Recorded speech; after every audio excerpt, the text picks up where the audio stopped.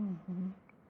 Так, добрый день, дорогие коллеги. Начинаем второе заседание сегодняшнего дня в этой аудитории и первое заседание секции этномузыкологии, да, которая, как всегда, одна из самых больших.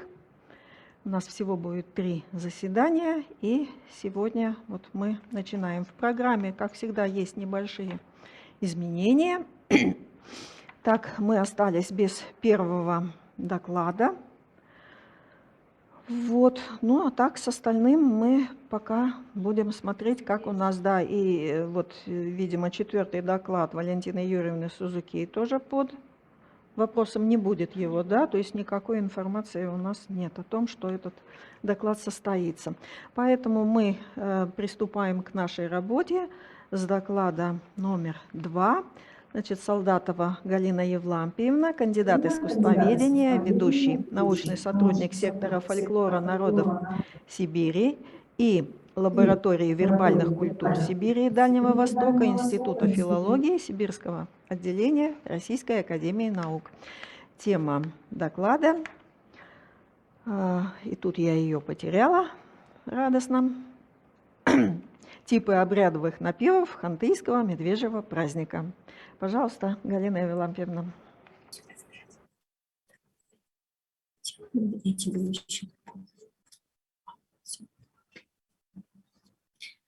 Дорогие коллеги, я приветствую всех участников очных и заочных, тех, кто в Zoom, кто будет смотреть трансляцию нашу позже. Я рада участвовать в секции этномузыкологии с докладом, но, правда, очень жаль, что первый доклад не состоялся. Тем не менее, я думаю, что у нас будут возможности обсудить эту очень интересную тему, связанную с тирадой. Итак, тип обрядовых напевов хантыйского медвежьего праздника. Работа, о которой пойдет речь в докладе, выполнялась по проекту Института филологии СУРА, ссылка на экране. Моей задачей было музыковедческое изучение конкретного события – медвежьего праздника северных хантов, состоявшегося в декабре 2002 года.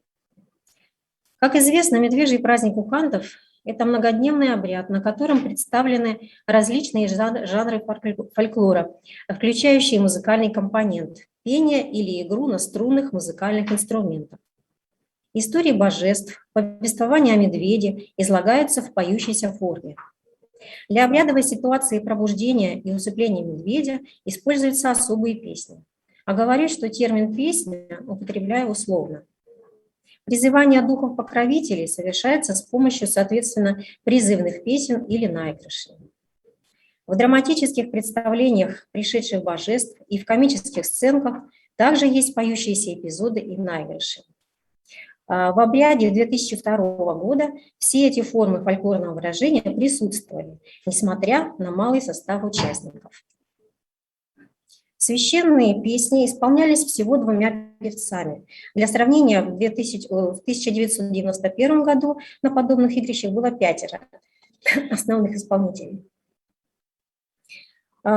Эти певцы знатоки казымской версии медвежьего праздника, но представляли они разные микролокальные традиции, верхнеказымскую и нижнеказымскую. Им приходилось и раньше петь вместе, они и тот, и другой прекрасно знают репертуар. В то же время эти этнофоры в какой-то степени конкурировали, пытаясь воспроизвести свою последовательность исполнения песен и сценок. Манера пения, стиль песнесложения у них разный. Петр Иванович описывал в текстах песен все подробности путешествия божества, прибывающего на праздник, повторяя все необходимые с его точки зрения эпизоды без сокращений. Семен Егорович транслировал более короткие, но интересные, понятные и одобренные слушателями варианты песен. Тарлин правильно поет, слова все слышно, поделилась пожилая хантыйка. Остальные певцы принимали участие в представлениях и были помощниками во время пения Кайоен-Ар, когда ведущий солирует, а рядом стоящие гитарофонно вторят. Звуковой слой обряда зафиксирован в аудиозаписи, которая велась непрерывно, за исключением нескольких секунд, пропущенных во время смены мини-дисков. После оцифровки дисков получился объемный аудиотекст. Это и есть та первичная материя, которую нужно было как-то систематизировать. А теперь остановлюсь на этапах до аналитической подготовки материалов. Таковых три. Первый – это сплошное прослушивание и разметка аудиозаписи на основе полевого дневника и описи первого дня игры, сделанного во время праздника Татьяной Молдановой, а также краткого реестра записи на мини-диск-рекордере, составленного мной вместе с Тимофеем Молдановым. Теперь моя работа заключалась в опознании на слух начала и окончания песен, наигрышей, сценок и музыкальных эпизодов в них на протяжении обряда. В итоге весь аудиотекст был размечен маркерами, то есть сделан трекинг с краткими пояснениями, где что звучит и кто исполняет. Теперь по нему легко ориентироваться. Одновременно с разметкой шло составление реестра аудиозаписей с данными о названии, жанре, исполнителях, особенностях исполнения и точном хронометраже всех звучащих номеров. Третье действие – выполнение схематичной нотной записи. Первоначально я пыталась сделать полную нотную расшифровку обрядовых песен. Об этой работе я рассказывала на нашем первом форуме. После расшифровки нескольких песен, на каждую из которых ушло 2, 3, 4 нотные тетради, поскольку звучат они от получаса до 2 часов, стало понятно, что для такой работы не хватит ни места в книге, ни рабочего времени. Для полной транскрипции каждой такой песни, используемой для каких-либо аналитических целей, нужно искать другой метод отображения. Для того, чтобы охватить полностью музыкальный срез обряда, я решила прибегнуть к краткой схематичной записи, приспособленной для узнавания напевов. По удачному выражению Михаила Александровича Лобанова, это создание, цитата, классификационных образов, по которым удобно сличать мелодии и разыскивать среди них нужный материал. Практически действие заключалось в прослушивании довольно большого фрагмента песни, уяснение, какой именно отрезок взят за основу для тиражирования, а затем уже выполнение и обобщенной нотной записи выделенного отрезка. В процессе обнаружения значимого для композиции отрезка важную роль играет накопленный слуховой опыт. Конечно, опыт этот субъективен, но во время прослушивания опыт, а точнее мелодический багаж, включает механизм распознавания, некий внутренний анализатор. И чем больше мелодий в багаже, тем лучше, наверное, срабатывает такой механизм. Я думаю, что в фольклорной среде срабатывает нечто подобное.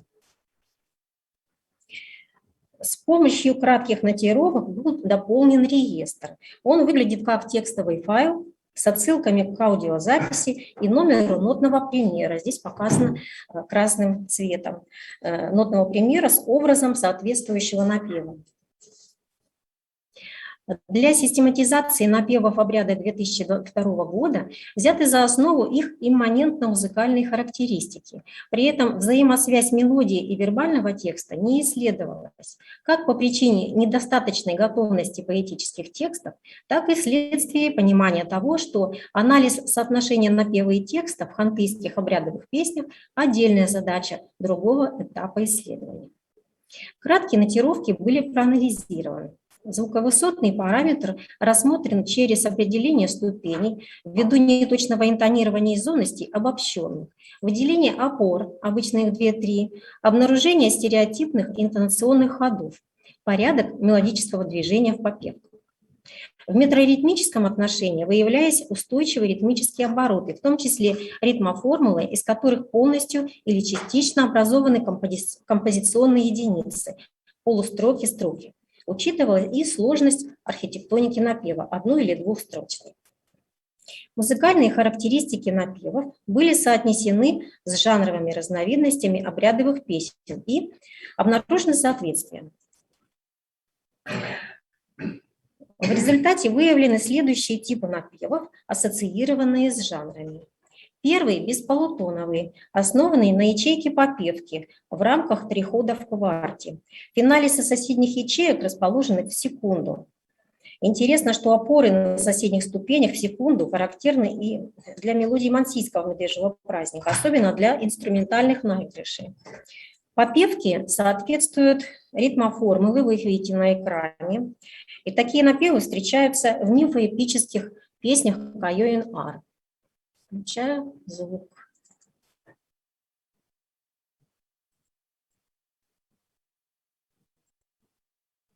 Нет. Птичка стоит.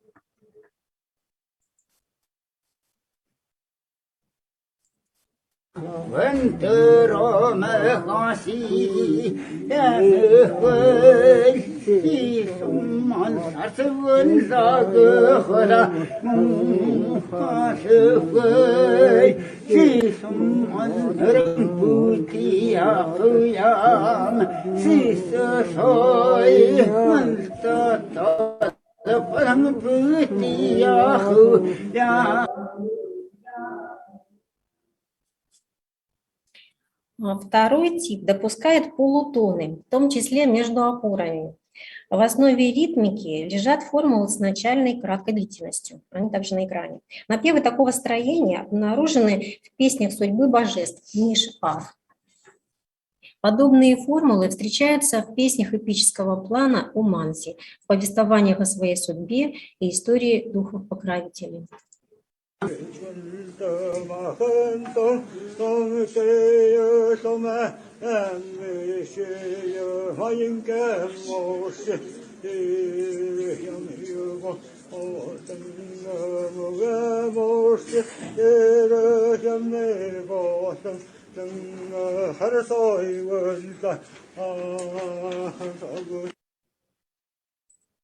Третий тип напева двухстрочный, содержащий два устойчивых оборота, ход на секунду вверх и обратно и нисходящий триход в кварте. Ритмическое движение равномерное. Данный тип напевов, торжественный по характеру, используется в пробуждающих песнях и в песнях поклонения, пуэптуар, божествам Астуики и Пашетвер, в самой священной части обряда. Родственный этому тип напева звучит в песнях пробуждения и на мансийском медвежьем празднике.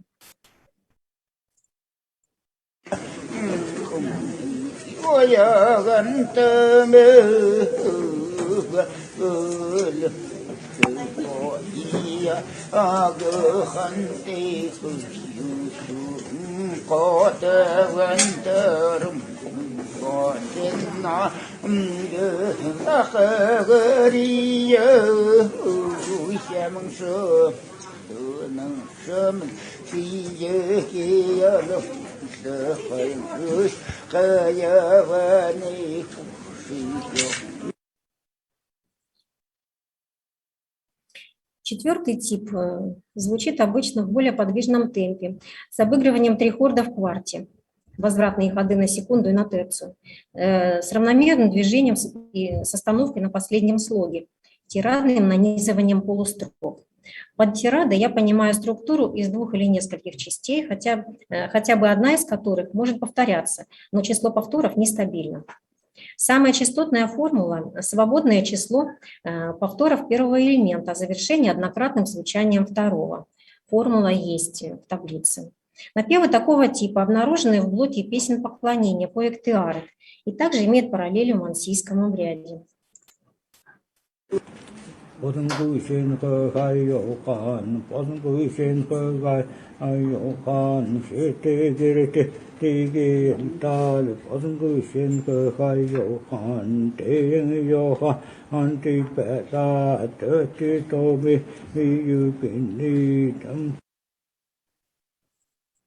Напевы из сценах представлений более разнообразны, могут иметь и узкий, и широкий объем лада, разнообразные виды ритмоформул и так далее.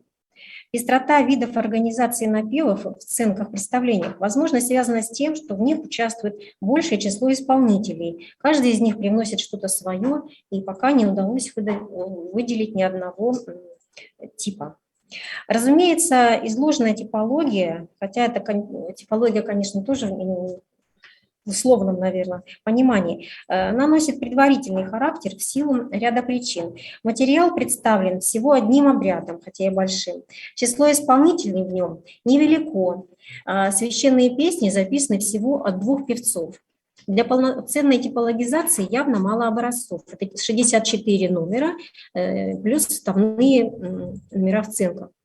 Не анализировался пока и вербальный текст. Опыт типологии напевов конкретного обряда говорит о том, что корреляция напевов Казымского медвежьего праздника с жанрами песен есть, что на облик напева существенно влияет принадлежность исполнителя к микровокальной традиции и его собственный исполнительский стиль, что в рамках обряда существуют политекстовые мелодии, сочетаемые с разными ритуальными текстами. И, наконец, что родственные однотипные напевы присутствуют в наиболее устойчивых и сакральных частях данного обряда у хантов и манси. Вот это последнее обстоятельство позволяет говорить о том, что у обских угров есть общий фонд мелодический фонд ритуальных напевов, фонд, объединяющий песни, видимо, самых главных общих божеств пантеона. Эта идея подкрепляется тем, что общий мелодический фонд обнаружен и при изучении мифоритуальной инструментальной музыки обских угров. Причины такого явления, скорее всего, нужно искать в особенностях этногенеза и этнической истории северных групп хантов и манси. Но об этом другая тема, да, особая тема выступления. Спасибо. Спасибо, Галина Евлампиевна. Вот, есть ли вопросы, пока я вижу в чате от Светланы Дмитриевны Мухоплевой всем. Что там? Да, зачитайте, пожалуйста, там что-то много. Светлана Дмитриевна пишет: Галина Евлампиевна, спасибо за доклад. Прошу объяснить, чем отличается медвежий эпос от песни судьбы божеств в содержательном плане? Изданы ли материалы? И второй вопрос, нет, не вопрос, просто замечание Галины Борисовны Сыченко. Спасибо за обстоятельный доклад. Галина Евлампиевна, гигантская работа, будет полезна всем нам.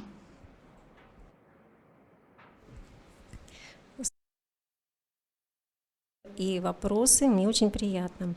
По поводу вопроса Светланы Дмитриевны могу сказать, что поэтические тексты медвежьего праздника опубликованы в большом количестве.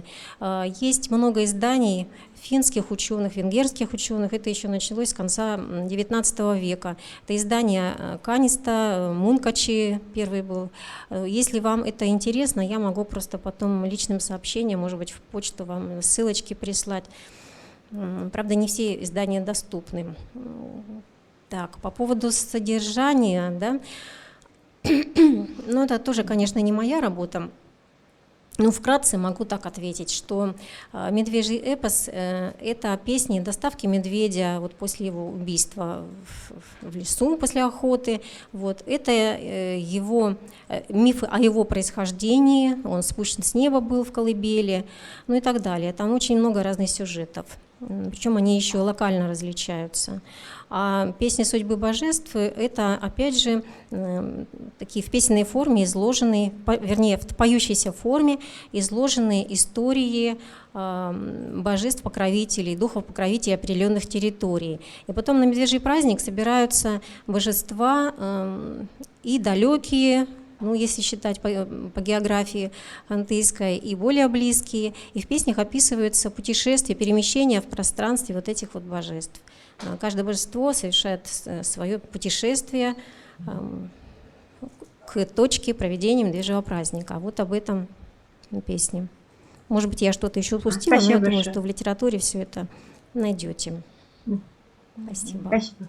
Так, у меня тоже здесь возник вопрос, Галина Евлампиевна. Вот в той вашей деятельности, когда вы пытаетесь обнаружить вот эти вот островки, да, вот каких-то более определенных фрагментов, да, которые более ярко типологические, что ли, черты и свойства материала показывают. Вот что для вас вот не то чтобы первично, а что быстрее вам показывает какое-то вот это вот качество для вас необходимое, ритмическая сторона или мелодическая, вот как бы звуковысотная? И то, и другое, но я думаю, что все-таки ритм был раньше. То есть ритм показывает, да, Ну и все-таки? потом Потому что я всё-таки- на сами формулы вот посмотрела. Формулы — это формулы, Ага.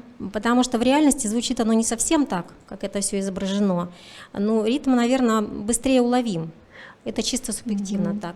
Вот. Ну а потом просто слуховой багаж, вот этот, о котором я говорила, он позволяет определить, услышать.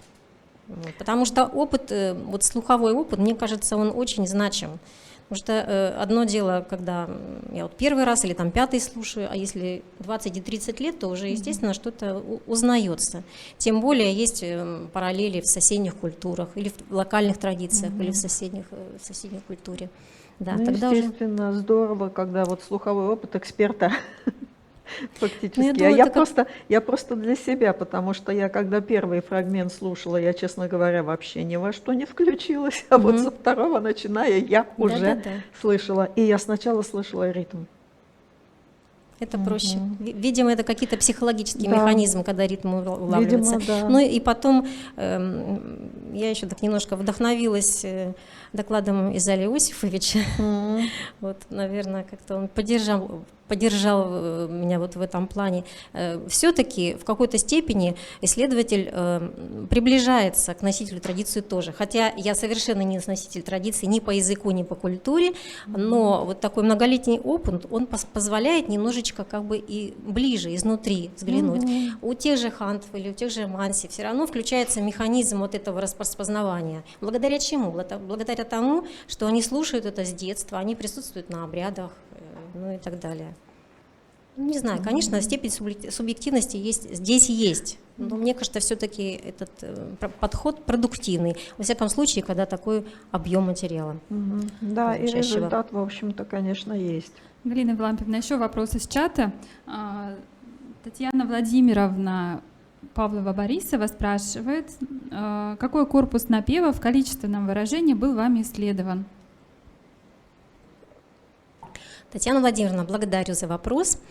Количественно там было 64 текста, ну, они условно, так, в кавычках среди угроведов именуются номерами.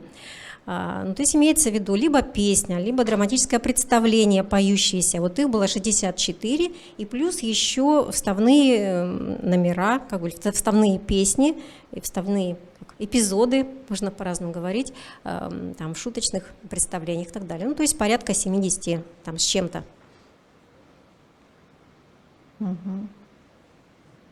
Ну, это конкретный обряд.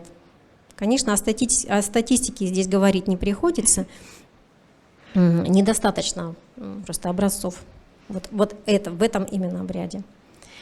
Ольга Владимировна Новикова подтверждает вашу реплику до этого, что совершенно согласна с вхождением опытного исследователя в традицию. И говорит о том, что в моем докладе тоже будут реплики на эту тему. Приятно, спасибо, коллега. Ну, будем ждать, да.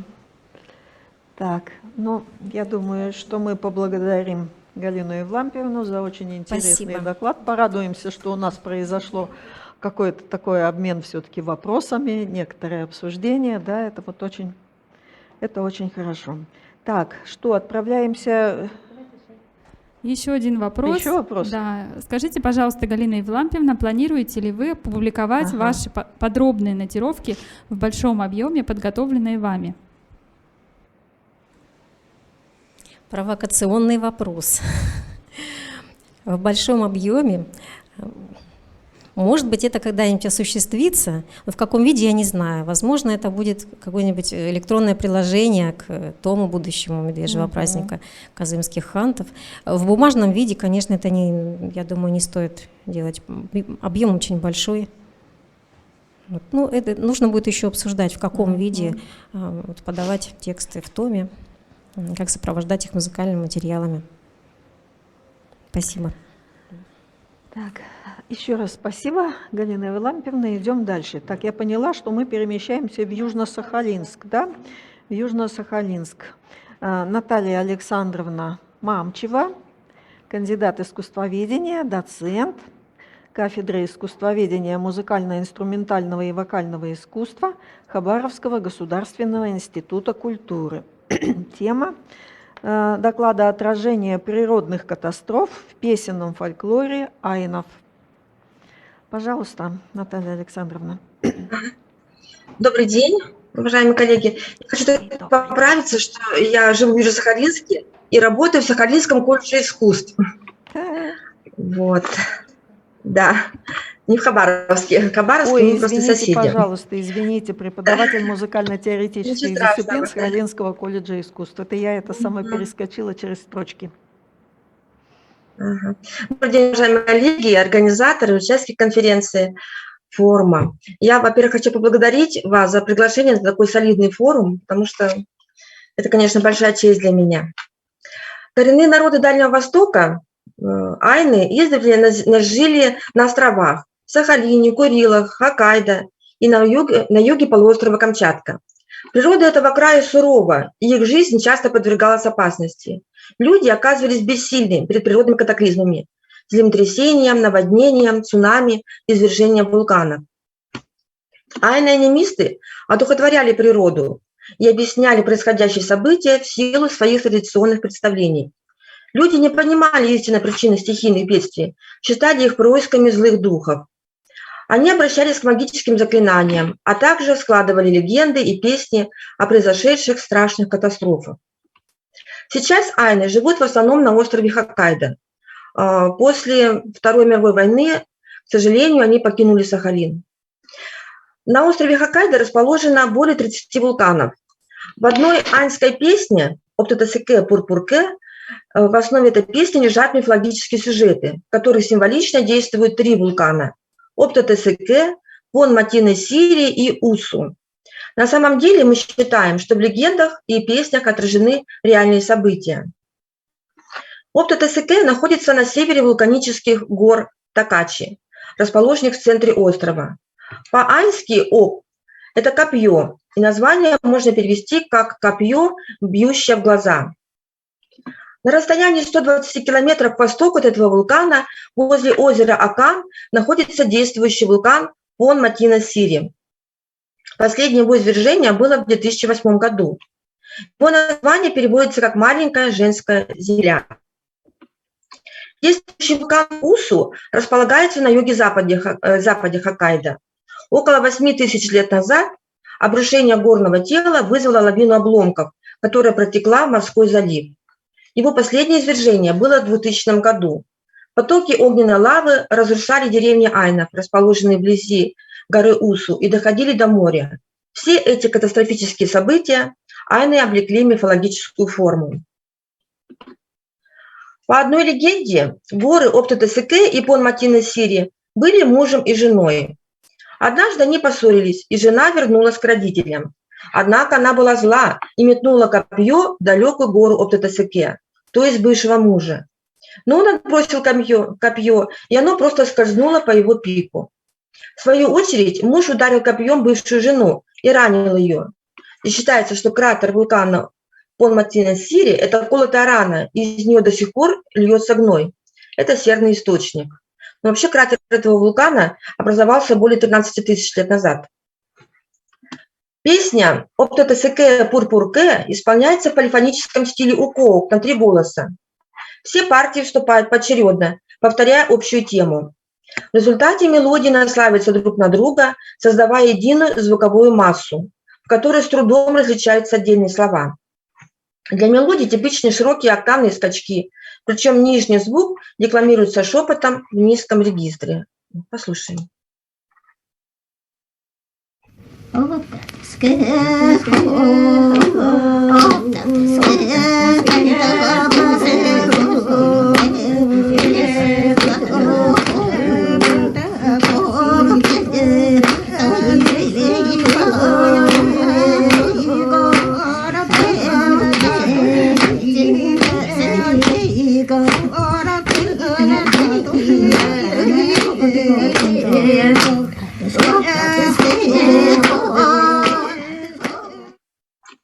Лежащий в основе песни миф отличается от предыдущего. По легенде, в гору Оптотесеке ударила молния, и возник пожар. Тогда одна женщина стала бегать и тревожно кричать: «Пожар нападет на море и людей! Спасайтесь!» Это Бог Ой-Накамуй вложил в слова женщине предупреждение об опасности.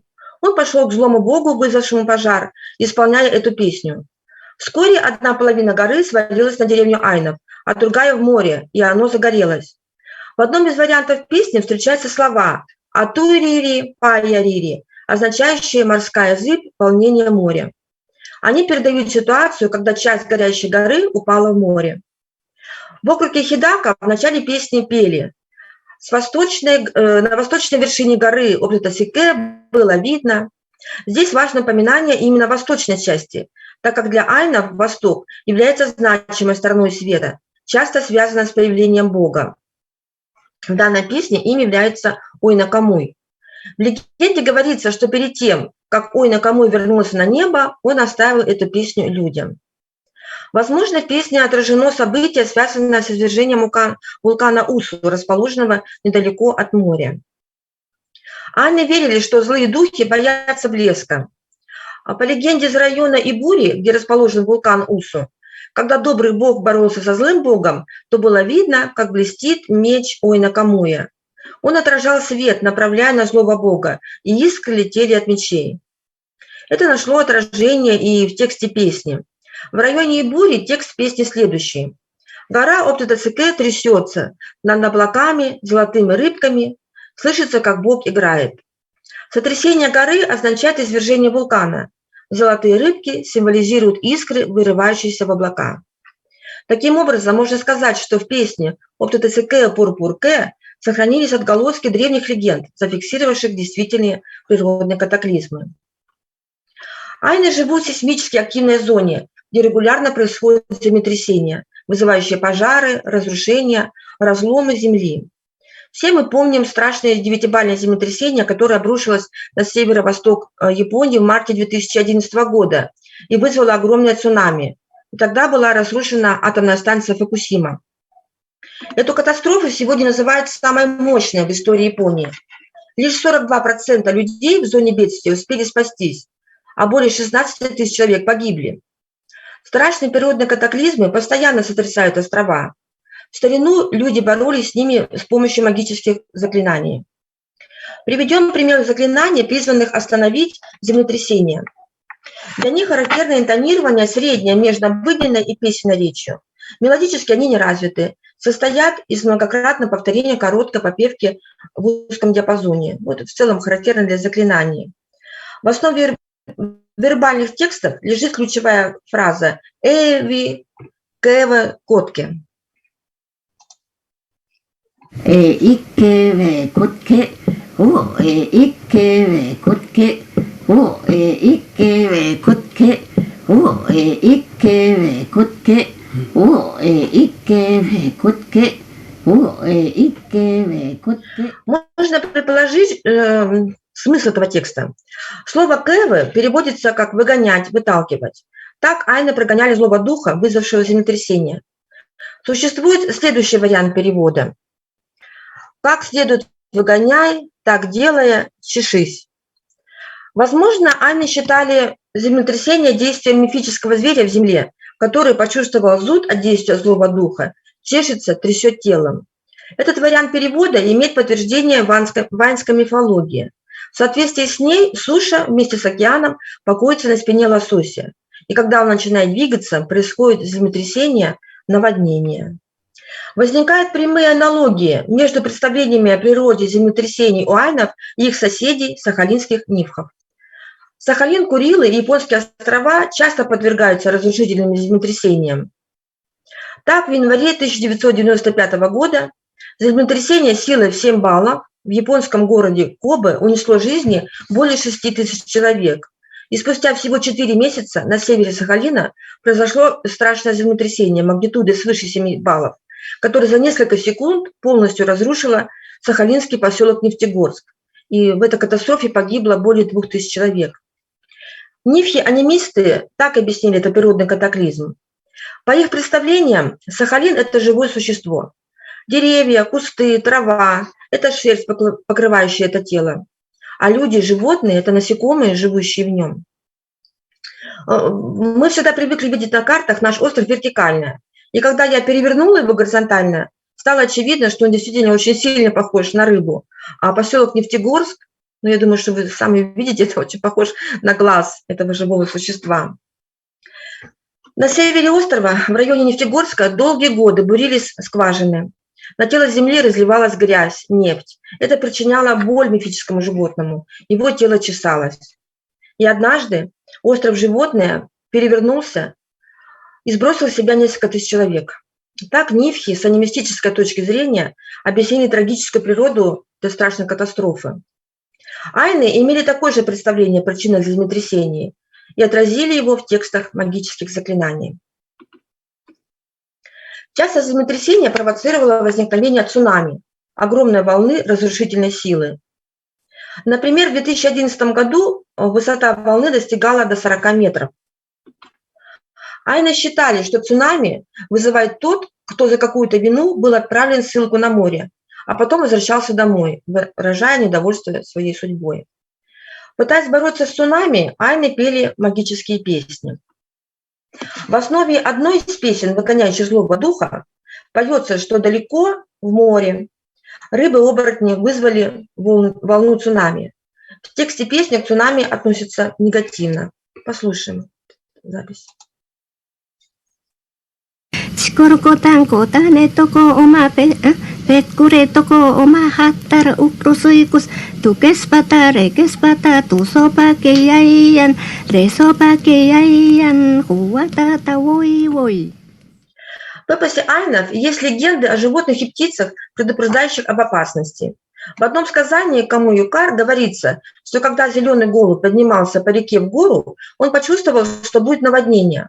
Он вернулся в деревню и пропел людям об опасности. Некоторые не поверили птице, и их унесло волнами, а те, кто поверил, спаслись. В сказаниях прямая речь героя всегда передается через пение. Следовательно, спасительное сообщение людям было передано через голос поющей птицы, что подчеркивает ключевую роль музыкальных интонаций. В роли спасителя выступает и кукушка. В старинной сказке айнов говорится, что она своим голосом предупредила мальчика о надвигающемся цунами.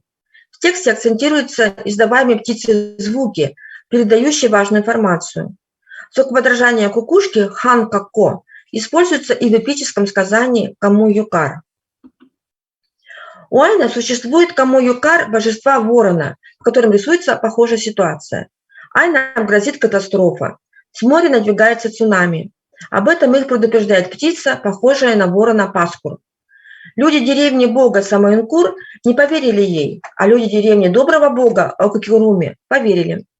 Окикуруми закричал громким голосом: «Это божественное откровение, все убегайте на высокое место». И так они спаслись, а деревня Самаинкура была полностью разрушена цунами. И в этом сказании божественное откровение передается через голос, пение птицы. Для мелодии рефрена характерен широкий диапазон, резкие скачки, придающие интонациям особую энергетику.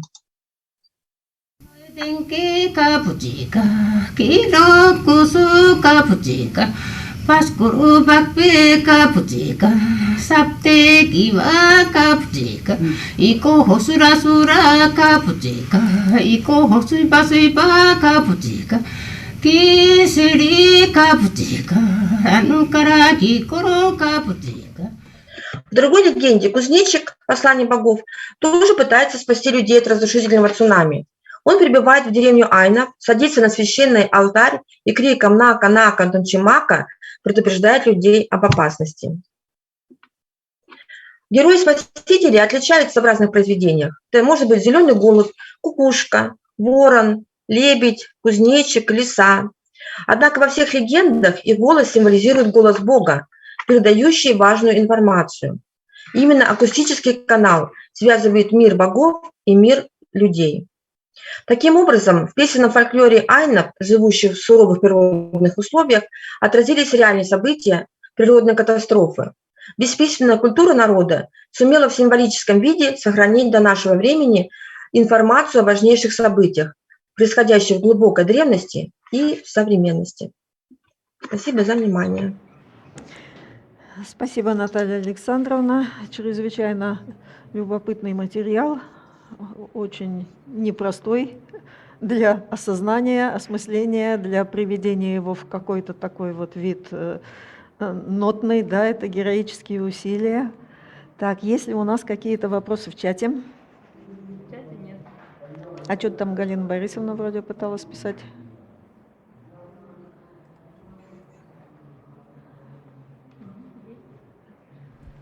Так, да, вопрос от Галины Борисовны Сыченко. Наталья Александровна, очень интересный материал. Скажите, в музыкальном отношении этот вид песен как-то выделяется из остального репертуара? Мгм. И второй вопрос. Когда они исполняются? Есть ли какие-то ограничения? Спасибо большое за вопрос. Ну, вы знаете, я объединила эти песни в тематическом отношении, а так они в музыкальном отношении относятся к разным жанрам. Это и сидячие песни, которые исполняются после окончания медвежьего праздника под удары по крышке синтако. Исполняются в полифоническом стиле укоук, характерном для айна. Также другие песни относятся к жанру магических заклинаний. И кроме этого есть эпический жанр каму юкар. То есть они относятся к разным жанрам, но я их объединила именно тематически. Таким образом, что они отражают эти страшные катаклизмы, которые происходят в настоящее время и в глубокой древности, как я сказала. И какой второй вопрос? Смотрите, пожалуйста. Так, сейчас. А в какое время они исполнялись? Когда Да? они исполняются? Есть ли Есть ли какие-то какие-то ограничения? Ну, вот это связано с жанрами. Ну, магические заклинания, ну, они какое-то определенное время, я бы не сказала, что они исполняются, но можно сказать, что они имеют возрастные ограничения. То есть магические заклинания исполняют старухи или старики. То есть ни в коем случае там не молодежь, не молодые люди. Сидячие песни исполняются вот после окончания медвежьего праздника. То есть когда ритуальная часть прошла, и потом уже люди начинают развлекаться, и танцевать, петь, и вот под звуки аккомпанемента на крышке синтако. А каму юкар исполняется, ну, тоже в любое время, то нет каких-то особенных ограничений. Ну, по крайней мере, я об этом не знаю. В чате еще много Просто не могут замечаний. вызвать. Подождите, можно я еще дополню? Не могут ли они вызвать вот эти явления? Все-таки это страшные явления там имеется в виду, да? Вот исполнение этих песен не спровоцирует ли оно это, или как вот они? Нет, ну вы знаете, вот если говорить о том, что я рассказывала, они наоборот, они как бы заклинают против этих катастрофических явлений. Но есть и другие жанры, например, и в музыке, там, например, айнов и нифхов, когда инструменты типа там жужжалки, да, и вихревые аэрофоны, вот они, да, они могут вызвать ветер, бурю. И даже в дневнике Рухима Абрамовича Калиновича, который в 1926 году, в 1927 году жил на Сахалине, есть такое замечание, там есть такой рисунок этого музыкального инструмента, и написано, что когда его находили, его отбирали у детей и даже бросали в огонь, чтобы дети не баловались, потому что именно вот это звучание музыкального инструмента могло вызвать ветер и бурю. Но в отношении песен таких вот запретов не было. В отношении тех песен, о которых я сейчас говорила. Наталья Александровна, в чате очень много сообщений о том, что мы прослушали очень интересный доклад, уникальный материал, и что очень редко встречаются доклады на айнском материале. Вот, а вопрос есть от Светланы Дмитриевны. Скажите, пожалуйста, песни героев-спасателей поются от первого лица? Ну, это как бы песни животных, да, животных и птиц. То есть это песни, которые предупреждают, да, они поются от первого лица. То есть именно конкретно там какая-то птица предупреждает людей. Но это как передатчики божьих мыслей, да, но она поется от первого лица. Еще один вопрос. Существуют ли какие-то особенности, характерные именно для языка этих песен? Лексические, знаете, я небольшой грамматические или еще специалист. какие-то? К сожалению, я не могу точно сказать, потому что я не беру на себя такой ответственности анализировать айнский язык. Поэтому не могу точно сказать. Я не специалист в айнском языке именно. Надо сказать, что вообще-то язык, конечно, вот этих обрядовых заклинаний, если говорить, я больше специалист все-таки, наверное, изначально в низкой музыке, да, вот в низком фольклоре, да, там используется очень древний язык, и даже некоторые слова уже, наверное, исчезли в памяти людей, но они сохраняются именно в этих вот заклинаниях, таких вот подобных песнях. Но насчет айнского языка я не могу точно сказать. Так, еще вопросы из зала? Да, Наталья Александровна, большое спасибо за очень интересный доклад. И вот если я правильно поняла, то получается, что в настоящее время айны, они все живут в Хоккайдо, да, на острове, и граждане Японии, да. И вообще, скажите, пожалуйста, Да. то есть в России их уже нет совсем, да? И такой вопрос, какова их численность и кто вообще их изучает, вот их музыкальную культуру? То есть, получается, вы изучаете, и в Японии, наверное, изучают. Вот об этом расскажите, пожалуйста. Ну, я бы не сказала, что в России они не живут, они живут в России, по крайней мере, потомки айнов живут и в Хабаровском крае, и на юге Камчатки. Но, к сожалению, как-то пока еще не признали, да, вот именно такой национальности. Но на Сахалине, к сожалению, да, айнов нет. Еще где-то по переписи 79 года числилось 3 человека всего. Ну, они, конечно, уже в настоящее время не умерли, а так потомки айнов живут у нас на Дальнем Востоке.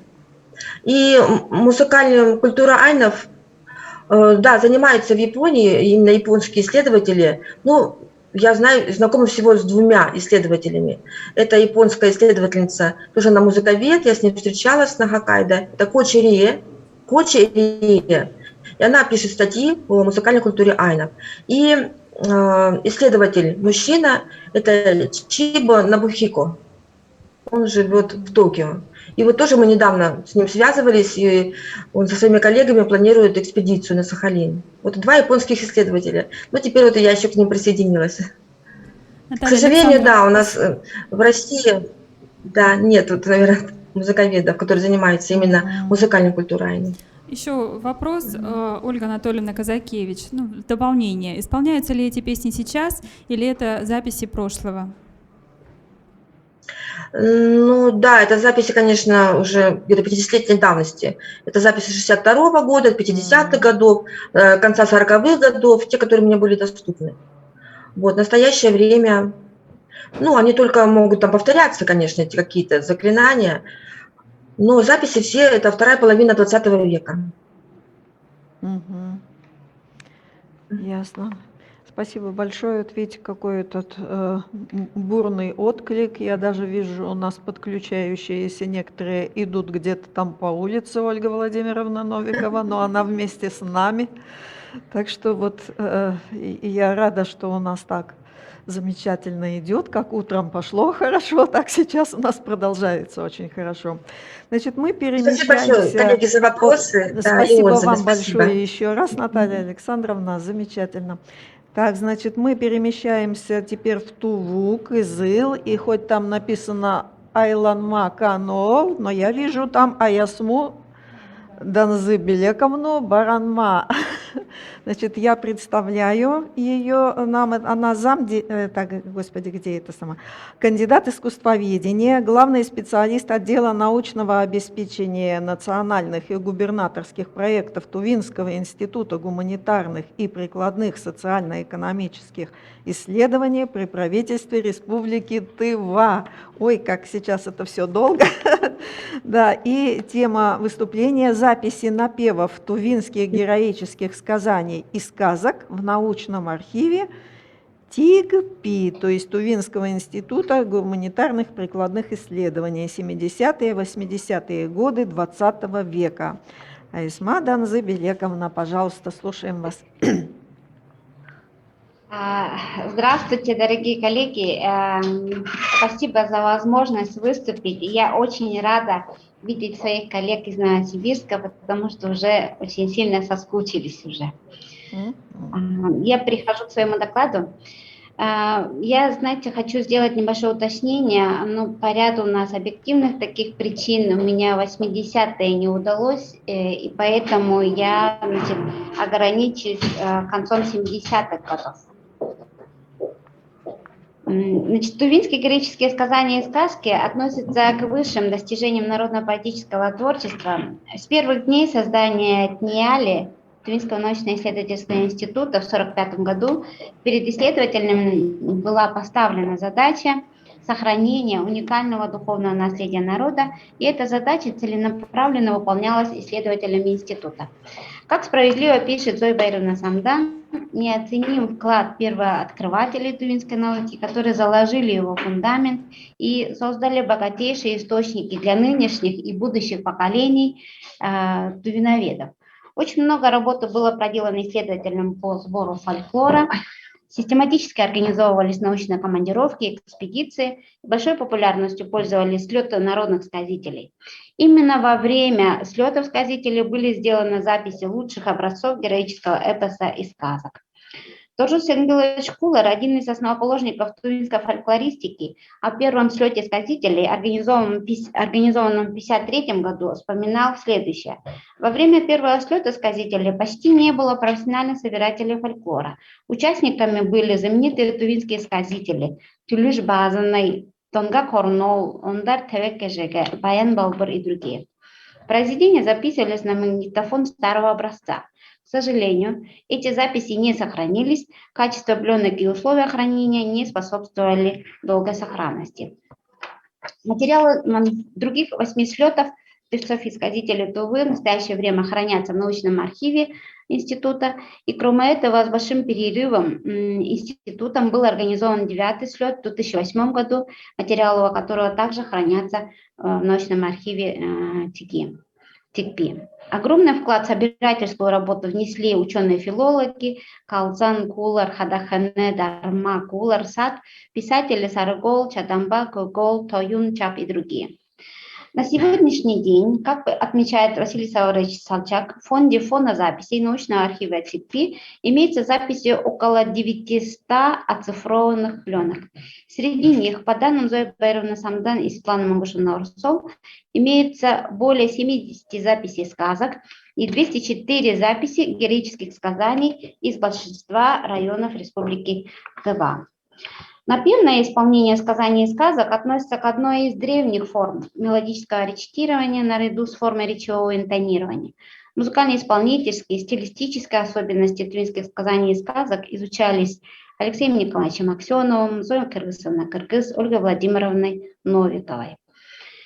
Алексей Николаевич Аксенов сделал первую нотную расшифровку фрагмента сказки «Танахерел» с конем Ташкурен. Далее в своих работах Зоя Кыргызовна опирается на анализ 2 сказок «Аксагаш, Карасагаш и Ялышкы», «Аганың Аккоданы» и 3 сказаний «Поктогриш, Валашелы», «Кунангара», имеющий коня Арслангара, 15-летний Алтан Сумбер. Более детальный анализ сказания Кунангара был сделан Ольгой Владимировной Новиковой. Несмотря на имеющиеся исследования, до настоящего времени в музыкальной фольклористике мелодическая сторона сказаний и сказок остается мало исследований. И в связи с этим нужно сказать, что общей систематизации музыкально вообще интонируемых образцов сказаний и сказок на основе имеющихся фонозаписей Фонда научного архива еще не занимались. Поэтому авторам была поставлена задача выявления общего количества исполненных мелодическим распевом образцов, а также выявления их качества для дальнейшей работы по их изучению. При прослушивании образцов интонируемых сказаний и сказок, я имею в виду здесь конец 60-х, 70-е годы, 60-е, 70-е, оказалось, что записи при их описание в общем реестре рукописного фонда содержат неточности. Указаний на то, что произведение греческой эпос или сказка исполняется нараспев, практически нет. Нам удалось рассмотреть лишь небольшую часть этих записей и сделать предварительные выводы по ним. Значит, изначально было выбрано 100 пленок. Они были сделаны в конце 50-х, 59-е, 60-е годы и в начале 70-х. Необходимо указать, что вот из первых имеющихся записей, которые хранятся в архиве, некоторые, 24 единицы, 24 пленки, они отсутствовали. Поэтому всего было прослушано 77 пленок. В связи с этим напрашивается, конечно, вопрос, где искать остальные пленки. Но отмечу, что оцифровка звукозаписи фонофонда была начата в начале 2000-х годов. Она выполнялась разными специалистами. И Василий Саврович Солчак, который заведует архивом в настоящее время, подтверждает сведения о том, что некоторые записи остались неоцифрованными. Поэтому с большой вероятностью утверждать или считать утерянными часть пленок пока не представляется возможным. Из всего материала, которое было выявлено 32 образца сказаний и сказок, исполненных мелодической речитацией. Это фрагмент Кезер Тожузу, Хан Шилгаты, Хан Сулутай, Алдан Харлы Галады, Четан Харлы Джалеты и другие. Некоторые из образцов указаны дважды на разных пленках, поскольку исполнены разными сказителями. Однако сказание Кезер Тожузу имеется на двух пленках, на 2 и 17, хотя исполнено одним сказителем Ожак Чанчихой Чапашиковичем в 1959 году. Имеется также фрагмент из этого же сказания Кезер Тенюзюнту на 34-й пленке, исполнено другим сказителем. Вот еще такие примеры. Сказание Талай Балбанхам имеется в двух вариантах, исполненные Ожак Чанчихой Чапашиковичем и Ондар, и сказителем Ондар на 42-й пленке. Вот по этим сказаниям хочу сказать, что сказания и сказки, конечно, очень сильно отличаются по объему. Героическое сказание Демир Шилгаты записано на 6 пленках в исполнении известного сказителя Ожак Чанчихой Чапашиковича. Другое объемное сказание, исполненное этим же сказителем Далай Байбанхан, имеется на пленках 13, 14 и 42Б. Как видно, некоторые сказания записаны на разных пленках, что затрудняет их поиск. Требуется их систематизация и упорядочивание. Важный вопрос касается качества записей сказаний и сказок. При прослушивании пленок совершенно очевидно, что многие образцы записаны не полностью, то есть либо нет начала, либо заключения. Некоторые серединные фрагменты записи не дают возможности определить название сказания или сказки, поэтому приходится отталкиваться только из указанных данных. Затруднение вызывает случаи, когда имеется несколько названий. Из проанализированных первых записей из 100 пленок из 77 только 10 имеются в полном объеме, то есть в полном виде. Большинство образцов музыкального фольклора представляют собой либо начало сказания, сказки, либо середину, либо заключительные фрагменты. Тем не менее, многие записи достаточно хорошего качества. Особенно ценными являются образцы греческих сказаний Демир Шилгаты, Тевенемеве, Талай Байбанхан, исполненные Ожак Чанчихой Чапашиковичем. Что касается 70-х годов, сотрудники ТНИАЛИ продолжили активное участие в сборе фольклорных материалов. И здесь сразу я, наверное, укажу на записи, которые были сделаны Зоей Байрамовной Самдан, Светланой Мангушиной Арусол, Ондар Кишелаевичем Дарма. Вот. И для анализа были выбраны со 101 пленки, со 101 по 280. Значит, всего до конца 70-х годов, плюс к тому, что уже было 32 сказания и сказки было, еще добавляется 29 мелодически интонируемых сказаний и сказок. И здесь точно так же хочу, конечно, выделить большие такие героические сказания, как Маадай Гара, Боралдай Мерген, Кара Каракты Гыскылат, Гара Мөге или Чодан Ноян Хан. Вот самые объемные из них это Улу Кара Мөге, исполненная Тартукол Сарыкшир Кыргызовичем, представителем из Улухемского кажуна, он представляет улухемскую сказительскую традицию. Вот. И если вот небольшое такое сравнение сделать, если в 60-е годы и начале 70-х были сделаны записи от 19 разных сказителей, то до конца 70-х годов было выявлено всего 8 сказителей. Вот я уже сказала 29 сказаний и сказок. Значит, из них сразу надо выделить 2 сказителей. Сая Самбучу Юрековича, это Мигунтайгинская сказительская школа, и Тартугол Сарыкшыр Кыргызыч, это Улухемская сказительская школа. Вот. И по 70-м годам хочу добавить, что качество записей 70-е годы оно выполнялось уже конкретно научными сотрудниками. Я уже сказала, Зоей Баировной Самдан, Светланой Мангушевной и Дармандаром Кишелачем. Практически вот отсутствующих пленок нет, буквально вот единицы только отсутствуют, а в основном они все есть.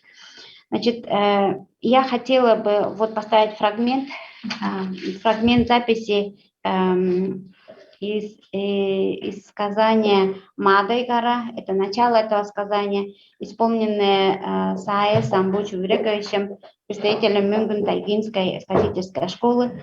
Запись была сделана в 1978 году. И вот разрешите поставить фрагмент.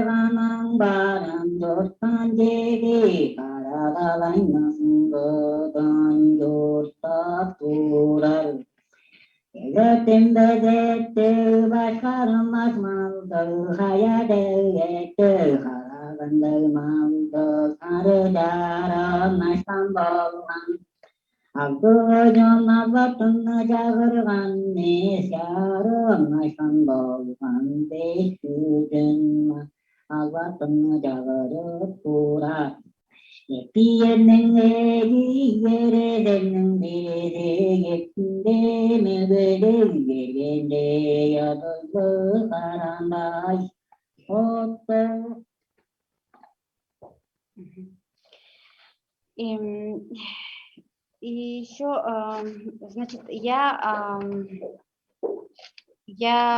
попыталась вот по времени, вот сколько длится эти сказания, определить для себя, и вот вывела, допустим, что сказитель Тартугол Сарыкшыр Кыргызович, вот от него записано очень много сказаний, и общей продолжительностью 5 часов, примерно 5 часов.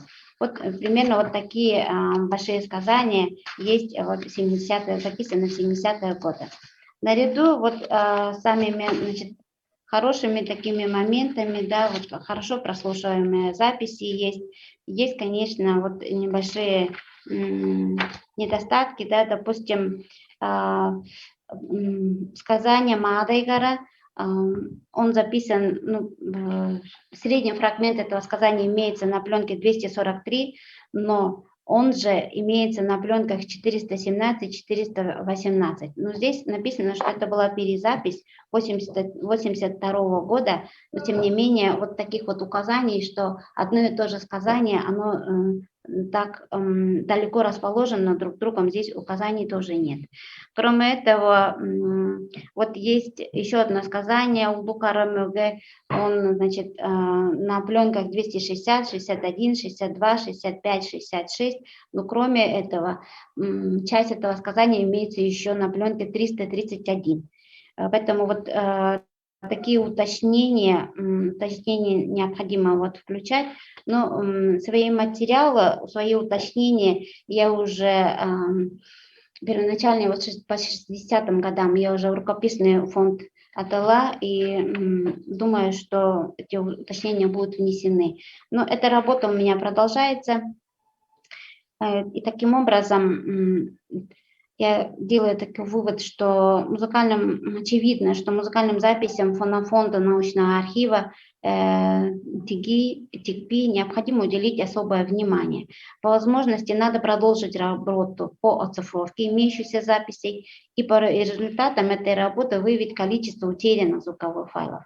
Надо уточнить записи в общем реестре рукописного фонда, отдельно выделять исполненные нараспев сказания и сказки. Требуется работа также по уточнению разделов исполненных образцов, а в некоторых случаях разрозненные записи одного и того же сказания необходимо собрать в единое целое. В дальнейшем планируется продолжить эту работу.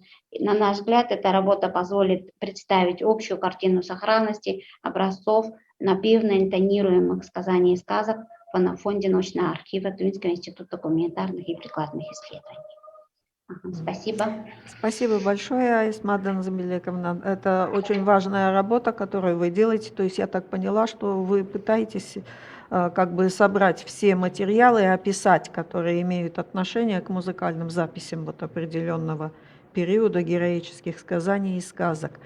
У меня такой вопрос сформировался. А вот эти материалы, они изучались не обязательно с музыкальной точки зрения, а вот филологами, публиковались они, изучались, вот насколько они введены в оборот? Вот,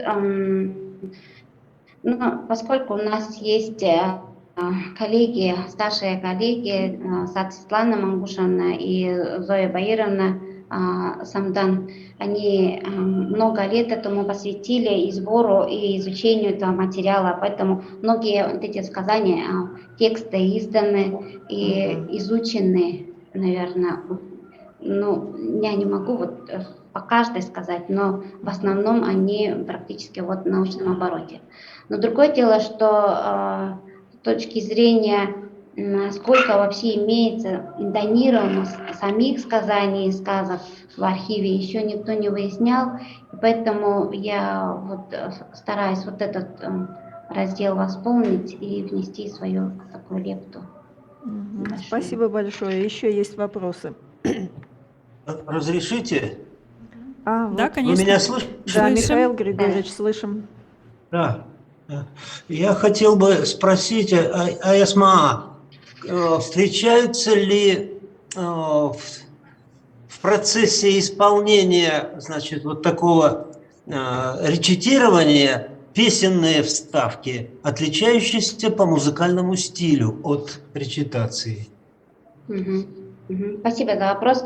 Но вот этот вопрос мне Галина Борисовна еще, когда я начала этим заниматься, она, во-первых, я благодарна Галине Борисовне за то, что вот она меня направила для изучения сказаний и сказок, но Галина Борисовна мне изначально вот такую вот цель тоже ставила, надо вот узнать, есть ли вот такие фрагменты, которые вот исполняются на другой, допустим, мелодический мотив или речитатив, но таких я не выявила. Я пыталась прослушивать от начала до конца, но практически у меня не встречается. Может быть, 80-е годы, может, еще где-то встретиться, но пока ничего не. То есть вопрос открытый? Да, открытый. Спасибо. Айсмада Назамбелековна, вопрос из чата от Ольги Владимировны Новиковой. Она благодарит за доклад и просит ответить на вопросы. Есть ли в материалах, которыми вы располагаете, образцы женского исполнения эпоса, сказаний, сказок? Второй вопрос. Работаете ли вы с оцифровками или прослушиваете пленки? Если работаете с пленками, не разрушает ли их это?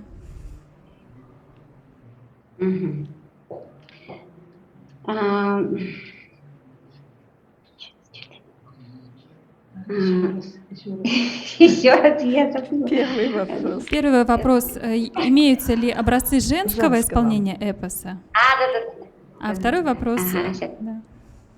Второй вопрос про оцифровки. Оцифрован ли этот материал? Как вы с ним работаете?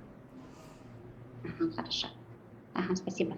Я, значит, мне тоже самой было интересно, и я все-таки пыталась найти вот исполнителей женщин, но практически вот просто сказительницы есть, только не поющие. В смысле, они рассказывают сказки, да, вот, а вот таких вот нараспевно исполняемых только мужчины. Вот мне пока вот так вот встретились только вот такие исполнители. Вот. А что касается оцифровок, к сожалению, я мало работаю с этим материалом, насколько это вредно, может испортить, да, пленки. Я пока я работаю с оцифрованным материалом, это не с пленками работаю, поэтому я думаю, что я не наношу вред тем, что Нет, я если с пытаюсь оцифровками, то, конечно, нет. Айсмада Назбелековна, еще такой вопрос. Как вы считаете, можно ли сегодня записать эпос в Туве? Есть ли настоящие исполнители?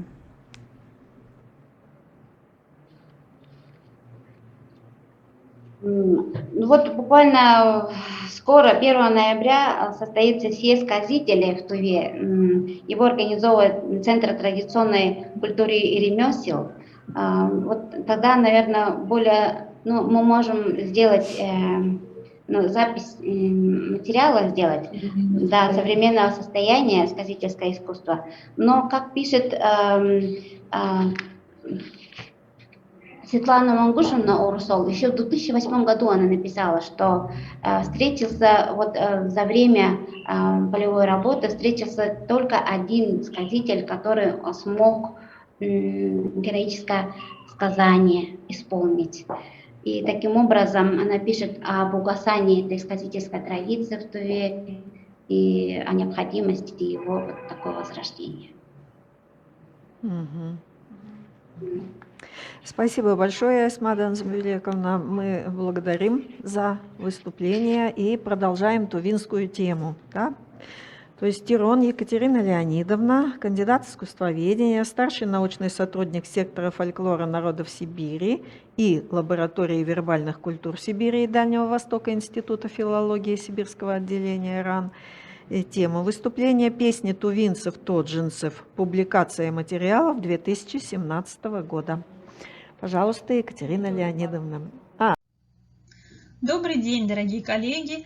В своем докладе я хотела бы рассказать о нашей новой публикации экспедиционных материалов, посвященных песням тувинцев-тоджинцев.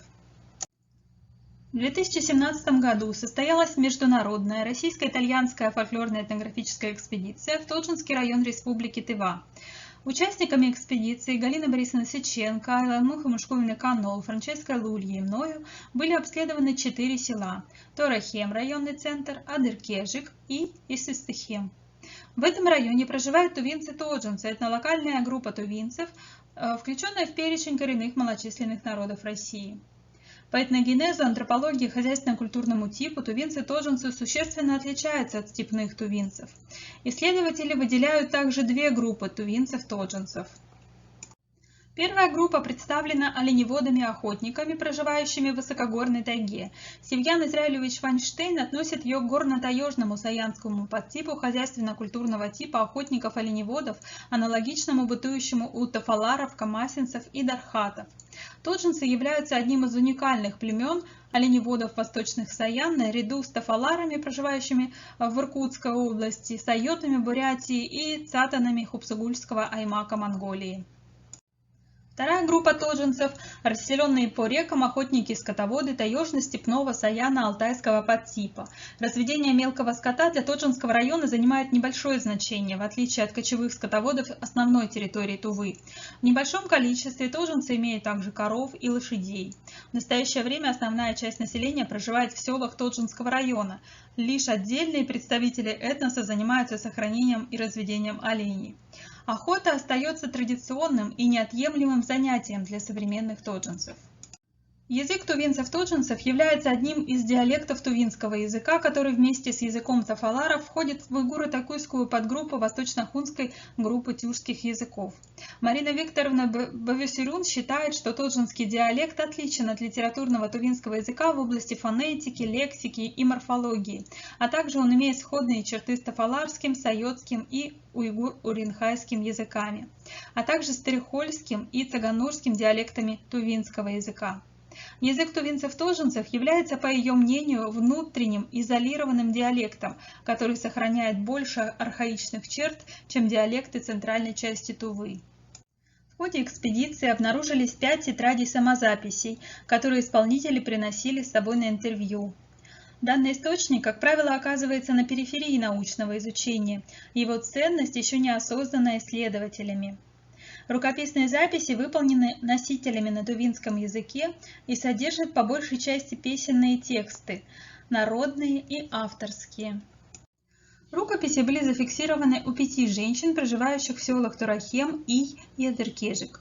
Ульяны Чеженмаевны Баран, Зинаиды Найдановны Намнын, Дунмаяк Сундуевны Кол, Сержанмы Баянчиковны Береней и Ольги Силгиндеевны Сирен. Последняя переселенка из Брунхемчикского района, а остальные уроженки сел Адыркежик и Хамсыра Тоджинского района.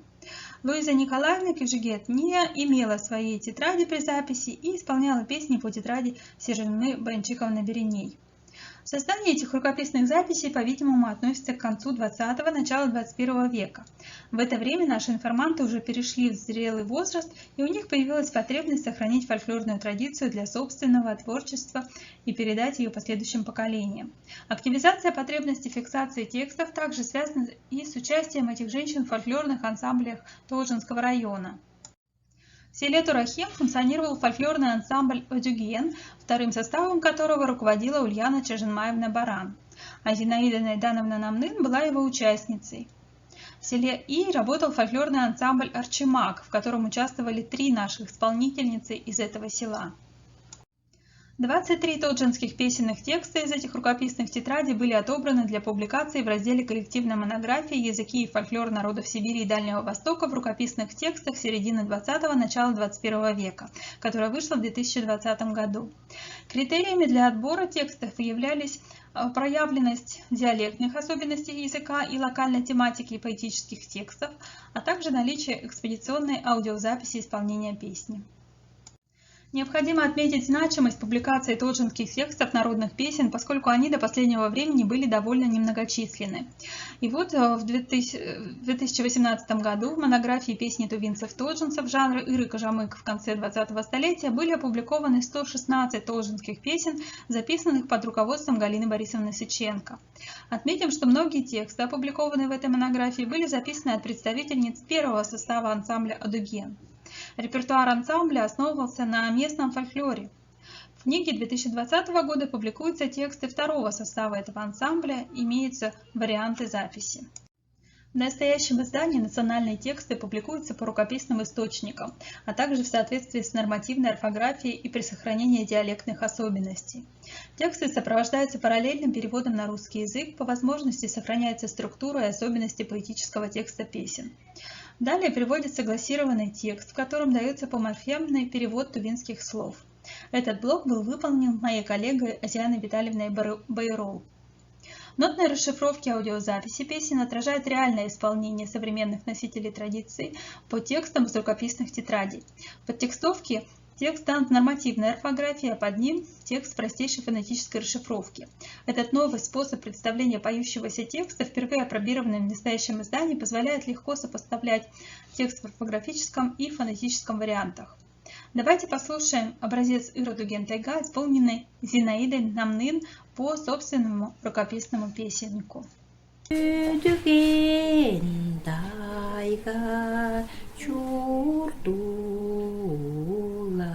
Min öben çizi çıtılamin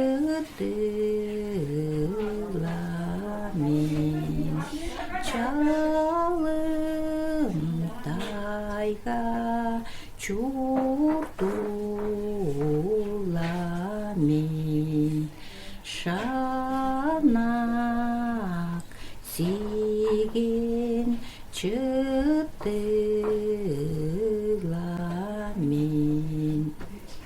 В других разделах коллективной монографии арабскими цифрами обозначались предложения. Предложения текста тоджинских песен, как правило, соответствуют десятишиям. Однако встречаются случаи, когда предложение распространяется на всю четырехстрочную строфу. Эти случаи не учитывались при нумерации, и мы решили избрать способ нумерации по десятишиям, а не по предложениям. Интересные наблюдения были сделаны в области фонетики. Лингвистом Азианой Витальевной Байрол было выявлено, что в рукописных материалах диалектные особенности тоджинской речи проявляются преимущественно на уровне диалектных слов, относящихся к охотничьей, рыболовной и оленеводческой лексике. Фонетические же особенности речи в письменном тексте не проявились, по-видимому, под влиянием литературной нормы тувинского языка. В поющихся же текстах диалектные особенности языка проявляются отчетливо. В частности, тексты изобилуют озвончением и спирализацией конечного глухого согласного. Например, литературный экликтеп произносится как эклитев. Литературному щелевому х соответствует тоджинский к. Например, литературный хулбус произносится как кулбус. Литературному ч в начале слова соответствует н. Например, литературный чойган произносится как ньойган. На материале поэтических текстов из тетради самозаписей выявлены поэтические приемы, характерные для фольклорного языка тувинцев-тоджинцев. Поэтические строфы включают 4 восьмисложных стиха со структурой 4+4, с начальной рифмой и структурно-поэтическим параллелизмом двустиший. Большое количество текстов содержит парные строфы, основанные на лексико-фонетическом варьировании. Для поэтического языка песенных текстов характерно использование ярких, устойчивых образных выражений, например, астык-дылдык, буквально имеющий род язык, то есть скандальный, изик-барлык, буквально с горячей печенью, то есть сердобольный, чалык-сёстюк, буквально с теплым словом, то есть ласковый, чода-сынар, буквально да переломится берцовая кость, то есть вправду. Частотным является использование в поэтическом тексте тоджинских песен парных слов, среди которых выделяются несколько групп. Парные слова, связанные с животным миром, например, алдедин, соболь-белка, сын-мыгак, маралуха. Парные слова, связанные с растительным миром, например, айбес, айсарана без кандык, то есть собирательно-съедобные коренья. Торукат, орех-ягода. Парные слова, связанные с природными ландшафтами, например, Аяншик, долина луг, Тайга-сын, горные леса и высокие горы, Тулашик, болота и лужайки на болотах, Хаядаш, скала-камень. Парные слова, связанные с явлениями природы, например, Чазын-кузын, лето-зима, Хан-чам, снег-грязь. Парные слова, связанные с человеком, например, Одар-кыстар, парни-девушки, Кара-кулак, глаз-ухо. Парные слова, связанные с предметами быта, например, шуглак-дёжек, одеяло-постель. Особую роль в поэтике песен играет прием редупликации, усиливающий значение слова. Например, чалбак-чалбак, широкие-приширокие, хадып-хадып, воет-воет, о ветре, звукоподражательное хокпак-хокпак, пузырящийся. Отметим также значение такого поэтического приема, как сравнение. Например, «Важиб таран хорагайдек, чатып ösken торен им», словно вышитая парча простирается мой родной ий. В содержании песенных текстов Ирык-Жамык ярко проявляется локальная специфика тувинцев-тоджинцев, связанная с восхвалением родных мест, а также с их традиционной хозяйственной деятельностью, оленеводством и охотой. В текстах из рукописных тетрадей используются различные наименования оленей, упоминаются некоторые особенности оленеводства, исключительно верховой характер использования оленя, необходимость постоянного перемещения оленя для осуществления круглогодичного питания, невозможность их содержания в степной местности из-за болезней, сложность работы оленевода, вероятность ухода оленя за диким оленем и другое. В песнях восхваляется природа тот же, богатая разнообразным зверем, рыбой, а также растительностью. Среди зверей упоминается соболь и белка, косуля и морал, черный соболь каракиш, соболь-белка алдедин, самки-самцы косули элик хулбус, годовалый морал тош и другое. Среди рыб сик ак-балык, хариус кадыргы, щука шуруш. Растительными богатствами тот же являются кедр пёж, пихта чойган, ель шиви, сосна хады, орех-ягода торукат, багульник овенчий, можжевельники, шанок и артыш, сарана-кандык, айбес, ягель, шулун-от, целебная трава эмзик-от и осока-ölен. Животные и растительные богатства тоже часто упоминаются в связи с конкретными местными топонимами, которые в основном относятся к землям охотничьих угодий и оленеводческих пастбищ. Например, в И имеется морал, в Ирги – косуля, в Чаваши – хавак тайге соболь, в Ворыне и Чашпы – белка. В реке Турахем водятся хариус, в озере Азаз – сик и хариус, а в озерах Шурам и Олбук – щука. Чувства лирического героя всегда рисуются в контексте родных мест и жизненных реалий Тодженса. Так заигрывающая девушка сравнивается с свободно стоящей лодкой на Хамсаре, а трудный путь к завоеванию девушки с обходной дорогой через перевал Талбул. Любовные чувства выражаются как желание жить в лачуге оленеводов, богатых пушниной Кызыл-Оосе и Чаваши. Теплые чувства к девушке связаны с родными оленеводческими местами Чазы тайги, а женская красота воспевается при помощи параллелизма образу оленя с широкими-приширокими рогами. Образ сердобольного, ласкового и надежного парня сопоставлен с образом оленя с горящими глазами. Предлагаю послушать два фрагмента строф Кажамык, исполненных Зинаидой Найдын и Ольгой Сирен.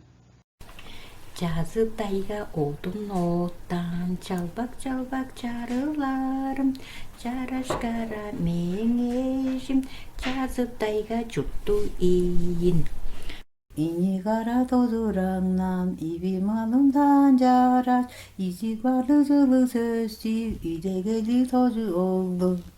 Довольно большой пласт текстов отражает социальные изменения XX и XXI веков, времена колхозов и коллективизации, постсоветские реалии, например, выборы местных депутатов, восхваление нынешнего министра обороны России Сергея Кужегетовича Шойгу. Этот кажамык был исполнен Ольгой Сирен. 러시아는 제리 말단 도저부스tung 조는 대게 소이구 оглу тава оглу тываустың жоргаралы.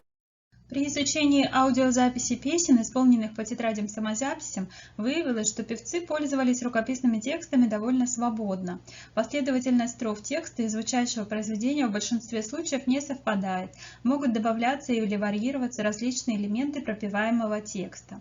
При публикации эта проблема была решена с помощью нумерации десятишей поэтического текста арабскими цифрами, последовательность которых выставлялась в нотировке в соответствии с рукописным источником. Последовательность нотных строф обозначалась римскими цифрами. С музыкальной точки зрения выявлено, что при исполнении песен Ир использовались известные напевы, совпадающие с ранее опубликованными. Мелодический фонд Кажамык составляет 6 типовых напевов. Ульяна Баран использовала 3 типовых напева, Зинаида Намнын и Луиза Кужегет – 2, Ольга Сирен, Дунмаяк Кол и Синжинма Береней – по 1. 4 из них были зафиксированы также в экспедициях конца XX века, 2 выявлены впервые. Ладово-мелодическое строение напевов тяготеет к пентатонности. 4 напева имеют лады минорного наклонения с финалисом ми и 2 мажорных с финалисом соль.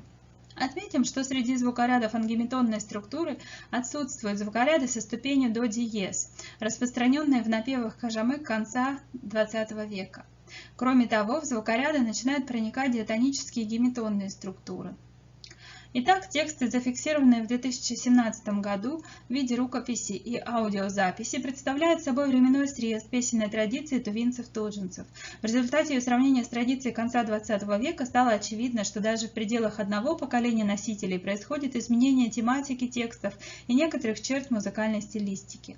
Однако базовые жанровые характеристики песенного фольклора сохраняются, обеспечивая непрерывность традиции одного из самых мобильных, демократичных и устойчивых жанров устного поэтического творчества.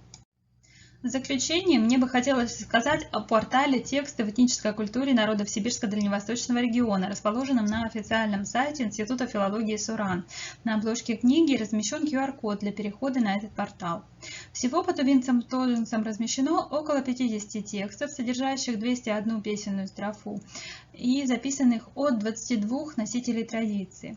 Это как материалы 2017 года, так и более ранние записи, сделанные в ходе экспедиции конца XX века под руководством Галины Борисовны Сыченко. Каждое описание поэтического образца имеет справочную информацию об исполнителе, собирателе и другое. Содержит полные расшифровки рукописного источника, национальный текст в литературном варианте, фольклористический перевод, глассирование, нотировку и аудиозапись. Кроме того, приложены фото источника и автора рукописи. Помимо тодженцев, на портале уже размещены тексты тувинцев, алтайцев, челканцев, теленгитов, алтай-кижи, хакасов, сагайцев, коряков, чувчевенов и намаланов, мордва Эрзя и немцев-менонитов. Надеемся, что этот портал будет постепенно пополняться и новыми материалами. Спасибо за внимание. Ясно. Ну вот, после того, когда Екатерина Леонидовна сама себя посмотрела, она готова ответить на вопросы, которые поступили в чате, которые она сама зачитает из чата. Да, дорогие коллеги, поступило несколько вопросов. Пользователь под Redmi Note 9, это, видимо, Марията Мадроловна, пишет, что это хороший пример успешной междисциплинарной работы. И она задает вопрос, сохраняется ли в современных текстах в полном объеме та локальная специфика, которая была выявлена в более раннем материале. В интонировании явно происходит утрата традиционной манеры. Ну, я хочу сказать, там еще был вопрос, у кого-то повторяется потом, о том, что если вот в этой книге, да, в монографии первой, мы публиковали все тексты практически и все напевы, то в книге 2020 года, так как изначально работа велась с носителем языка, с лингвистом, изначально мы выбрали именно те тексты, в которых вот эта локальная специфика проявляется наиболее ярко. Так. Ну, судить о том, в полном объеме она сохраняется или нет, наверное, трудно, но, по крайней мере, она точно есть, и довольно обширный материал, я называла количество, по-моему, около 200 строф, ну, в общем объеме, да, получается. Так. Redmi — это Галина Борисовна, и она тоже где-то перемещалась. Ну, хорошо.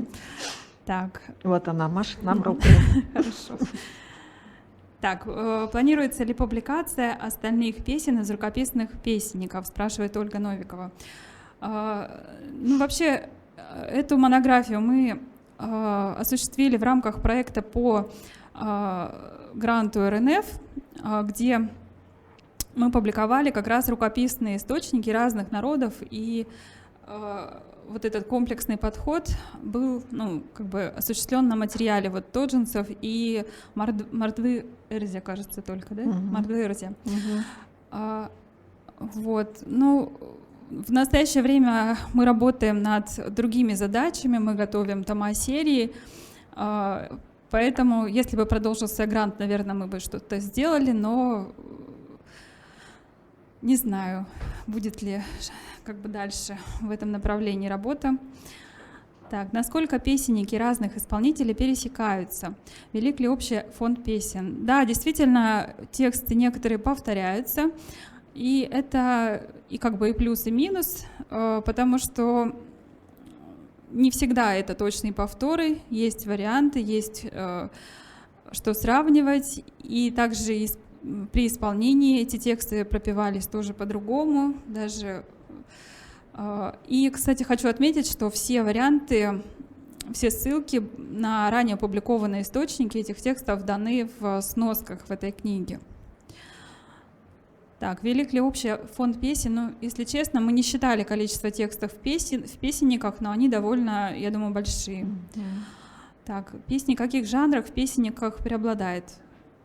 Ну, как известно, у тувинцев-тодженцев в основном это жанр кажамык, конечно, здесь представлен. И ыр тоже представлен, вот все 4 самые распространенные песни: Адуген Тайга, Чешпыхем, Турахем, Тожама, все эти песни присутствуют. Есть ли жанры, не нашедшие отражения в рукописях, например, в связи с участием певиц в фольклорном движении? Не знаю, как ответить на этот вопрос, честно. Так, дальше пойду. Крайне интересные музыкальные наблюдения. В связи с этим еще один вопрос. Аудиозаписи песен сделаны от тех же исполнителей, чьи тетради, или от других исполнителей? Я об этом говорила в начале презентации. Было 5 тетрадей найдено, и женщины сами исполняли по своим тетрадям, но одна из них пришла без тетради. Не знаю, мы не выяснили, есть ли у нее своя тетрадь, но она исполняла по чужой тетради, как бы из тетрадь участницы этого же ансамбля. Так. Здравствуйте, это вышло отдельным сборником. Как можно приобрести? Тираж этой книги очень небольшой. У меня есть только несколько экземпляров, которые я хотела бы подарить носителям традиции. Ну, еще несколько книг можно раздобыть. Вот, поэтому обращайтесь, можно по адресу форума писать, я его читаю, эту почту. Так, очень интересный доклад, заинтересовало про утрату традиционной манеры пения в тембровом отношении или отхода от традиции в целом. Хочу сказать, что вообще песенная традиция тоджинцев, мне кажется, что основные черты именно исполнения, вот, по крайней мере, с конца 20 века и вот 17 года записи все-таки сохраняется. То есть вот это не концертная манера исполнения, а именно вот такая народная. Но действительно в области звуковысотности происходят некие сдвиги, она стремится к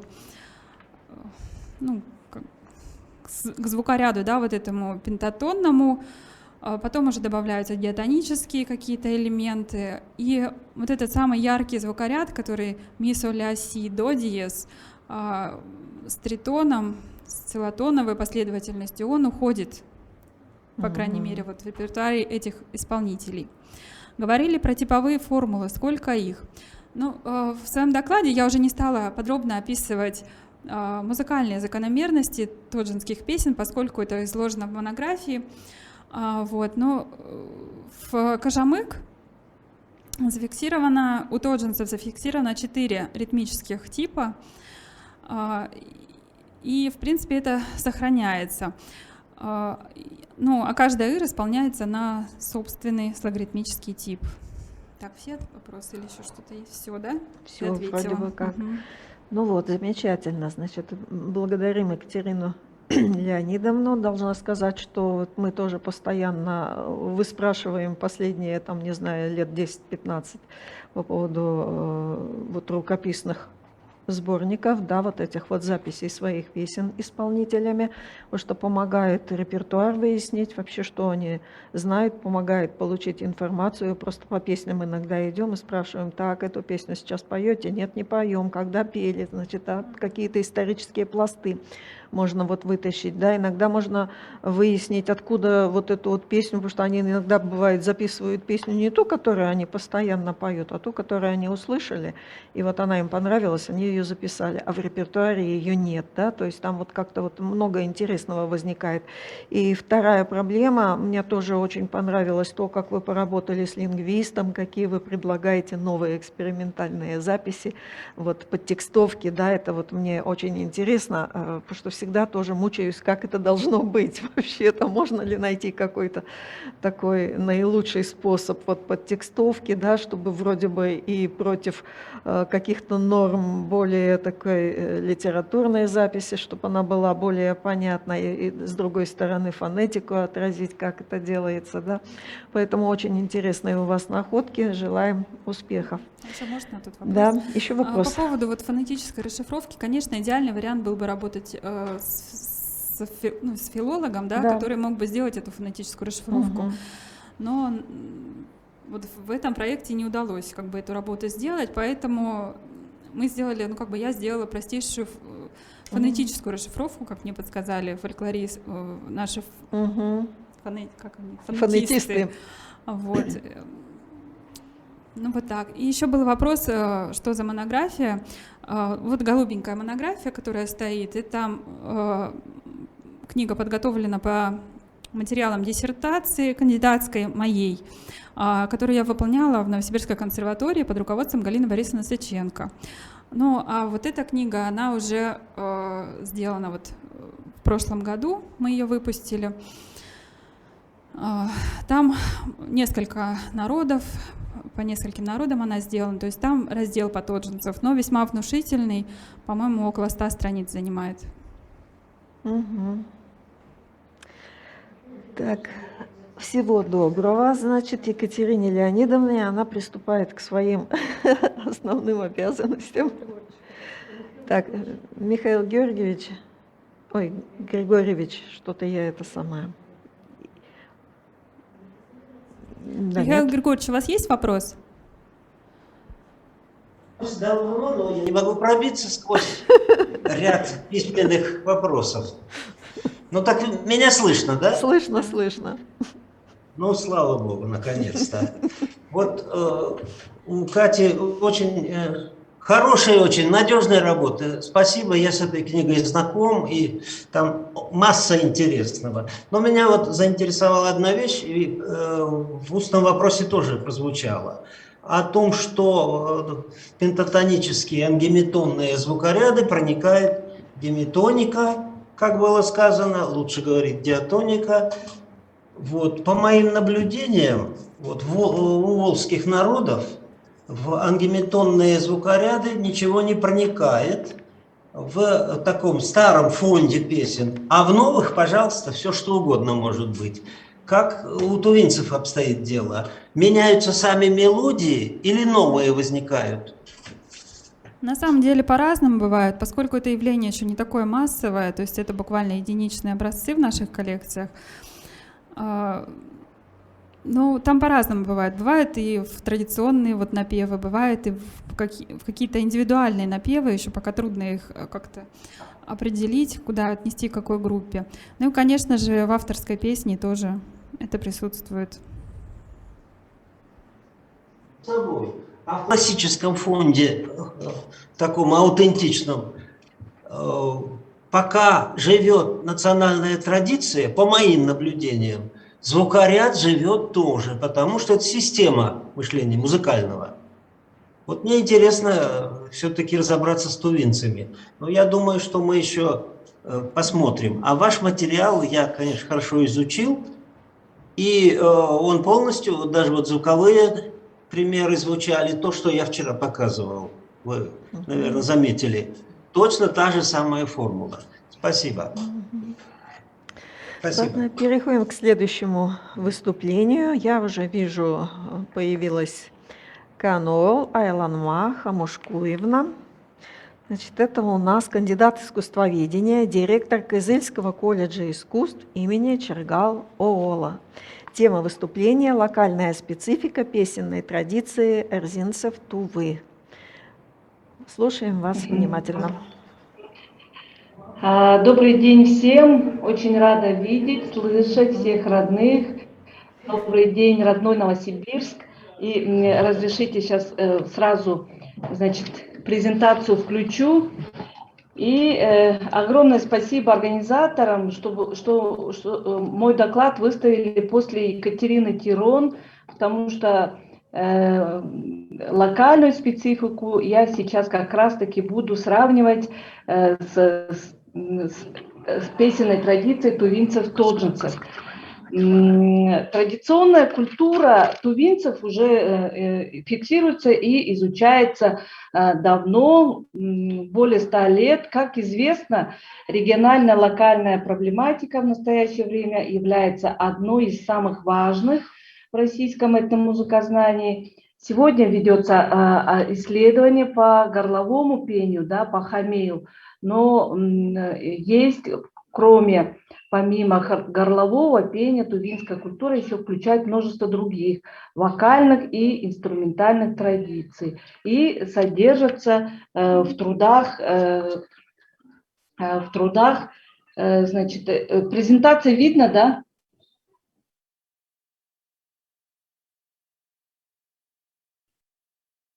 Так, 5. Так, секундочку. И сейчас видно, да? Ага, да. Ага. И множество, значит, вокальных и инструментальных традиций тоже есть, вот такие эти аспекты, и содержатся в трудах, значит, Аксенова, Кыргыз, Сюзюкей, Карелиной, Мангуш Баранма, Ульяна Мангуш, Галина Борисовна Сыченко, Тирон, Сундуй, Новикова и другие. Есть некоторые аспекты традиционной интонационной культуры тувинцев, которые остаются мало освещенными. К таким аспектам относится ее локальное членение, то есть образующие ее локальные традиции. Да? И здесь хочу сказать, собирание, изучение, исследование локальных традиций Тувы, значит, огромную роль хочу отметить роль кафедры музыкознания Новосибирской консерватории. На протяжении уже более 20 лет сотрудниками кафедры ведется активная работа, экспедиционная деятельность в Туве. И, значит, Новосибирской консерватории уже исследованы 7 районов, и совместно с сектором фольклора Сибирского отделения Академии наук был, значит, исследован Авюрский кажун, Тоджинский, как видите, Сюдхольский, Мюнгюнтайгинский, Вюрский, Тесхемский, Эрзинский, Терехольский. И в результате вот этих данных экспедиций были опубликовано много статей по локальным традициям Тувы, но это я тут разместила только часть статей. И также мною по изучаемой эрзинской традиции опубликовано еще, значит, 22 работы, а в 2011 году по особенностям локальной речи, культуры вышла большая коллективная монография по результатам монголо-эрзинской экспедиции. Там очень много работ по эрзинскому диалекту, да. И, значит, следующее, значит, издание имеет более практического значения. Это вот диск «Музыкальный фольклор Эрзина». Я думаю, что вот этот диск нужно продолжить по остальным кажунам, издать подобных тоже дисков. И, конечно, вот эта вот работа «Арбын Өсүн» – это учебное пособие, где дана небольшая методическая такая разработка по тувинскому народному пению. И сюда вошли также образцы песен эрзинской традиции. И также это учебное пособие, значит, рекомендовано для педагогов, для исполнителей, студентов, ансамблей, да. Ну и, конечно, одним из таких главных, значит, итогов исследования по эрзинской песенной традиции является защита диссертации. Это состоялось в прошлом году в Новосибирской консерватории по теме «Песенная традиция тувинцев эрзинского кажуна в начале 21 века». Научным руководителем является Галина Борисовна Сыченко.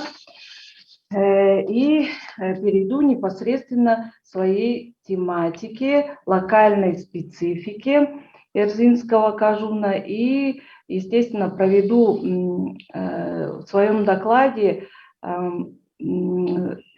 сравнение, да, сравнение по тематике, по системе стихосложения, по композиционным структурам, по мелодическому фонду, как я уже говорила, с песнями-тоджинцами.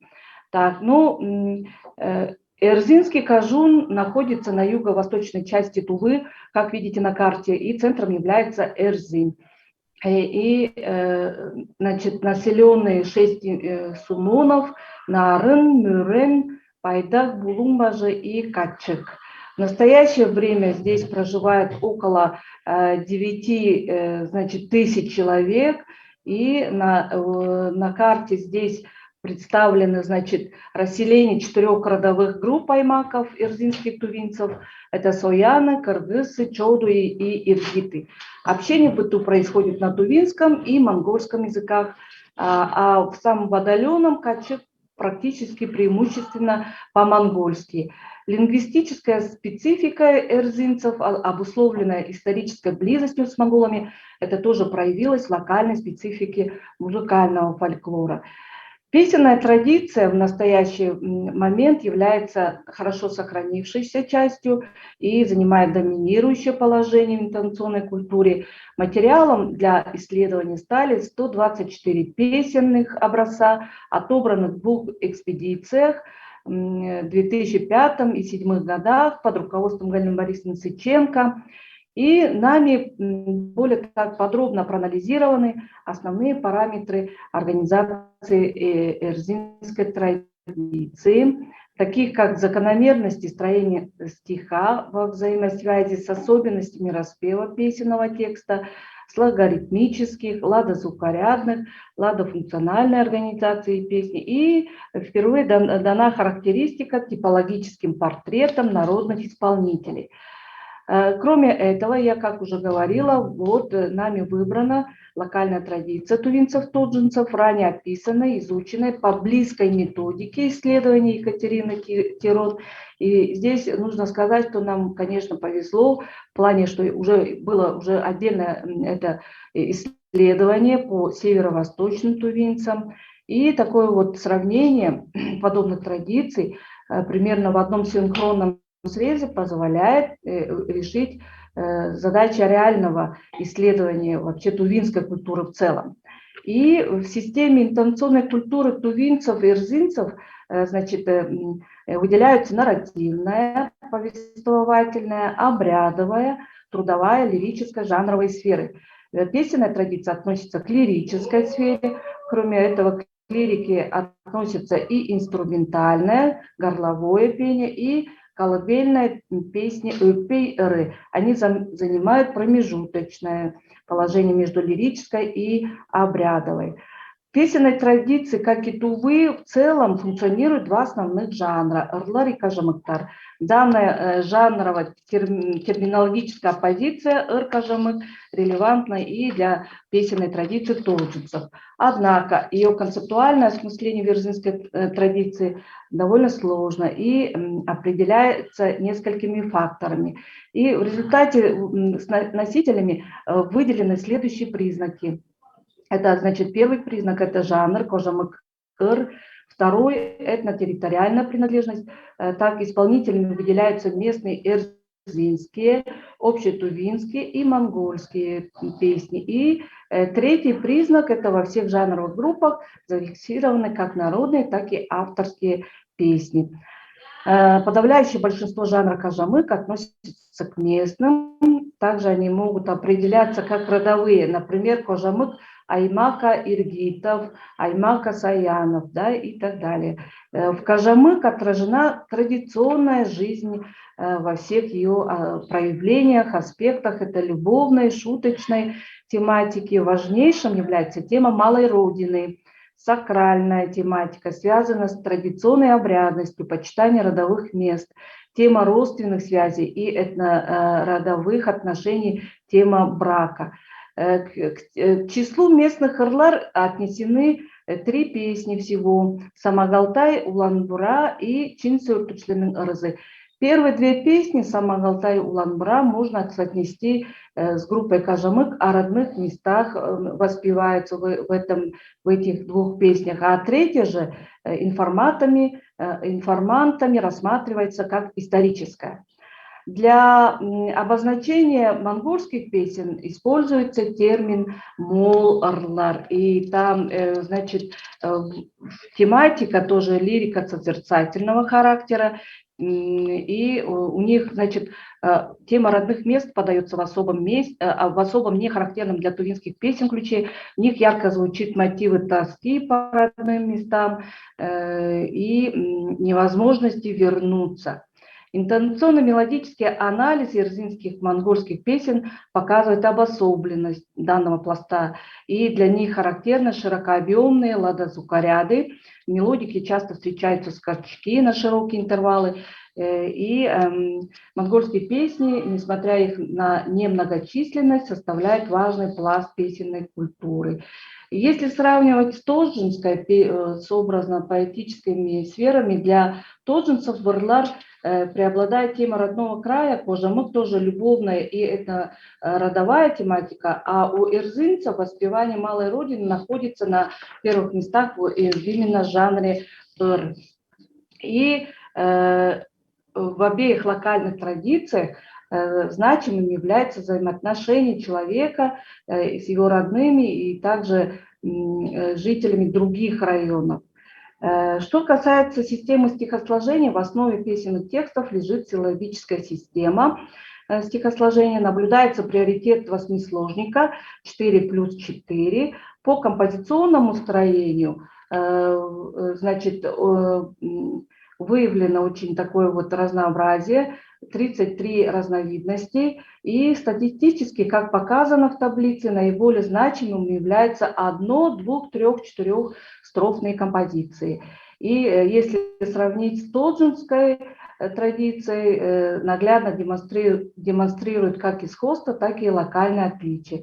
По распространенности приоритет в использовании многострофных композиций принадлежит эрзинской традиции. В эрзинском материале было обнаружено 8 слогоритмических слогоритмических типов, из них 3 с 6 по 8 не были зафиксированы в тоджинской традиции.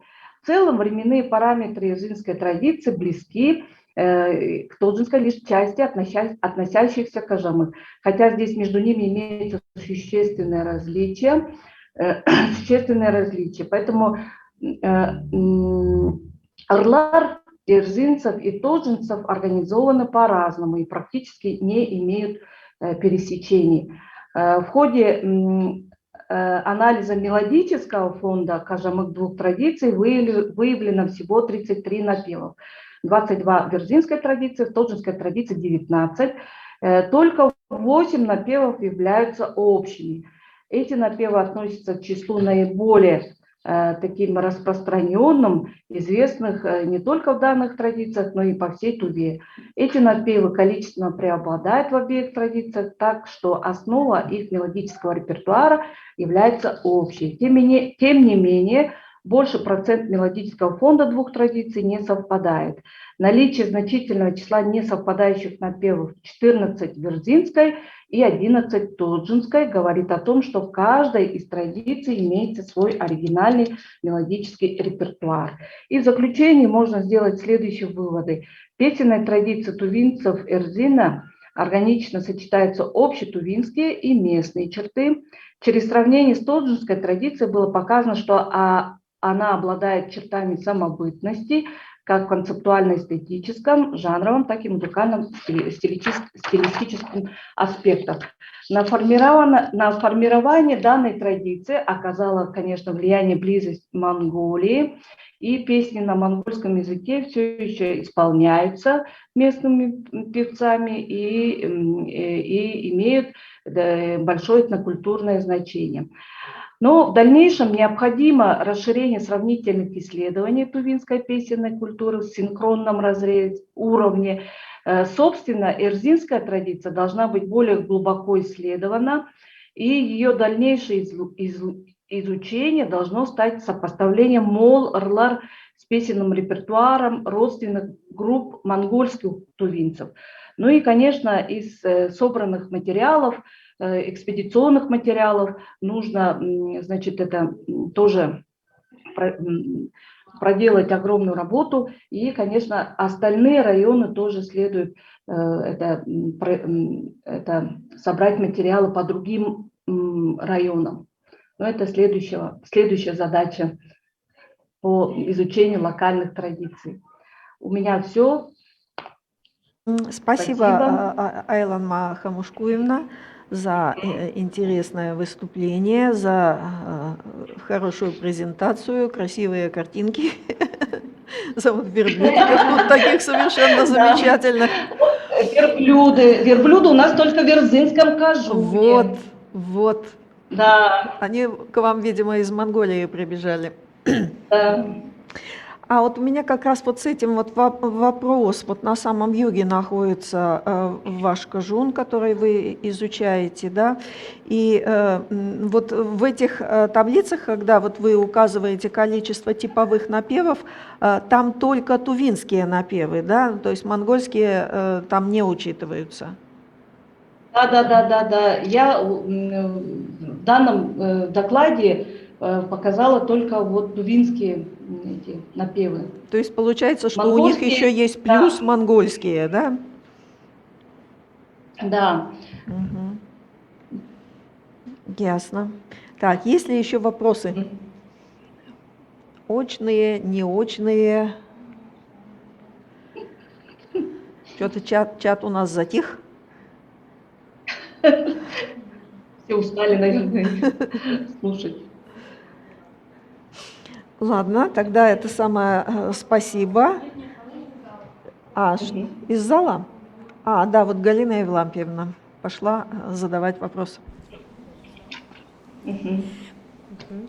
Айлма Хамушкуевна, спасибо за интересный доклад. А я вас хочу спросить, я правильно поняла, что в эрзинском кажуне кажамык не относится к общим напевам, есть только вот свои локальные напевы кажамык. Как это можно объяснить? Имеется в виду, что они имеют только свои напевы, да? Да. Локальные. Но я уже сказала, что есть, мы когда проанализировали по кажамык, выявили как раз-таки напевы, которые везде поют. Это 8 напевов получилось. 8 напевов, которые они распространены во всех кажунах. А так есть, все-таки мы выявили напевы, которые относятся вот лишь вот эрзинской песенной традиции. И мы вот эти напевы и опубликовали, они впервые опубликованы вот в учебном пособии. То есть можно сказать, что это такая самобытная черта локальной эрзинской традиции? Да, да. Айлана, у меня вот такой вопрос. Это не по вашему докладу, хотя провоцировано вашей вот этой вот картой, да, где указаны исследованные кажуны, да, и неисследованные. А вот есть какие-то перспективы заполнять эти белые пятна?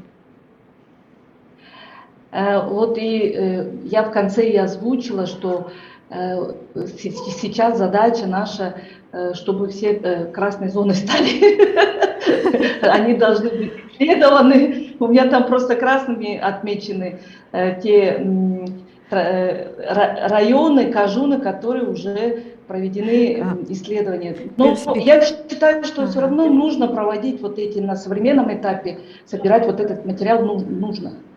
Ну а возможности-то есть такие? Ну вот я не знаю, вот сейчас с нашим временем, когда экспедиции начаты, не знаем. Ну хотя у нас Центр тувинской культуры, они как-то вот малым составом выезжают в районы и проводят экспедиции. Может быть, тоже к ним примкнуться или вот как-то надо вот надо эту работу как-то продолжить. Объединять силы, да, потому что здесь единичными какими-то ничего не сделаешь. Надо объединять силы, которые у вас там есть. А можно я еще добавлю, все-таки то, что Айлма Хамушкуевна показывала, это материалы последних, 27, да, лет, 4. Вот. На самом деле большой архив Тувинского института гуманитарных исследований, да, все-таки еще там очень большое количество записей. Вот у меня есть статья уже на эту тему, и там некоторая статистика по 80-м годам из этого архива есть. Так что нельзя сказать, что совсем эти районы являются белыми пятнами. То есть это вопрос времени и исследовательских сил. Да, Да, я людей. еще добавлю, что Бай-тайга там не была отмечена на этой карте, беленьким она, а у нас была комплексная экспедиция 2001 года, очень большая коллекция байтангийских, бай-тайги. Ну вот хорошо. Тогда получается у нас вообще 8 районов, практически 60% уже Вот, есть. вот видите. Материалы уже как бы можно как-то их уже сравнивать, можно выводить локальную специфику. Да, это хорошо, что есть какие-то такие позитивные открытия, что все-таки не все так белое, да? Не все так белое. Так, еще раз Да. спасибо, Айланма. И мы идем теперь, что у нас? Видеодоклад. Правильно я понимаю? Значит, Хавалык Хемер Ол Ким Олович, сотрудник научно-образовательного центра по изучению традиционной музыкальной культуры тувинцев Тыва Хоржум при Тувинском государственном университете Республики Тыва. Тема выступления – особенности исполнения тувинского хамея. Здравствуйте, уважаемые участники конференции и эксперты. Представляем вам доклад на тему особенности исполнения тувинского хамея. Одним из признанных и уникальных феноменов традиционной культуры тувинцев является хамей, искусство горлового пения, которое считается главным брендом современной Тувы. Актуальность темы обусловлена недостаточностью комплексных исследований в области анализа характерных особенностей в исполнительском искусстве хамей. На сегодняшний день мы не имеем специальной научно-исследовательской работы, посвященной этой проблеме.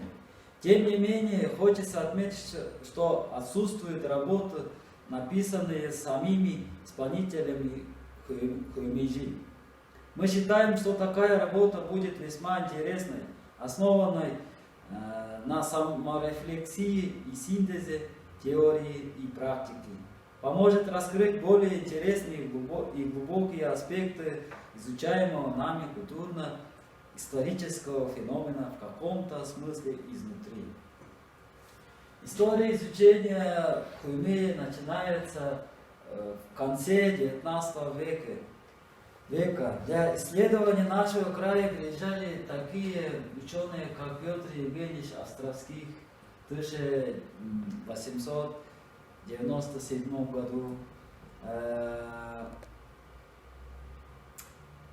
Евгений Константинович Яковлев, совершивший Туву, центральную и западную Туву в 1898 году, Андрей Викторович Анохин, который впервые записал на фонограф тувинские песни, и в том числе хамей, в 1910 году. И, конечно же, большая работа Алексея Николаевича Аксенова.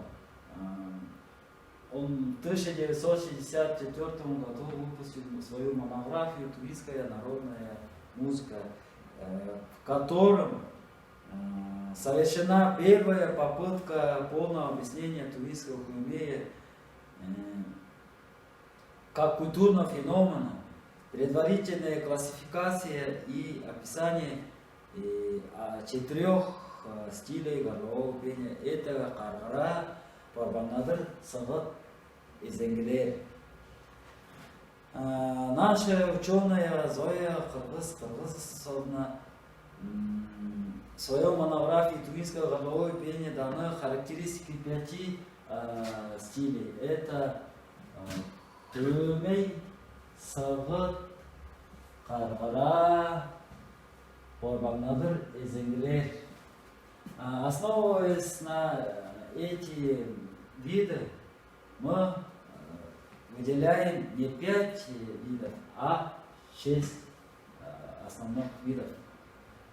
Это хамей, сагат, каргара, зенгелер, парбанадыр и чывандык.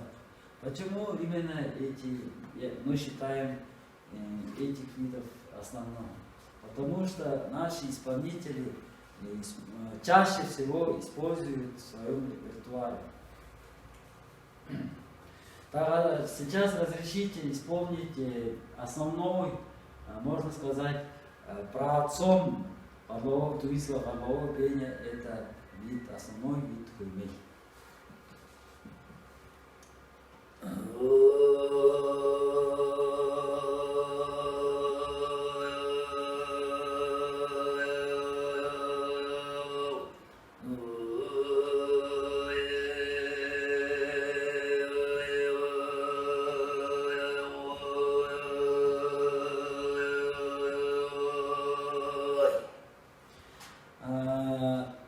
Следующий вид сагат. Сагат звучит в высоком регистре. Сагат переводится как свист.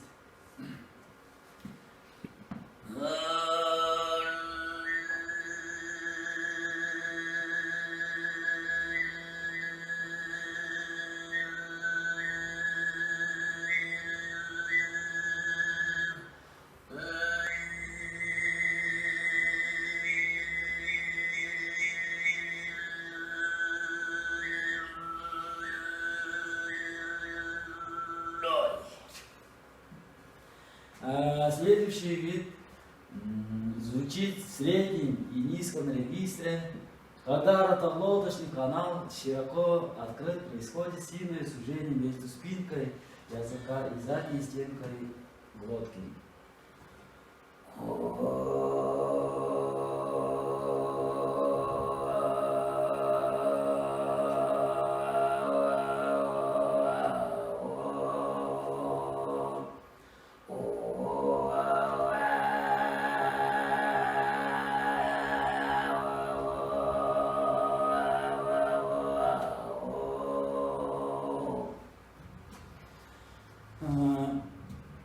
Представляю следующий вид, это порбаннадыр. Слово порбан переводится как круглый. Порбаннадыр исполняется с хуймеем, вибрируя корнем или телом языка, а некоторые исполнители вибрируют с помощью губ.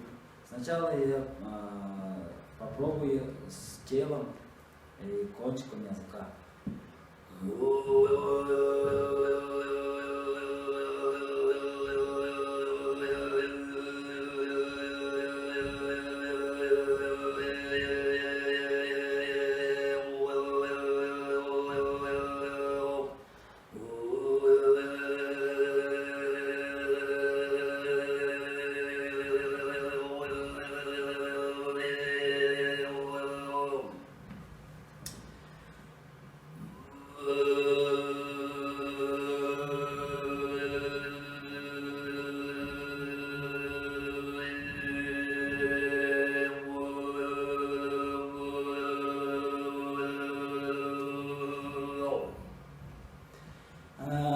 Следующий вид считается одним из сложных видов хуймея. При исполнении языки происходит техника назализации. Изменение звука происходит с помощью поднятия небной, занавески мягкой небы и с характерным ритмом подражания езды на коне.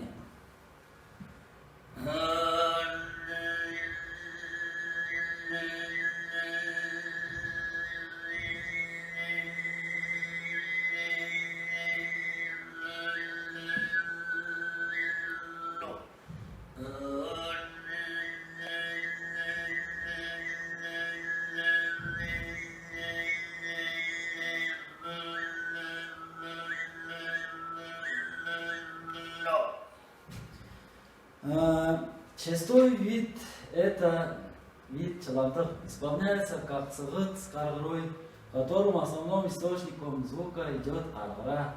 В дополнение реализуется техника сыгыта.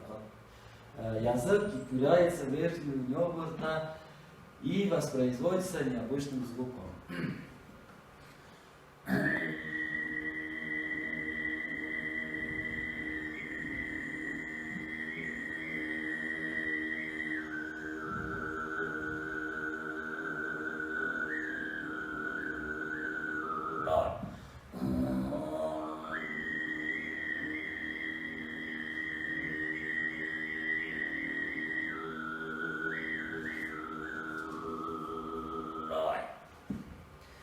Такое многообразие и богатство звучания тувинского хуймея основано на технике исполнения, в котором задействован речевой аппарат человека, ротовая полость, позиция артикуляционного аппарата, горла, гортани и объема полости рта. И, конечно же, положение и движение языка.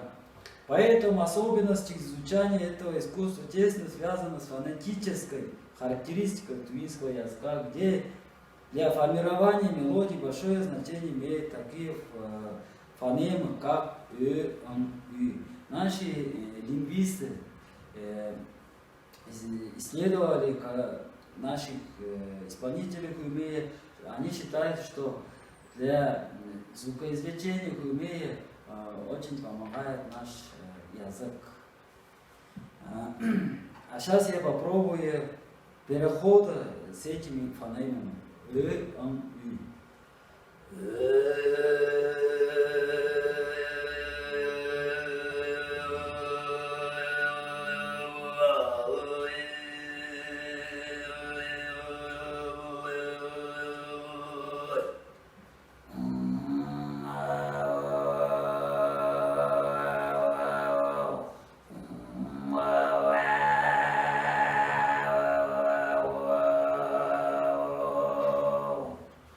Таким образом, главными особенностями считаются это технические способы исполнения хуймея и грамотная интерпретация вариативности видов хуймея. Большое спасибо. Мгм. Большое спасибо. У нас, я так поняла, что вы у нас находитесь на связи, да, и мы можем выразить слова восхищения, да, вашим искусством, исполнительским мастерством и тем, как вы владеете всем этим, да. И я вот хотела задать вопрос. Вы ведете работу какую-то по обучению других вот этим техникам пения?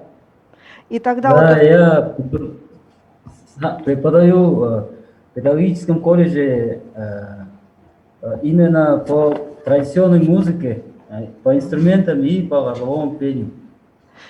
А вот, Изучаю горловому пению. да, а вот у меня тогда в связи с этим такой вопрос. А вот есть какая-то предрасположенность? Любого ли можно научить мальчика, да, с какого возраста, во-первых, можно учить, и любого ли можно научить, или должны быть вот какие-то, не знаю, физиологические особенности, психические особенности, да, для того, чтобы он это вот освоил?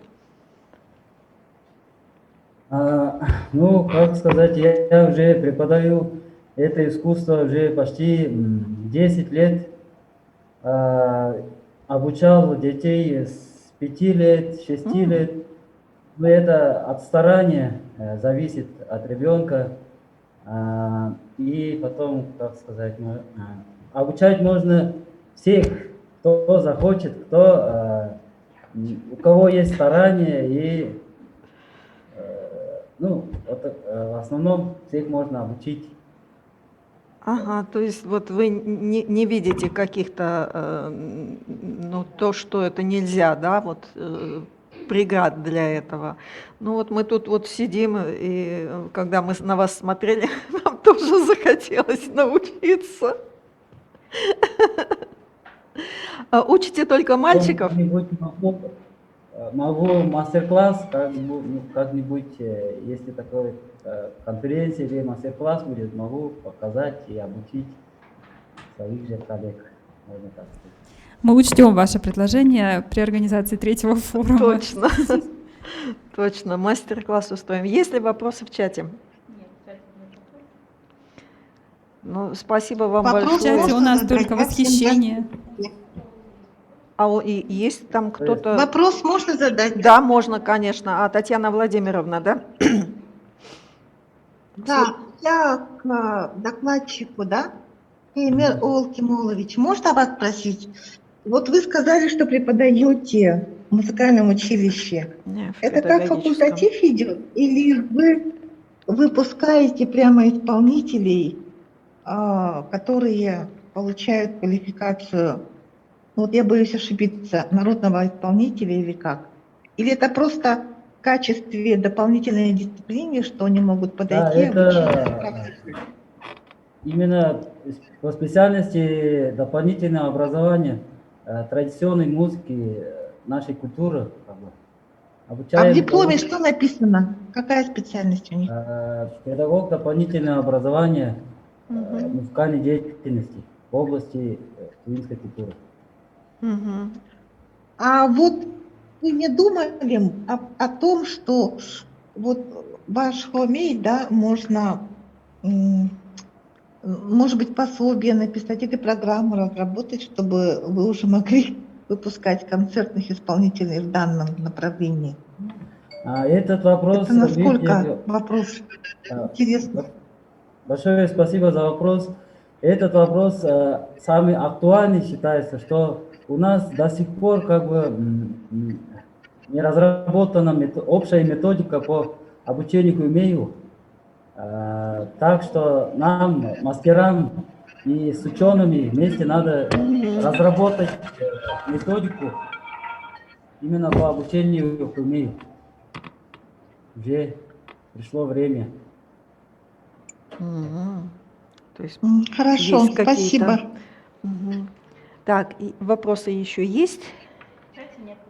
Ну, мы благодарим вас за совершенно изумительное, потому что мы все сами не поем, а вы, значит, вот нам показали, как это можно освоить и как это здорово звучит.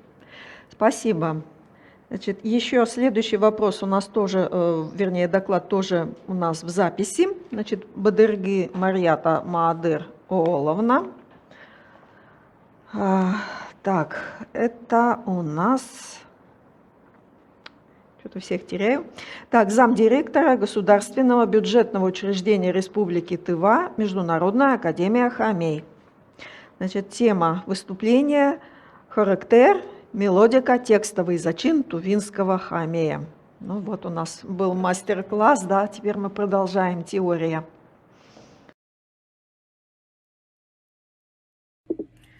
Добрый день, уважаемые участники второго Сибирского форума фольклористов. Рада приветствовать всех вас от имени Международной академии Хумея Республики Тыва. Скажу, что пока форум несколько раз откладывали, материалы нашего доклада успели выйти в печать в электронном виде в журнале «Языки и фольклор коренных народов Сибири» за номером 1 2021 года. В статье мы попытались описать особенности и значения вокального приема характер в тувинском горловом пении хумей. Характер или характер арлар – это часть музыкальной композиции в тувинском горловом пении хумей, особый вокальный прием пения, который исполняется грудным тембром и выполняет функцию мелодика словесного зачина. Пожалуй, пение приемом характер в наибольшей мере отличает тувинское горловое пение от искусства сольного двуголосия других народов.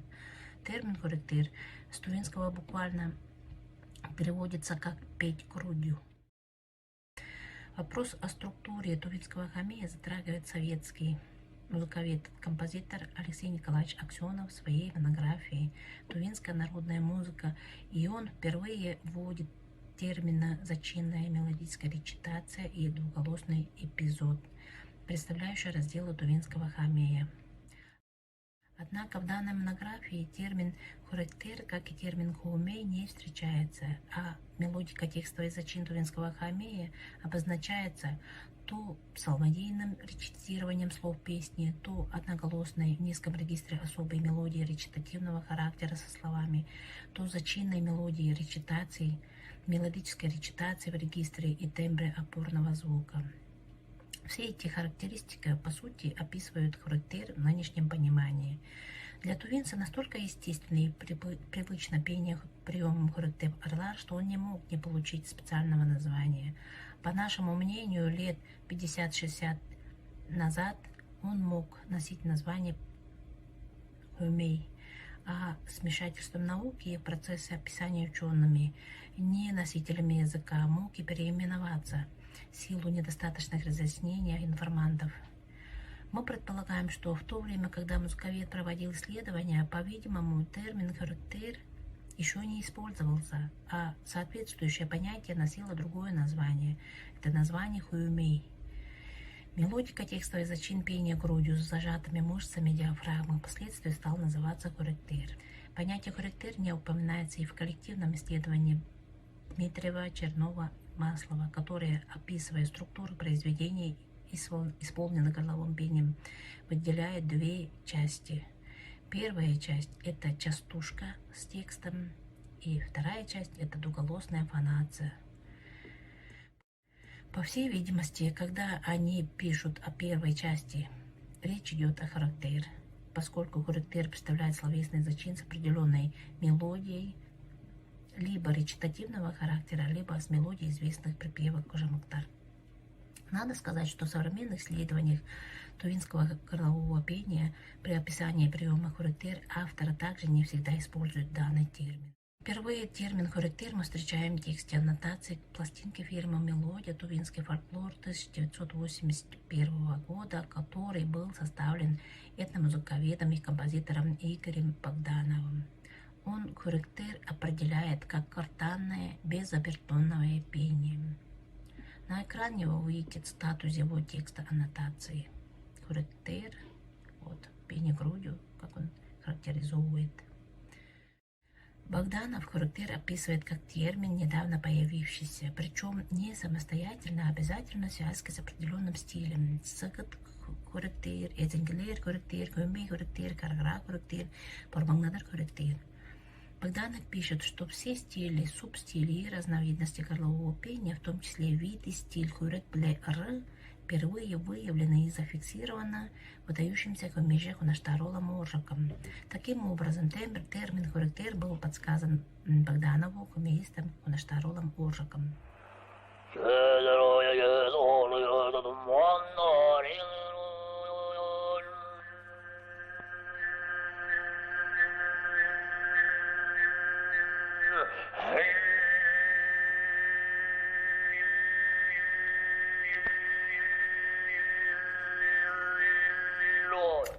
Следующим исследователем, обратившим внимание на хоректир, стала доктор искусствоведения, ведущая хамиевед Зоя Кыргызовна-Кыргыз. Она осознала всю значимость хоректира как отличительную черту тувинского хамея. И более того, она термином хоректир предложила обозначить обобщенное название всех стилей горлового пения тувинцев вместо видового хуймей. Понятие хоректир объединяющий все стили тувинского горлового пения, отражает биофизическую сторону певческого процесса. Вот на экране видите цитату из ее книги. Данная идея не нашла полной поддержки в связи с наличием другого значения этого слова «повышать голос», не имеющего, конечно, отношения к горловому пению. Итак, хоректир или хоректир-рлар – это специальный прием пения, исполняемый при помощи грудной клетки и брюшного пресса. Тембр хоректир-рлар очень насыщенный, но в то же время несколько приглушенный. У каждого исполнителя он отличается регистром, тембром, напряженностью или свободой звукоизвлечения. При помощи хоректир выражаются лирические, интимные чувства исполнителя. Соответственно, и слова хоректир-рлар только лирического содержания с преобладанием шуточного характера о любви к девушке, или к родному краю, или коню. Далее мы приводим песенные поэтические тексты словесных зачинов традиционного горлового пения хоректир-рлар. Уникальность избранных нами примеров состоит в том, что они являются коронными номерами наиболее известных мастеров хамея, представляющих характерные особенности исполнения той или иной школы горлового пения Тувы. Они сильно отличаются друг от друга и в мелодическом, и жанровом планах. Встречаются короткие каскарлар и протяжные узунарлар песни, а также припевки, частушки, кожамак. Бардона-бертоновые ставки в стиле сагат, Хюмей, Каргра, Эзенгелер или Борбангнедер могут появляться после каждой из этих строк четверостища, после парных строк или же в конце песенной строфы.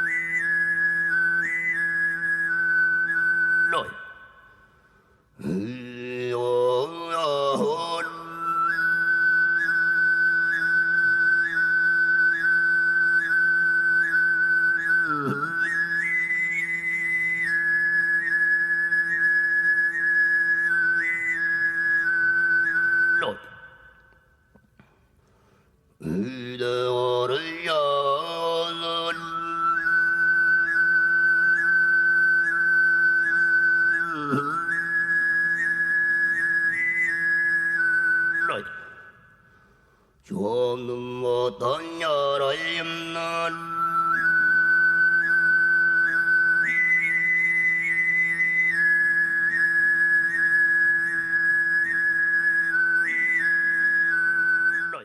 금매임 내가 와사이는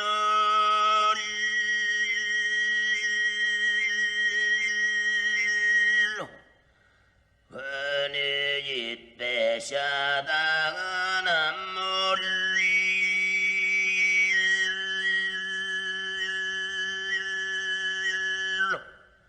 걸증가라 요르빌레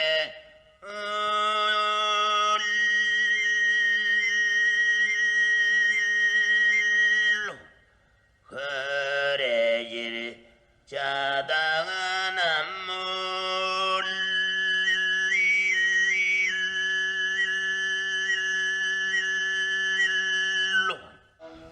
너스톡두라 나이는 호도른 나이 알라로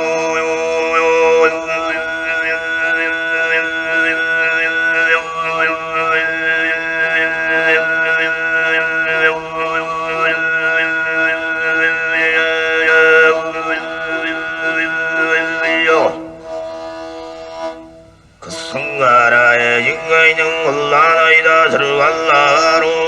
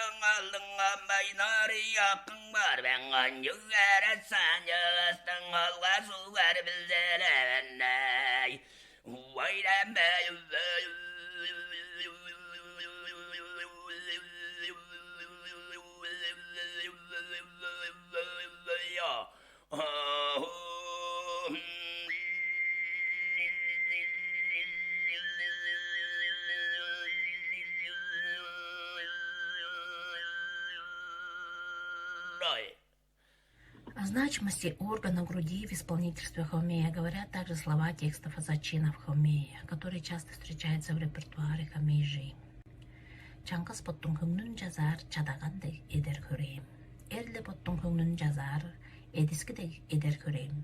Сарым қыз қаян тудар чадағаным қақпасламен, авайымның төріп қаны амарғадай көрейм жүе. Авайымның жаяп берген аян тудар көрейін айға, аялғамна ұжықтайыштың арат жонға аян тудайын. Такие слова встречаются и в репертуаре тумат чодры. Өкпешле боттың мейінне көрейм, көмелеп олырғайлы. Салбақла жашты мейінне көрейм, сырыналы олырғайлы. Қысла боттың мейінне көрейм, қарғаралы олырғайлы, қарғаралы анырымдың наш, қайғап қарап олырғайсылар. Такие прославляющие грудь слова встречаются также в книге Зои Кыргызовна «Кыргыз. Тайна тувинского горлового пения хомей». Эне сеткилизин баскан, эрттен эдер кара дуря, эжим өрім көлжедікпен эдескідек көрейм майны. Чараш сеткилизин баскан жазын эдер кара дуря, жалы өрін жалғаратпас жадағандек жашла көрейм. Чараш шкектің үнін баскан жазын эдер кара дуря, жашла өрінің көңнін жазан жадағандек шаржан көрейм. Таким образом, хуректир или хуректеп-арлар – это специальный прием без обертонового пения со словами, обычно служащий словесным зачином к самому горловому пению. Исполняемый с открытой гортанью при помощи грудной клетки, выдавливая воздух из легких диафрагмой и животом. Это пение выражает сильные, экспрессивные, глубоко личные, интимные чувства исполнителя. Поскольку все стили хомея начинаются с него, то хуректир – это часть целого, раздел определенной формы композиции, включающая в себя основное содержание исполняемого, от которого рождается полет свистково-мелодических звуков обертонов. И остается нам признать правоту Зои Кыргызовны-Кыргыз в ее теории исключительной роли приема хуректир в стилистика жанровой системе тувинского хомея. Спасибо за внимание, уважаемые участники.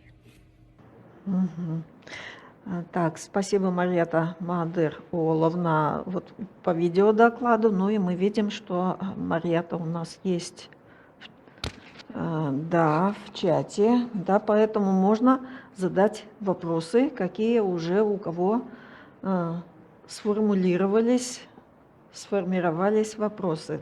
Давайте ждем по поводу хуректир. Действительно, я помню, что у нас в консерватории выступала Зоя Кыргызовна и рассказывала, и очень так это, я бы сказала, даже горестно рассказывала, что вот не принимают ее точку зрения относительно того, что это такое, как это можно определить, значит, каким словом, вот этот вот термин, да, то есть вот была такая острая какая-то вот ситуация.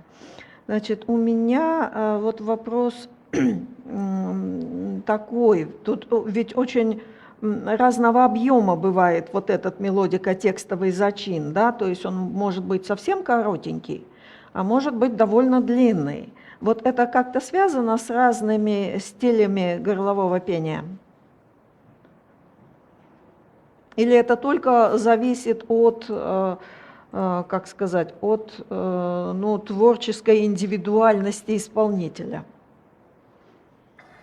Здравствуйте, еще раз приветствую вас. Я рада видеть вас, Наталья Владимировна и уважаемые участники. Да, скорее всего, это индивидуальная особенность каждого исполнителя, потому что в основном анализ текстового зачина, текста представляет четверостишие, которое прерывается после первой строки или после двух строк, или же после одного куплета. В основном это четверостишие, и от стиля не зависит. Это индивидуальная особенность каждого хумейжи, можно так сказать.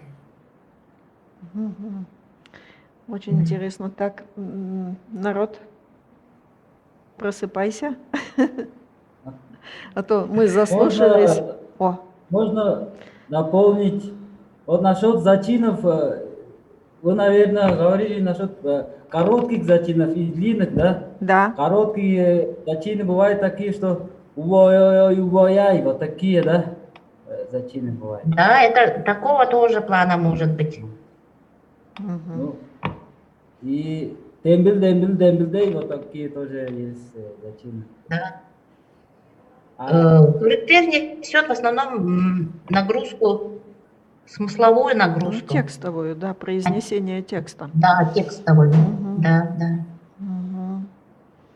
И вообще монгольский хомей отличается тем, что в основном здесь преобладает двуголосный эпизод, то есть здесь в основном у них без текстового зачина, просто вот двуголосный, из двуголосного эпизода состоит. И тем, вот этим и отличается тувинский хомей от монгольского.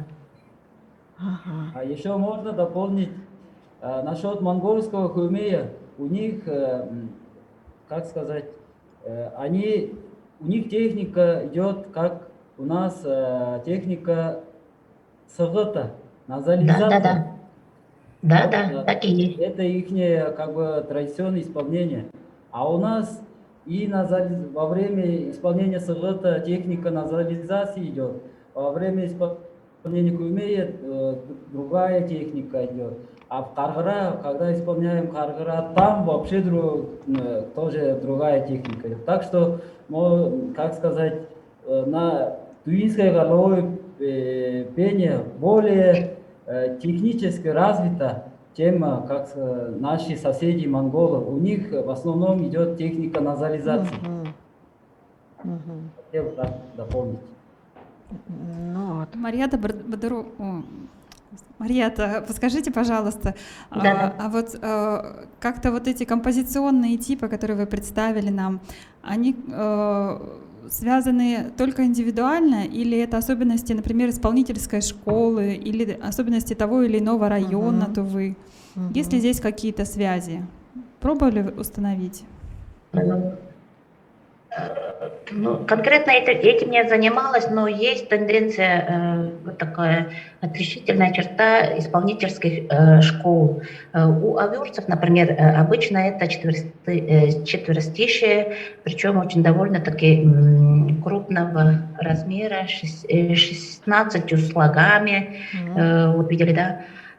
Ну, есть такие очень короткие, как у Максима Дакбая, которые вот прям буквально два слова и переходит на заготовку.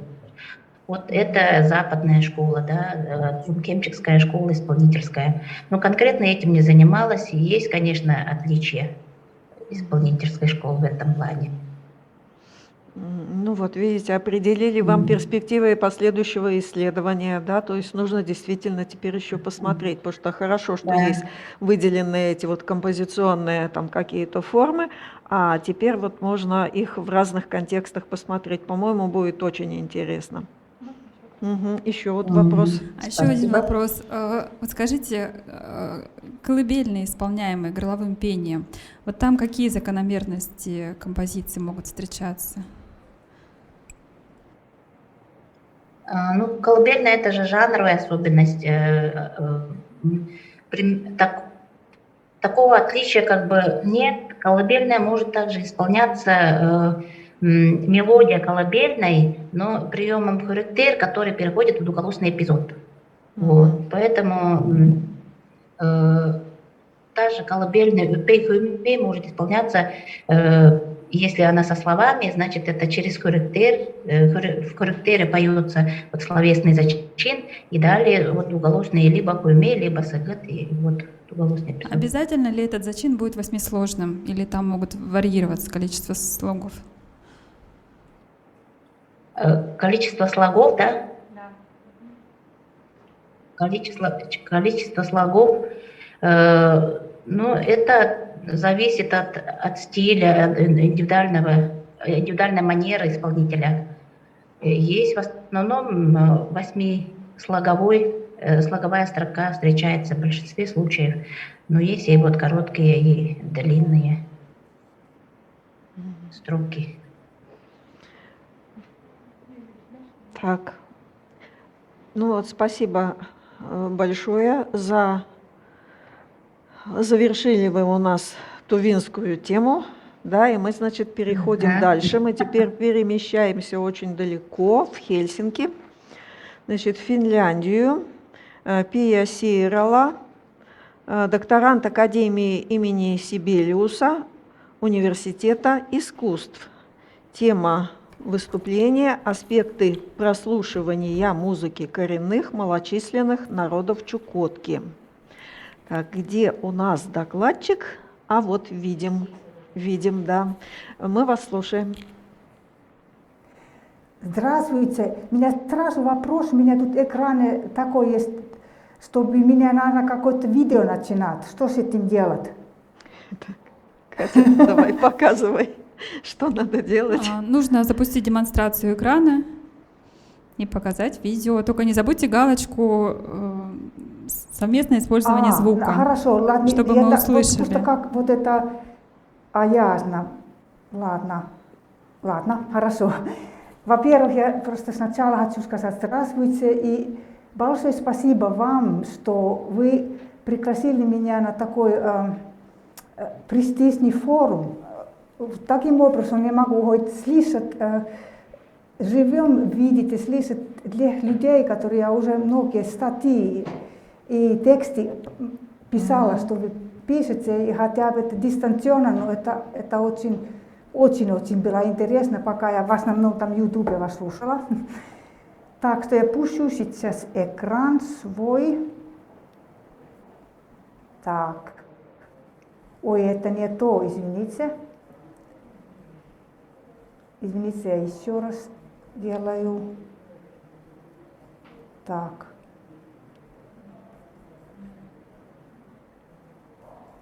Вот это всегда техника и проблема. Сейчас. Вот.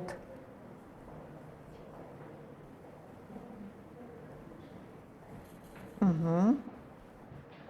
Вот, вы видите Вот. там, да? Да, видим. Вот поскольку мало времени, у меня сейчас нет возможности объяснить, что меня привело к тому, что я стала изучить музыку Чукотки.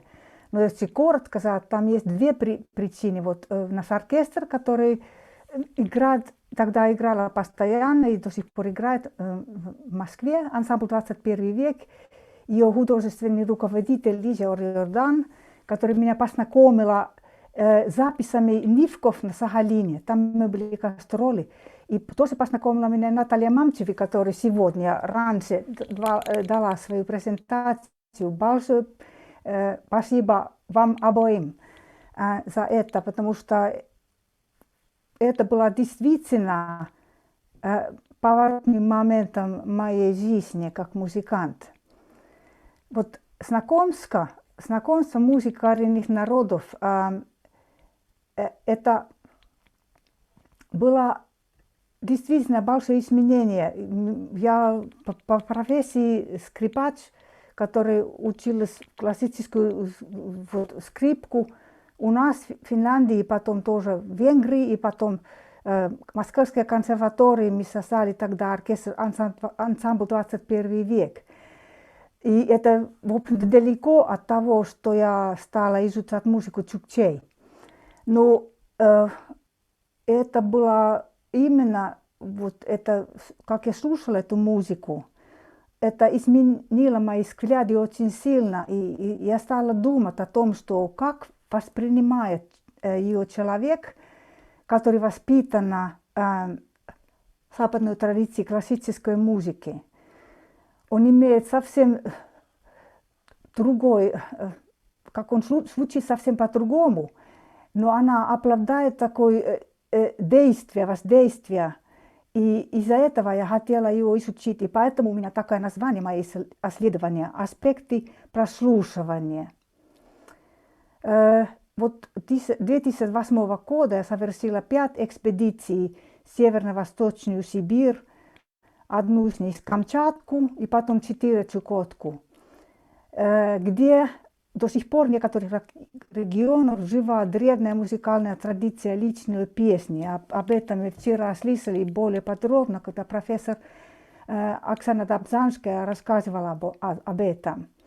На сегодняшний день я писала около 1200 песен, но, к сожалению, эта уникальная устная традиция постепенно уходит вместе с традиционным образом оленоводства. Методом исследования я использую сочинение. Значит, я сочиняю музыку, которая основывается этим материалом, который я собирала в Чукотке. И через этого я пытаюсь понять, и это помогает мне понять, как слух может по-разному воспринимать один и тот же мотив. То есть слух выступает как фильтр, который выбирает тот или иной элемент музыки. Вот конкретно это, как я объяснить, допустим, если я нотирую какую-то мелодию, я сегодня его нотирую так, и я думаю, что у многих такая есть, вот вы тоже так, у вас был такой опыт. И через некоторое время я нотирую его совсем по-другому. И это не значит, что первый раз неправильно, другой раз правильно. Я могу несколько раз нотировать. Это показывает то, что слух выбирает интуитивно разные элементы от незнакомой музыки, которые не привыкли слушать. И вот это именно стало мне интересным моментом, как его понять. Диссертация у меня, это так, артистическая диссертация, можно сказать, которая делает сейчас много. Вот в этом включается 5 художественных компонентов, значит 3 концерта, компакт-диск и видео в моем случае, и, естественно, письменный материал. И диссертация включает в себя музыкальный анализ. Я, значит, анализирую этот материал, который я собрал в Чукотке и тоже частично в Камчатке. И мне особенно интересно, как личная песня варьирует в разных регионах, где еще вот кочевая она просто продолжает существовать. В основном меня интересует именно тундровые чукчи, оленьи чукчи и их пение. Я его сами больше собирала и слушала. Вот европейские традиции музыка становится самостоятельным объектом, мы слушаем произведения музыки, которые вот они уже как бы ходят на своими ногами.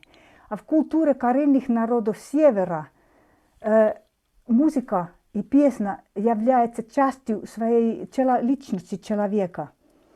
И вот это различие воспитания музыки человеком, который, допустим, воспитался в традиционной культуре кочевого оленоводства, или музыкантом, как я, который воспитался в западной традиции европейской музыки, это вызывает свой особый конфликт.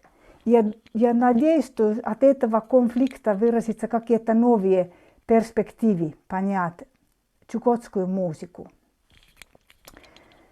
Результатом своей работы я не считаю произведения, которые я сочиняю.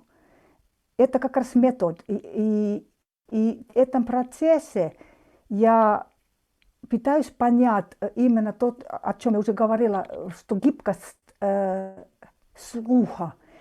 И как эта гибкость и разные стороны влияет на восприятие чукотской и вообще музыка Арктики. Сотрудничество у меня, конечно, я попытаюсь держать контакт с носителями традиций. К сожалению, многие из них уже ушли из жизни, но я тоже держу контакт с селами, где я была. Но комитет по культуре Чукотки, я держу с ними контакт постоянный. Они меня пригласили, делали приглашение, что я могу поехать в Чукотку, и тоже помогли организации этих поездок. И Академия Сибелиуса в Финляндии, где я делаю свою докторскую работу в данный момент. В составе коллекции у меня, это самое главное, это аудиозаписи и тоже видеозаписи, где танцы, интервью и беседы носителями традиций и их родственниками, и вообще людьми из разных национальных сил. Коды записи те коды, когда я делала экспедиции. Как я уже сказала, количество образов у меня где-то 1200 песен, аудиозаписи. И кроме этого у меня количество видеозаписей, фотографий, которые я пока не почитала, сколько их. Каталог аудиозаписи у меня сделан, где я фиксировала вот дату каждой записи, где это сделано, кого я записала. И потом в дневнике путешествий я более подробно писала про этих людей, кого я записала, где они живут, какая у них жизненная ситуация, какая у них была жизнь и так далее. Я познакомилась с ними.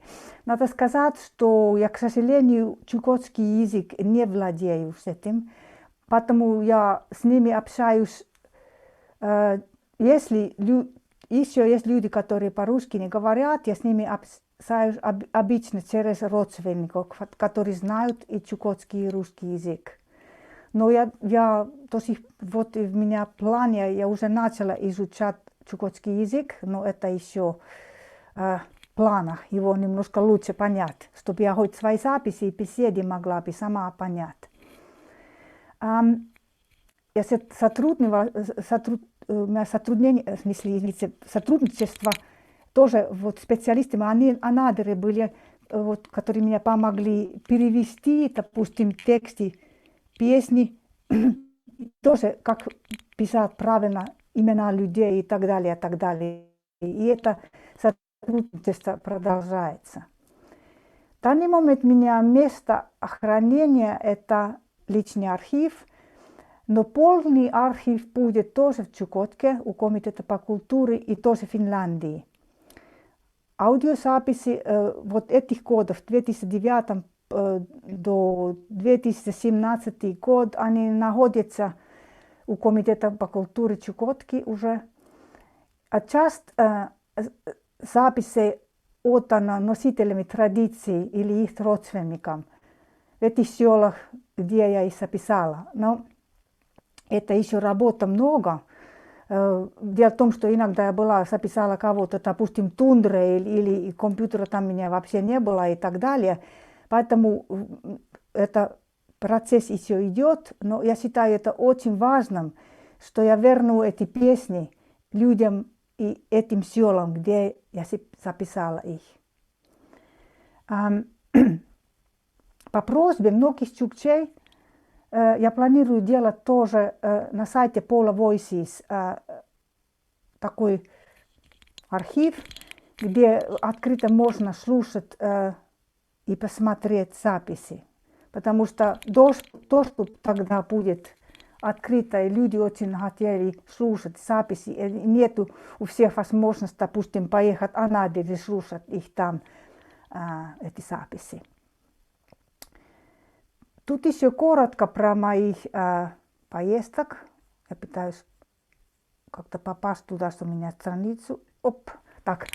Значит, первая экспедиция у меня была в Камчатке в 2008 году, где я попала в Алюторский район.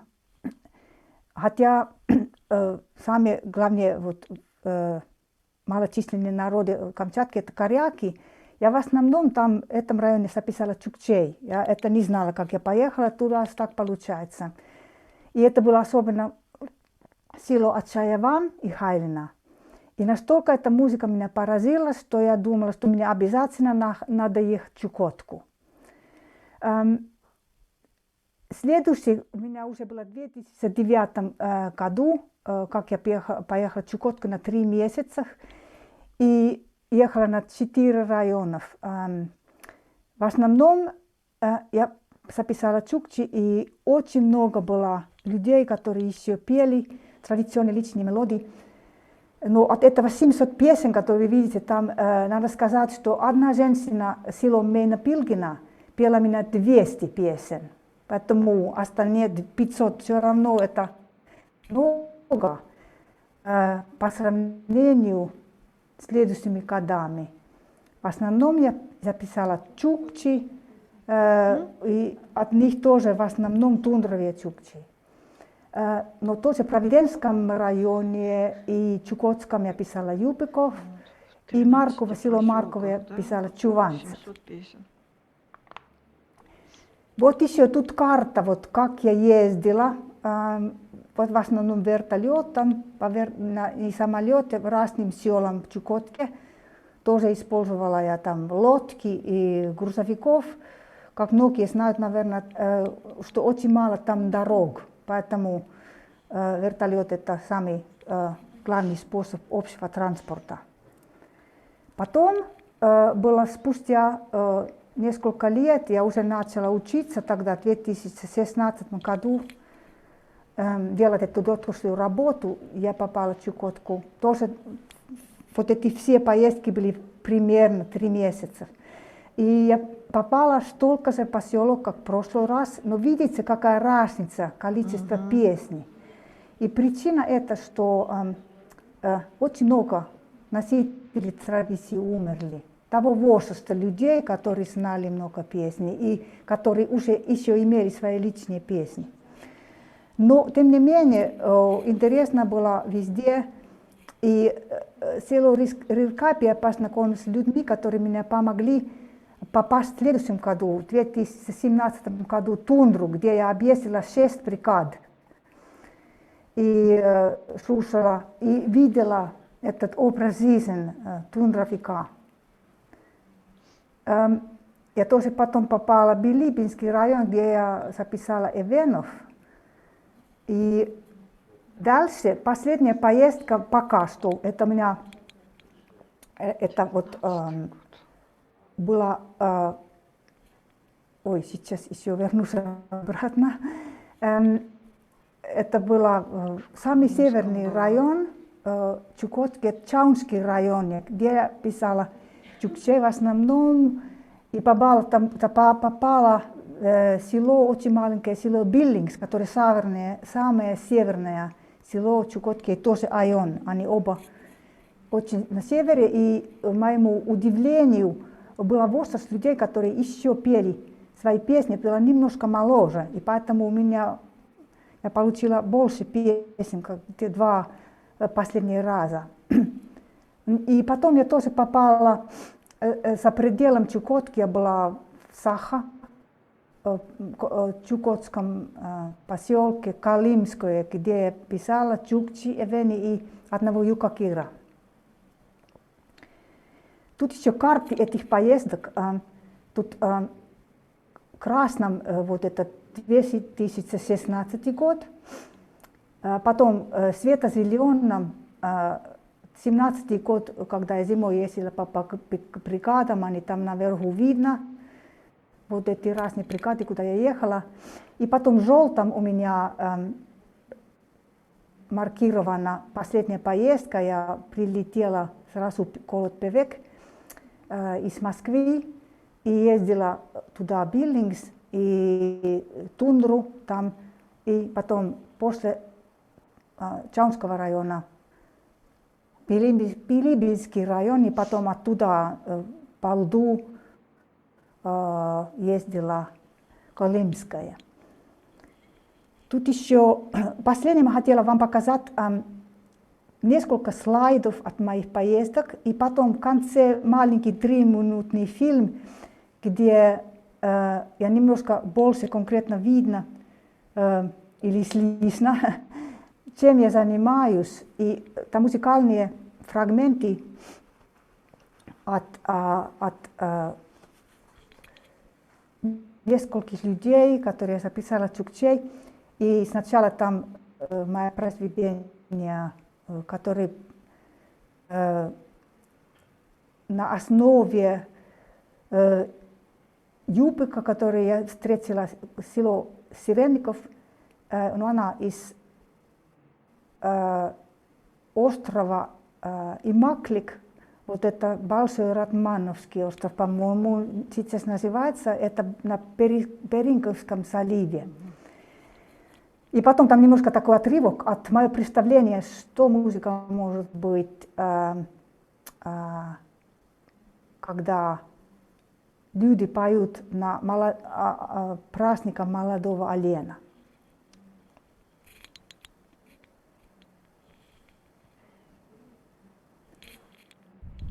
Это как раз женщина, вот, Куткаут, который делал меня песни, 200 песни. Это из Хатырки. Это село Инурмина.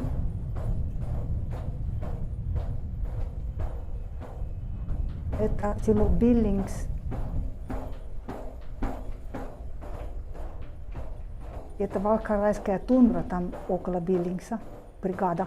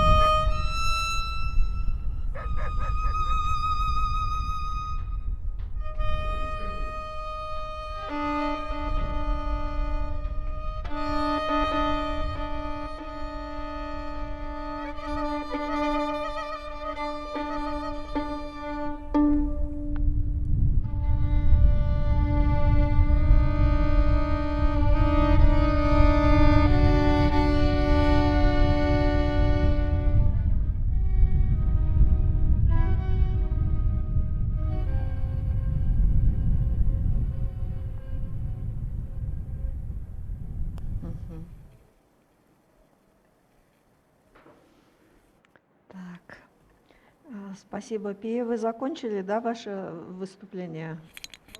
Да, спасибо. Так, ну, какие есть вопросы, какие есть высказывания? Там что-то в чате, между прочим, Давайте я появилось. зачитаю А реплику. если... Из Института филологии Павел Шахов пишет: «Спасибо большое, уважаемая Пия, что вы согласились поучаствовать в работе форума. Восхищаюсь вашей работой и подвижническими подвигами в поездках. Также благодарен Татьяне Юрьевне Мартыновой, которая и порекомендовала вашу кандидатуру для участия в форуме. Она была хорошо знакома с Андреем Шапраном, фотографом, который с вами работал». Спасибо большое. Можно, пожалуйста, можно реплику? Да, конечно, Наталья Александровна. Да. Дорогая Пия, очень рада вас видеть. Просто вы не представляете, мы с вами знакомы почти что 20 лет, да? Я никогда не забуду, когда в 2003 году мы с вами ездили в экспедицию по Сахалину, в Ноглики, да? Как вы играли на скрипке 18 века на песчаной косе нивхам их детям, да? Это было просто потрясающе, конечно. Я хочу сказать вам, просто выразить огромную благодарность. Еще тогда я поняла, что вы просто удивительный человек с таким трудолюбием и так искренне вы относились к музыке народов, коренных народов, да? И ваши первые, наверное, шаги были на Сахалине. И до сих пор мы очень бережно как бы ценим, относимся к вашему произведению «Сюитиневские мотивы». И потом я нашла в интернете с видеорядом. Это вообще потрясающе, такое сочетание видео и музыки. Такое органичное, гармоничное. Я всегда его показываю своим студентам. И надеюсь, что в музыкальной школе у нас идут уроки по музыкальной культуре народов Сахалинской области, и там тоже мы будем использовать вот это ваше, как пособие, да, вот эту вашу нивскую сииту. Я вам очень благодарна и страшно рада с вами хотя бы онлайн встретиться через 17 лет. Спасибо огромное. Желаю вам успехов в вашей деятельности. И желаю, чтобы вы возвращали и как нивхам, так и чукчам их музыкальную культуру и в таком оригинальном, и в обработанном виде. Это просто потрясающе, когда слышишь эти мотивы в таком современном сонаристическом исполнении. Спасибо огромное вам, Пия. Спасибо большое, Наталья. Это, я очень рада, как видела вас здесь. Да, можно, да, задать вопрос? Спасибо. И, во-первых, огромное спасибо за доклад, потрясающе интересно. И у меня ну и красиво, и творчески замечательно. Спасибо. У меня два конкретных вопроса. Скажите, пожалуйста, вот единственное, да, у вас это армянская песня, слова у вас не расшифрованы, да?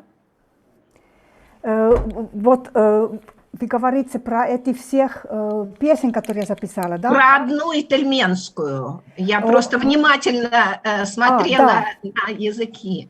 Да, вот нет, к сожалению, у меня нет. Она у меня есть, вот архивов.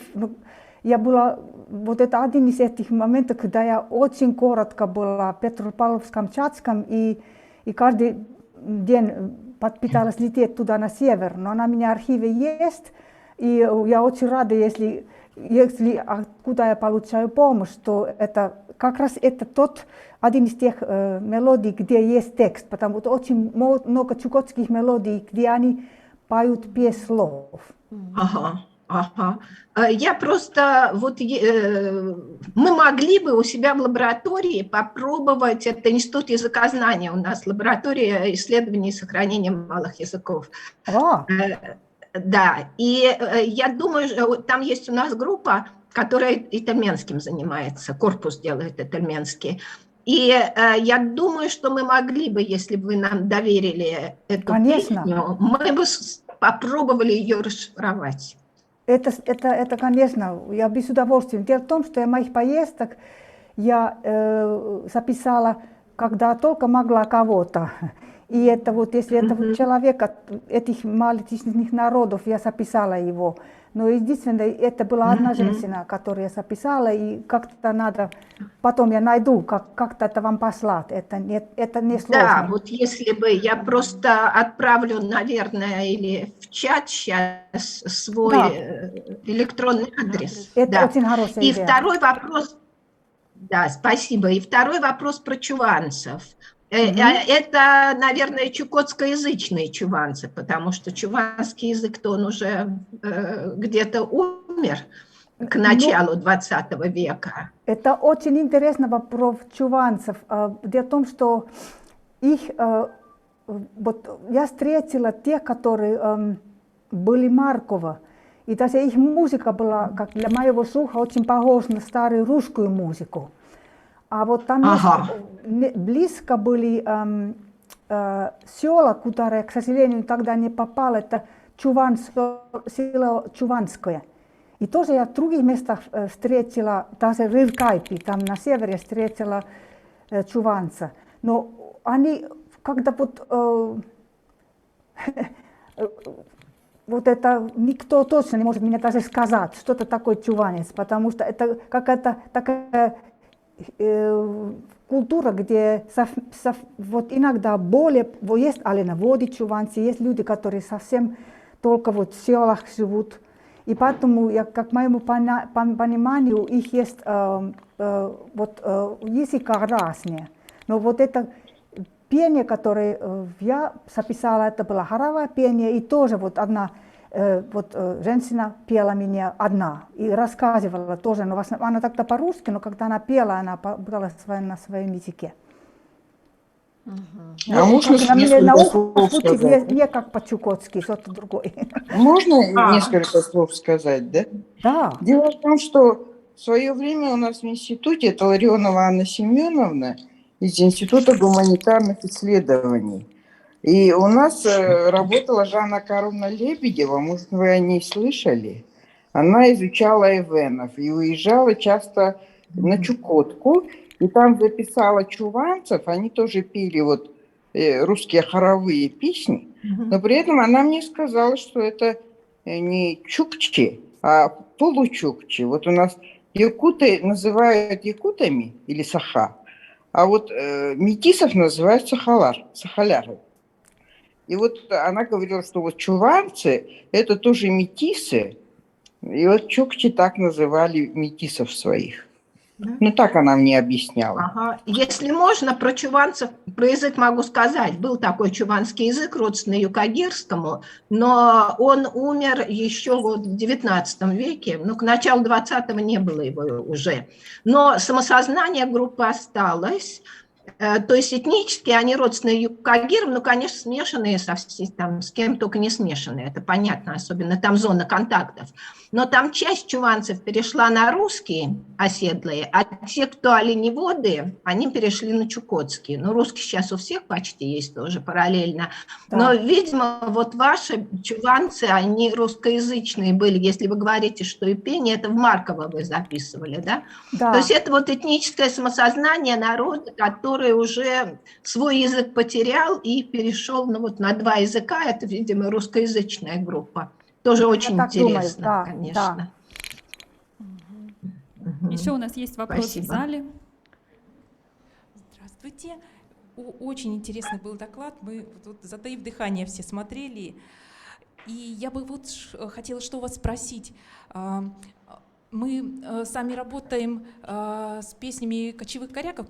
Кочевые коряки нередко сами себя называют чукчами, потому что чувен как раз чукча слово само как бы производное от чевчувента. И вот какой вопрос. Вот эти песни, они очень сложны для нотации. Насколько вот я вижу по работе музыковеда, вот Екатерины Тирон, я бы хотела спросить, а у вас есть опыт нотации этих песен? И вот можно ли познакомиться, чтобы был аудиообразец и вот приложен опыт нотации? Нам бы очень помогли такие вот образцы. Это мне вопрос, да? Да. Да. Вот это очень, очень важный и интересный вопрос. Дело в том, что вопрос нотации, конечно, это сложно. Вот можно, всякие есть методы и так далее. Я очень много как читала, не очень много, но пыталась читать, что вот России сделали, как делали нотирование и так далее. Но, как вы сказали, это всегда... Вот у меня такая теория, или можно сказать, что, допустим, мы считаем, что западноевропейская музыка очень легко читать нотами. Это не того, что легко или не легко, просто у нас есть мы можем это читать, это как будто мы знаем этот язык. И поэтому эти черные там точки и так далее мы умеем читать, потому что мы знаем этот стиль, это на нашем слухе. И поэтому эта нотация, вот не важно, сколько она точная, все равно, если человек не слышит эту музыку, это ничего не говорит. Поэтому у меня такой план, когда вот в моем диссертации, что я делаю его так, что есть, допустим, какой-то экземпляр, нотирование, я обязательно туда включу тоже вот эту звуковую запись. И тогда это легко будет понять, потому что это нотация все равно, я считаю, это моя интерпретация этой музыки. Я уверена, что кто-то другой это запишет по-другому. Допустим, не только мелодические там интервалы, это тоже ритмическим основе, потому что ритм совершенно по-другому, ну, вы все сами знаете, но это меня удивление, как пульсация идет, а не как какой-то там ритм, который все время идет. Вот его можно разделить на куски. Это не такой ритм, он более речевой ритм, как речь. И поэтому тоже вот нотация это всегда приблизительно, но это только немножко помогает, что показывает в этом месте и этом месте.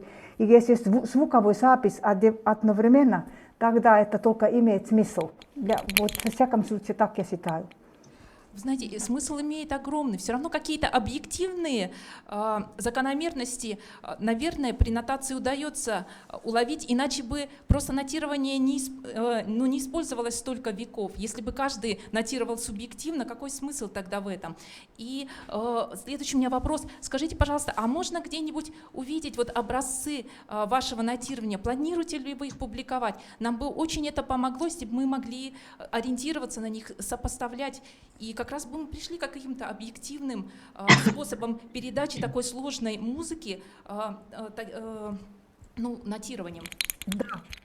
Спасибо, да, это как раз вот, это вот мой план, моей диссертации, но не только там диссертации, там это поскольку это такая художественная диссертация, там я не успеваю это все сделать, но это я не остановлюсь в этом, а я хочу дальше продолжать это дело и как раз пускать такой сайт или книга, не важно как, но такой, где можно включать именно аудио, что вот мои анализы и вот эти вот нотации. Но я пока что это компромисс такой, что я все равно самый легкий вариант использовать именно вот эту нотацию 5 строков, которыми привыкли смотреть, потому что можно разные способы, но тогда надо выучить этот способ. Это все-таки универсальный. Мы все музыканты его привыкли смотреть, и там можно делать, как вот у вас очень многие интересные статьи, там, допустим, Екатерина Кондратьева и так далее, которые расскажут, как они видят, как они маркируют. Тоже вот я вот как Наталья Манчева, ваши тоже записи. Вот это все можно объяснить визуально. И у меня действительно есть план. Но это пока вот в этом году еще не выходит. Я надеюсь, что я начинаю это делать уже, в смысле выпускать уже в следующем году. Так, еще высказывание.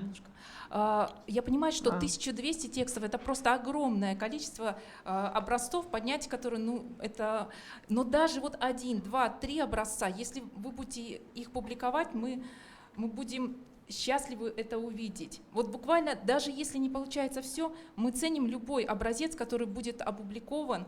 Поэтому если у вас в планах есть публикация статей, мы будем очень их ждать и будем на связи. Вот. И я еще хотела другой немножко вопрос задать, касающийся языка. Тексты песен чрезвычайно сложны для расшифровки, просто чрезвычайно, и для перевода. Скажите, пожалуйста, с кем вы их переводите? Какие студенты вам помогают? Вот тут, вот в основном, поскольку моя вот концентрация, вот чего я учусь, это в основном именно чукотские мелодии. В Анадыре у меня есть много знакомых друзей, которые двухязычные. И тоже вот люди, которые занимаются, понимают по музыке.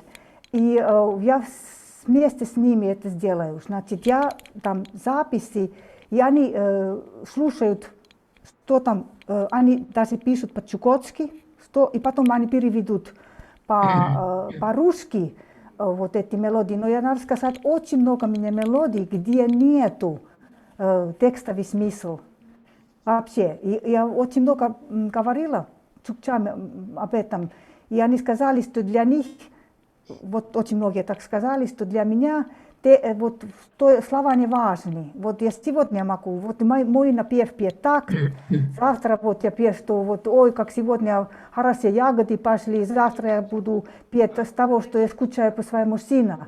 И мелодический мотив тот же самый.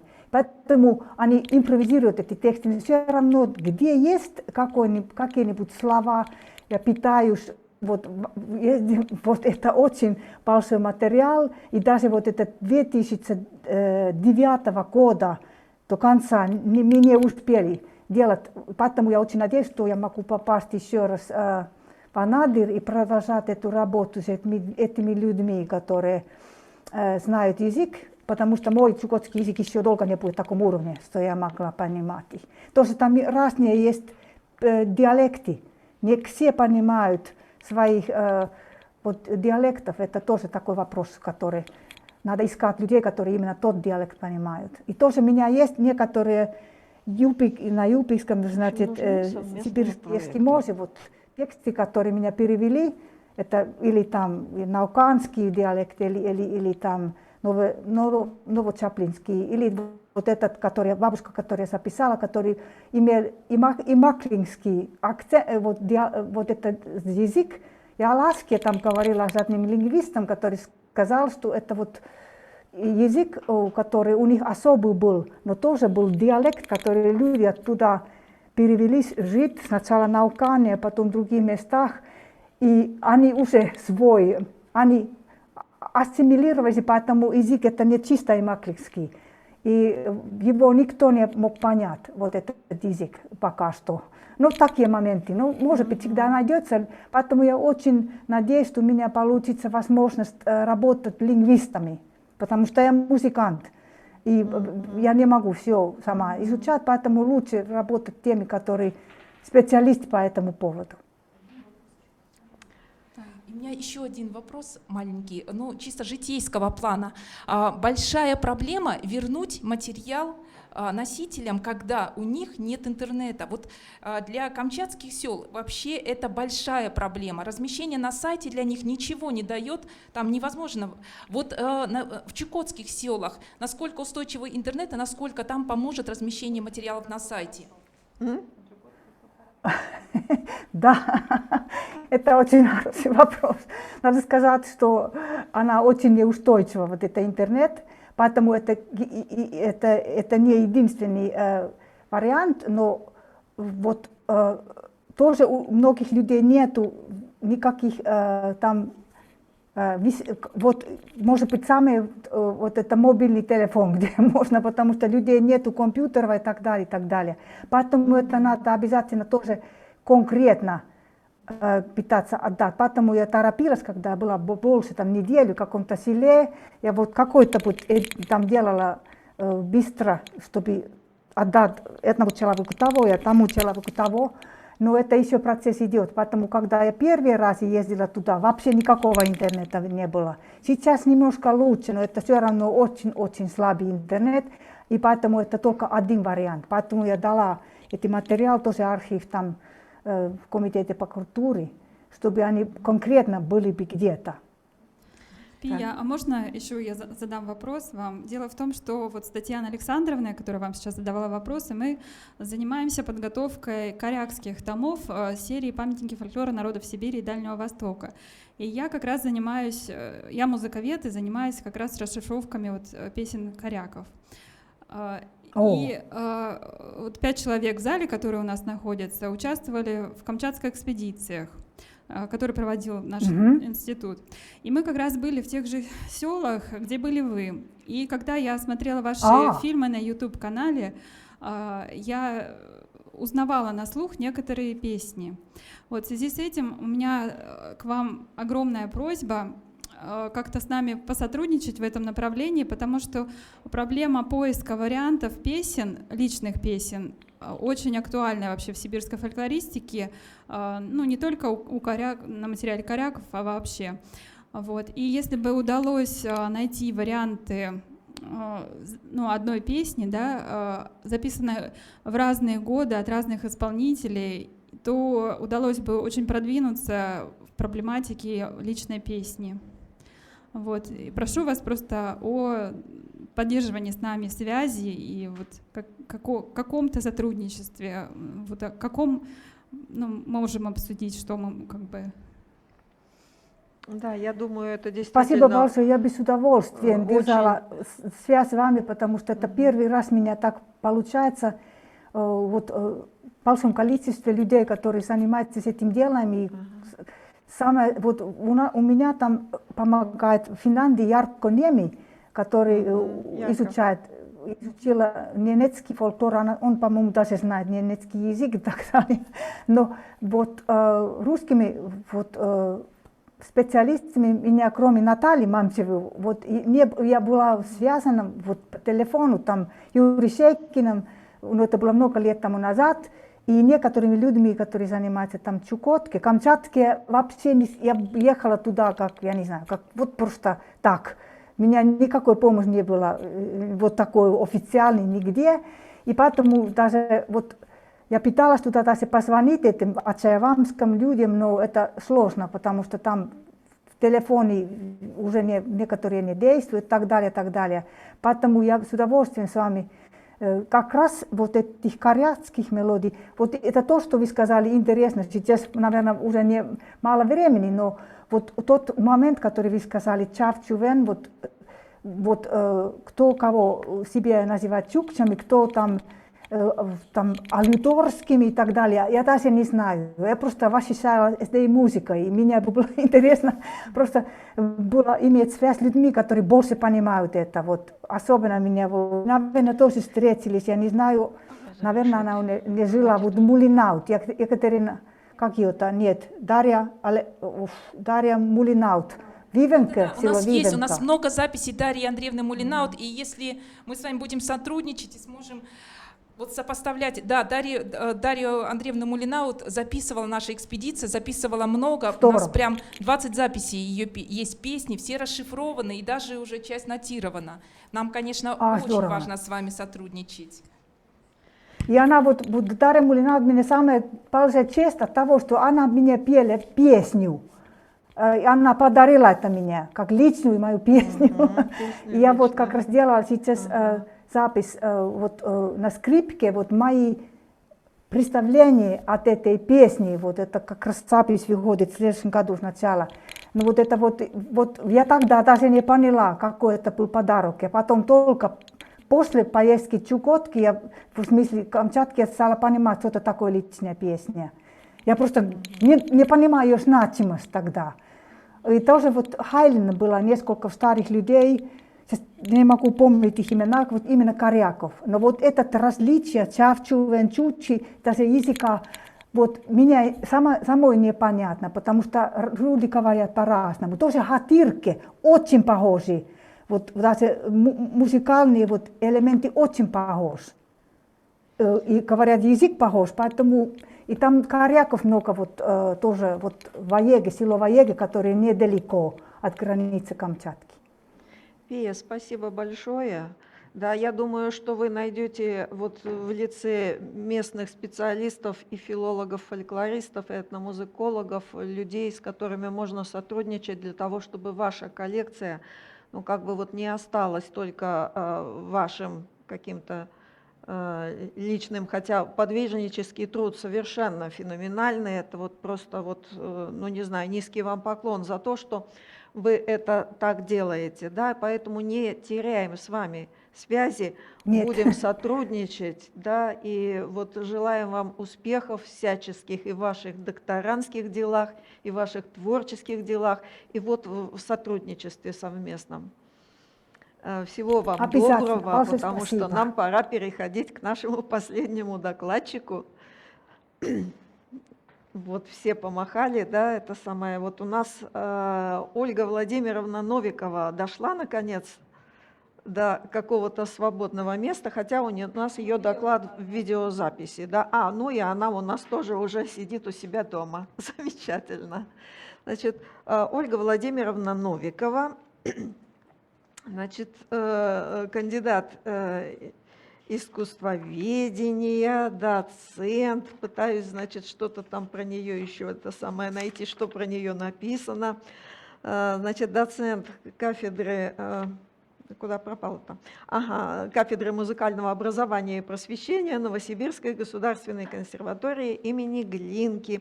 У нас очень знаменательное, значит, сейчас будет выступление, потому что Ольга Владимировна расскажет о концепции музыковедческой статьи к бурятскому эпическому тому серии «Памятники фольклора народов Сибири и Дальнего Востока». Вот у нас хоть кто-то точно по серийным материалам выступит. Слушаем. Уважаемые коллеги, в настоящее время в серии «Памятники фольклора народов Сибири и Дальнего Востока» готовится к изданию бурятский эпический том, в который войдут улигеры западно-бурятского сказителя Буры Барнакова. За музыковедческую часть тома отвечаю я. И сегодня я хотела бы представить вашему вниманию концепцию музыковедческой статьи к тому и поделиться своими размышлениями, какого рода информацию эта статья может содержать, с учетом широкого адресата и научного статуса издания. Буду признательна за обсуждение и рекомендации. Думаю, что том станет значительным продвижением вперед, в том числе в эдиции и изучении музыки бурятского эпоса. Это обусловлено уже тем, что один из улигеров, Тахане Гансат Улен, включающий около 2000 стихотворных строк, удалось нотировать от начала до конца, и нотировка полного сказания будет издана впервые. До сих пор опубликованы лишь 6 фрагментов ихирит-булагатского эпоса. Вы видите их на экране. Самый протяженный из них – 82 строки. Публикаций по музыке бурятского эпоса также крайне мало, и вы видите их внизу слайда. В последние годы в связи с работой по тому изучением музыки бурятского эпоса занималась и я. Результаты отразились в нескольких публикациях, основной предмет которых – сказания Буры Барнакова Тахане Гансат Улен. Изучение целостной музыкально-поэтической композиции сказания, зафиксированной в виде нотного текста, изменило наше представление о музыке эпоса. В первую очередь это касается фонда эпических напевов Улигершина, сходств и различий между разными сказаниями. Например, была опровергнута первоначальная установка, что при интонационной близости всех улигеров Буры Барнакова у каждого из них своя индивидуальная мелодия. Расшифровка целостного сказания позволяет увидеть полное или частичное соответствие мелодики Тахане Гансат Улен имеющимся нотировкам других улигеров, записанных от Буры Барнакова. Вы видите некоторые параллели на слайде. Еще одним достижением, которое стало возможным лишь на основе музыкального анализа всей композиции улигера, стало представление о процессуальном характере становления в нем лада и мелодики. Суммарный ладозвукоряд напева сказания со, ля, си бемоль, до, ре, ми бемоль формируется постепенно.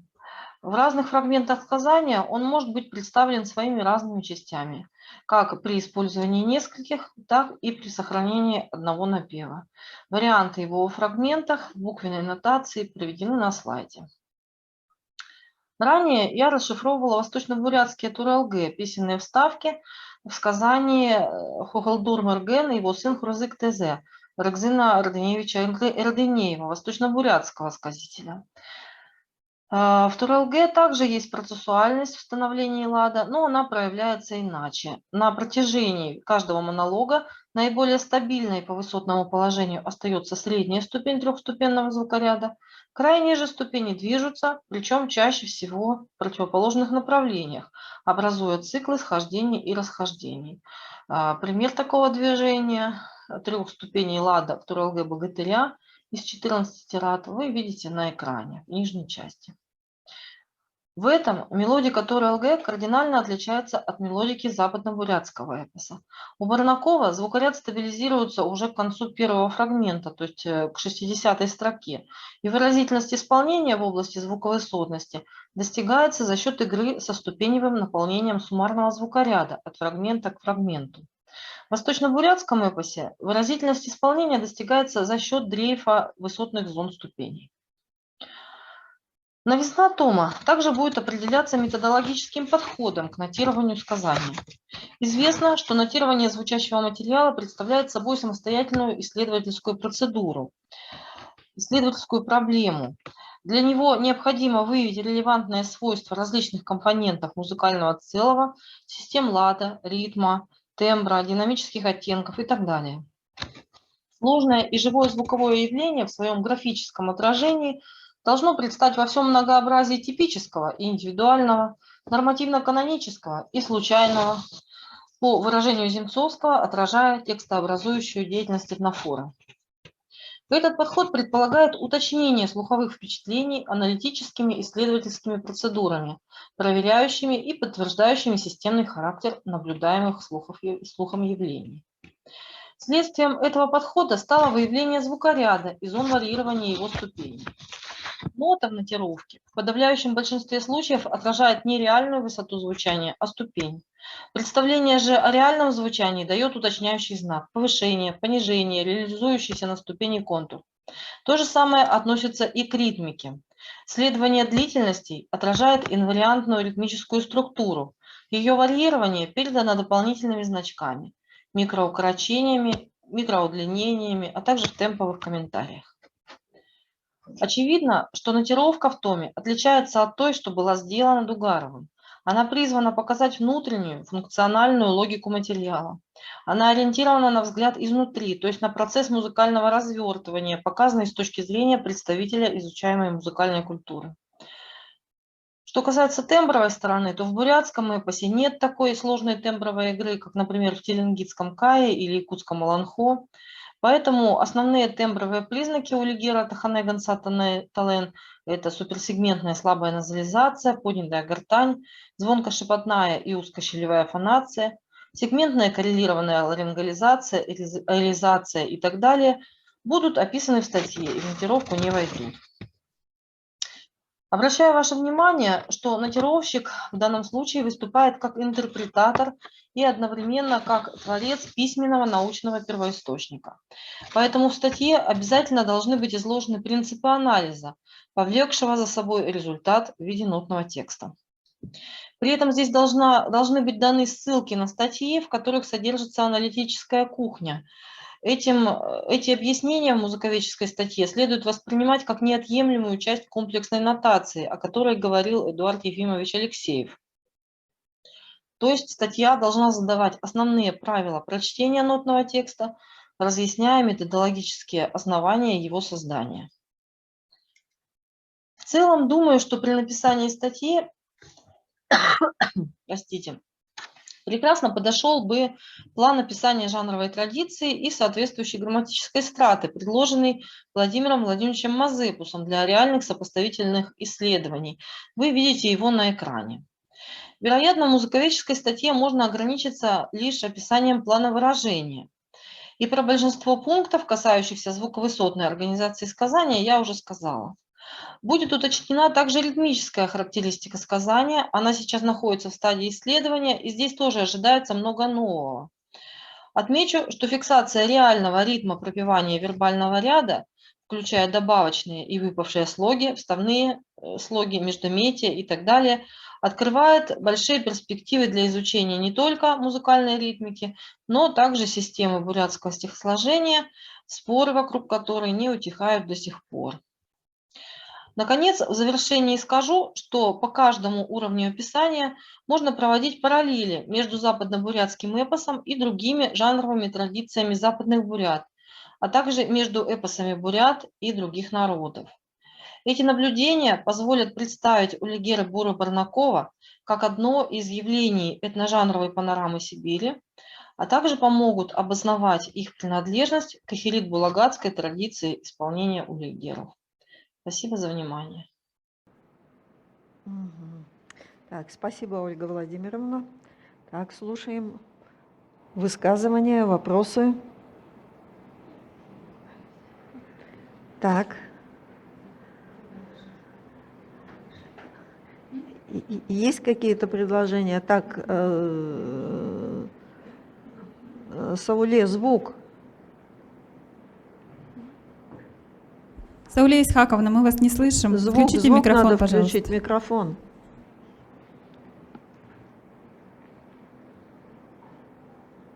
Слышите, да? Вот, сейчас слышим. Спасибо большое. Ну вот, я не знаю, у меня он включен. Я сразу его включила. Спасибо большое вам за интересное сообщение, за интересный доклад и подготовку такого сборника по вот бурятскому, значит, эпосу. Я просто хотела, знаете, спросить у вас, ну и так вы детально все рассмотрели, вот интересно. А сам этот сборник, он будет как-то, к нему диск какой-то или какие-то записи будут, предполагаются или нет? Или это будут только текстовые такие варианты? Спасибо. Речь идет, спасибо за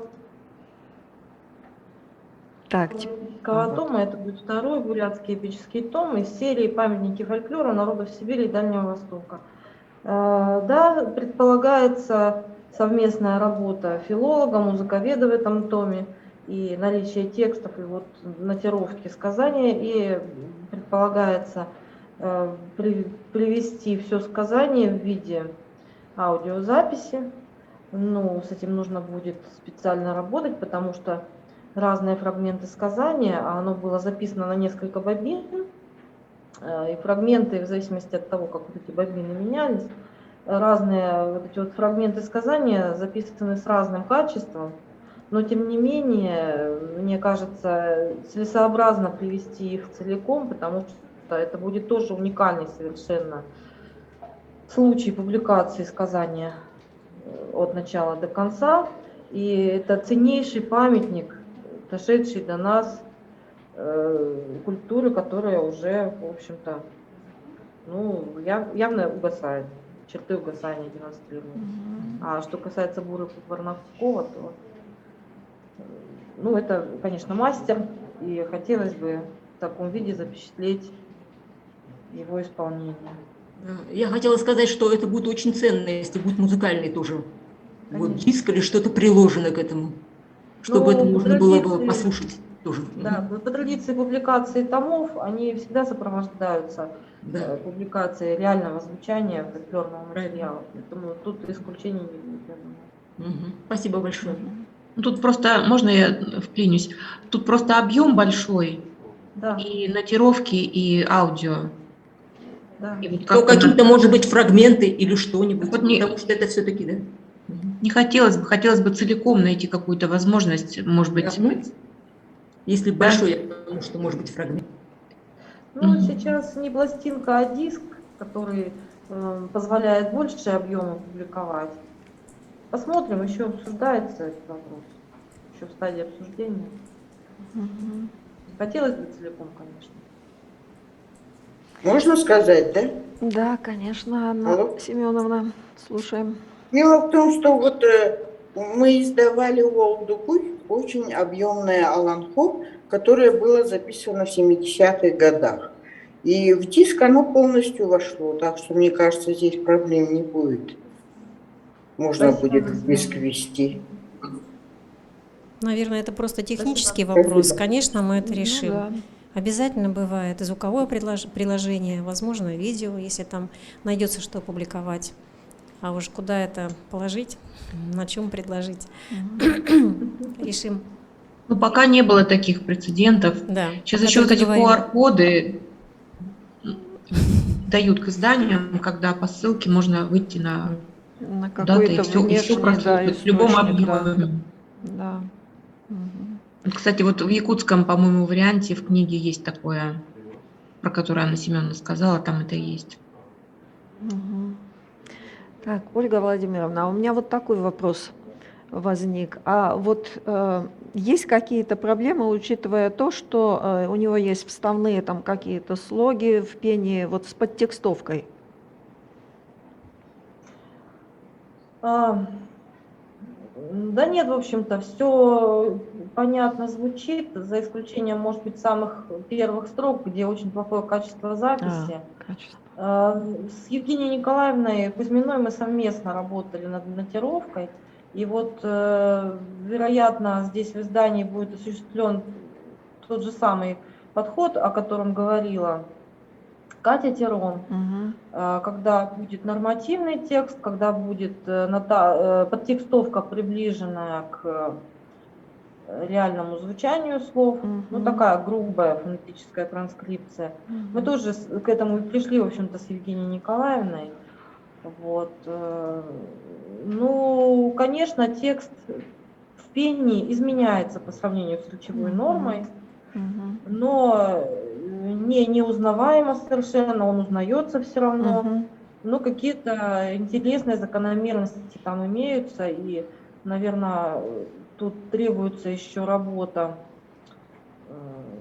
фонетиста, который бы увидел какие-то закономерности, лингвиста, который бы увидел какие-то закономерности регулярного изменения фонетики при пении.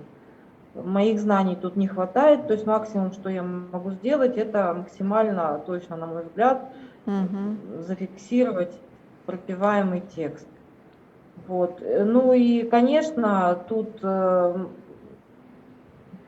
наличие полной аудиозаписи сказания в приложении к тому было бы бесценным, потому что это одно из направлений будущих исследований, вот, смотреть за развитием, за изменением текста в пении.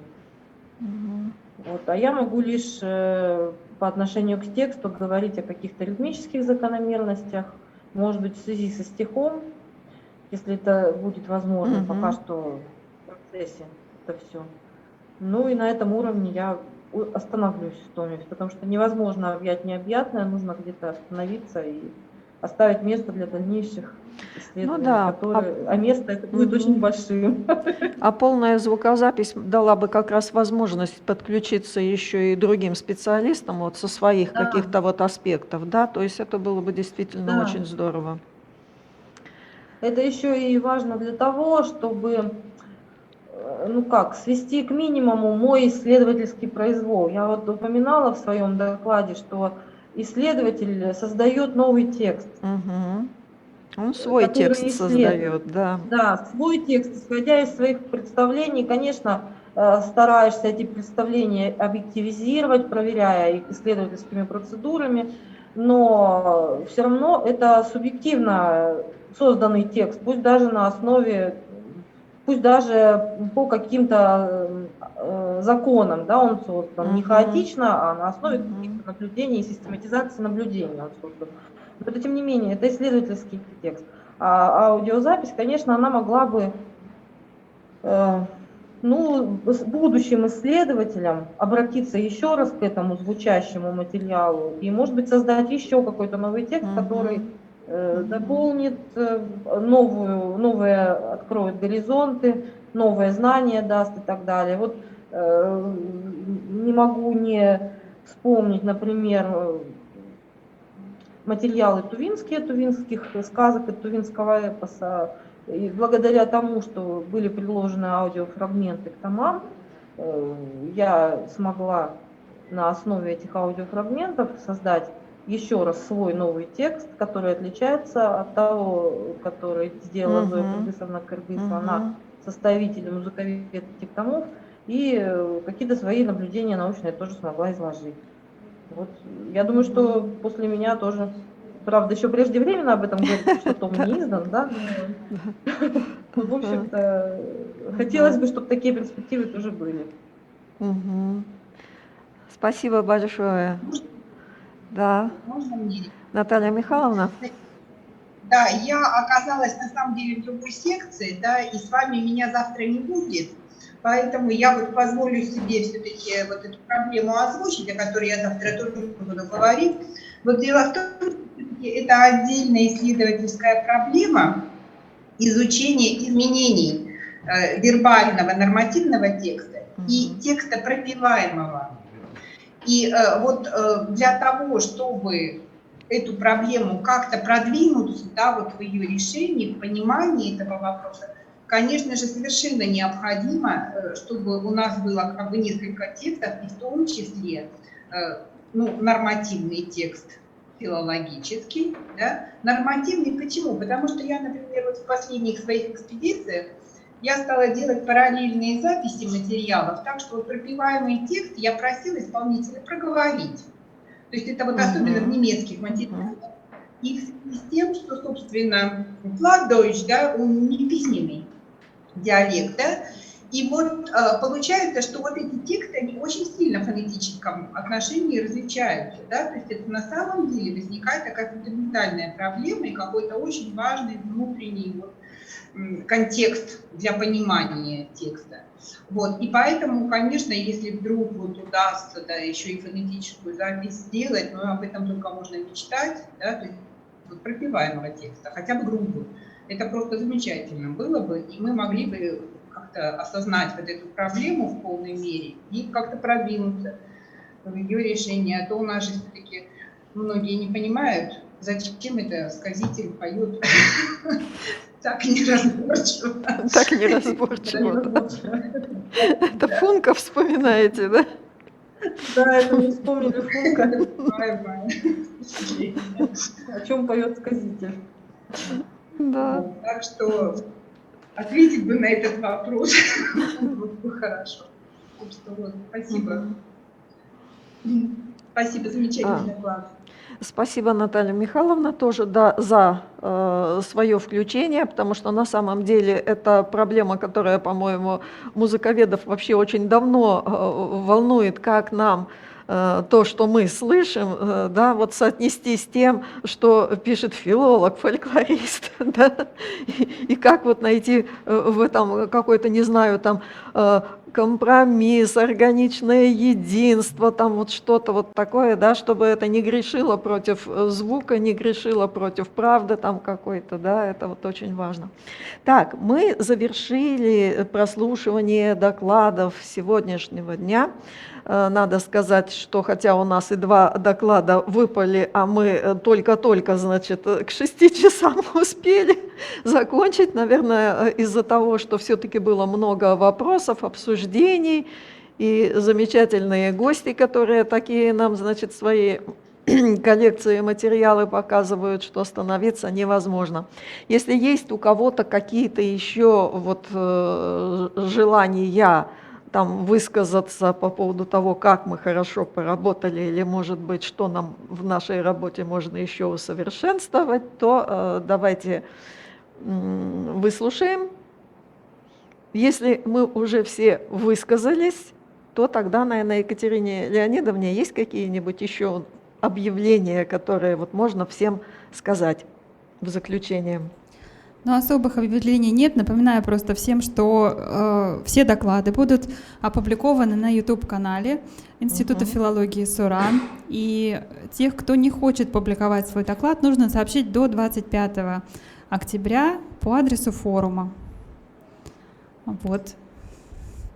Скажите, пожалуйста, да. Екатерина, скажите, пожалуйста, а вот публикации же будут, да, в смысле в электронном виде? Сборник тезиса прямо сейчас выкладывают на сайте. Я думаю, что утром мы об этом объявим официально. И по ссылке можно перейти. Ссылка есть в программе в разделе «Стендовые доклады». Вот когда она заработает, значит, что сборник наш появился на сайте. Хорошо, спасибо. Ну, а он будет в печатном виде? Печатный вариант у нас будет, но он будет небольшим тиражом. И получить сборники авторам можно либо в Институте филологии, либо курьерской отправкой за ваш счет. Понятно. Ну что, мы завершаем нашу работу. Я благодарю всех докладчиков, благодарю всех принимавших участие в работе тем, что высказывали свои мнения, задавали вопросы, вот, обсуждали. Это все очень здорово. У нас достаточно такое хорошее присутствие нас на сайте, то есть наше такое сообщество есть, и мне показалось, что это вот очень здорово. Такую работу проводить, может быть, не только раз в 4 года или 5 лет, а все-таки действительно некоторые, не знаю, в каком-то некотором, с некоторой периодичностью, да, все-таки более частой, может быть, устраивать не по такому глобальному кругу тем, глобальному кругу проблем, аспектов, да, может быть, выбирать некоторые более узкие проблемы, интересующие всех, и вот делать такой вот сбор желающих принять участие в том, чтобы вот кому-то дать возможность подготовить 2, например, сообщения по такой теме, а всем остальным, чтобы они могли принять участие в обсуждении.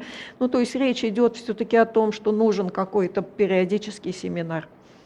Вот что-то такое вот необходимо, потому что смотрите, как мы радостно вообще так друг на друга смотрим. Да, и не хотелось бы эти связи, вот, чтобы они у нас разрывались. Мне вот кажется, знаете, Наталья Владимировна, я дополню. Например, такая сквозная тема тут вот звучит, да, неоднократно, это проблема нотировки. Конечно. Потому что тут спектр мнений от полной ее ненужности до, ну, такого ее поднимания, так сказать, на щит и так далее, и способы, и варианты, и типы, и виды этих нотировок. И, в общем, здесь есть о чем поговорить. У меня, например, в моем личном опыте это такой очень живой процесс, это идет постоянное развитие, и я бы, например, хотела поделиться своими там последними находками в этом плане, и я думаю, что, ну, вот это один из тех вопросов, которые мы просто должны обсуждать.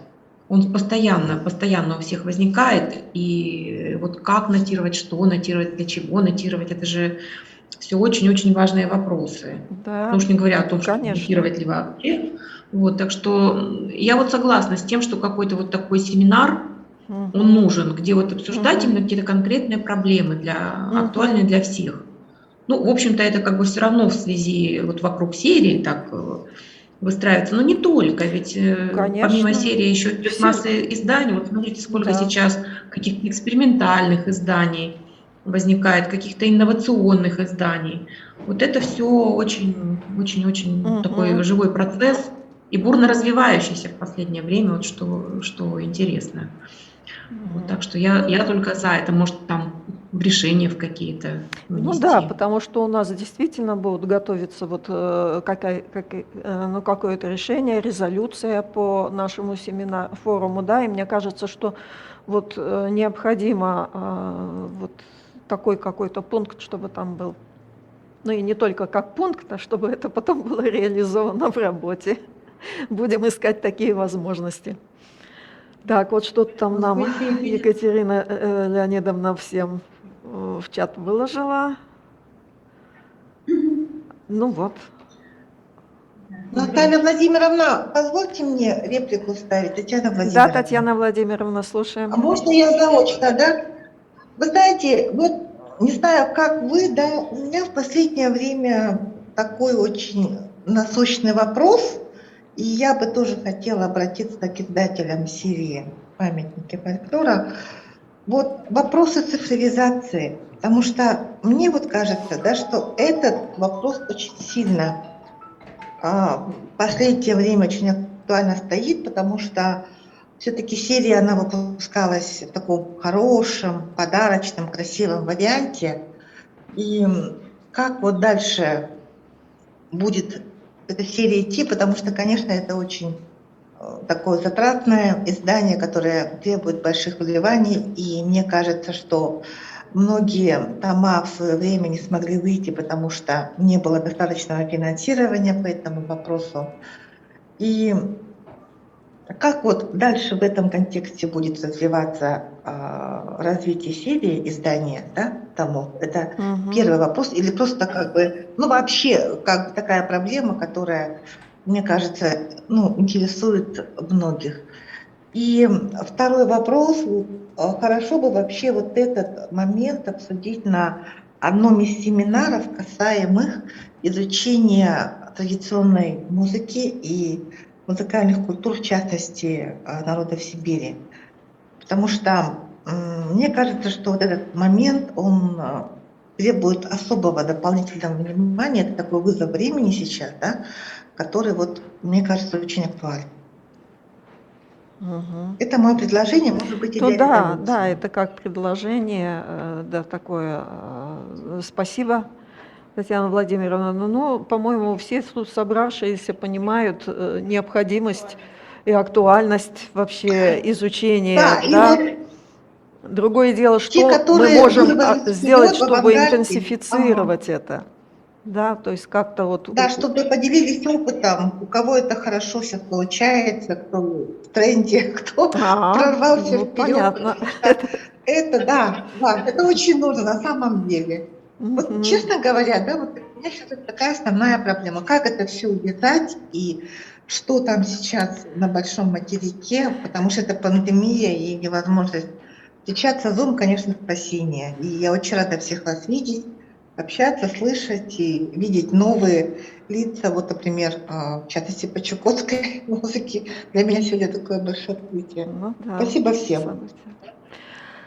Ну что, спасибо всем участникам. Я думаю, что мы завершаем нашу работу. Все друг другу помашем рукой и до завтрашнего утра, то есть завтра мы работу продолжаем.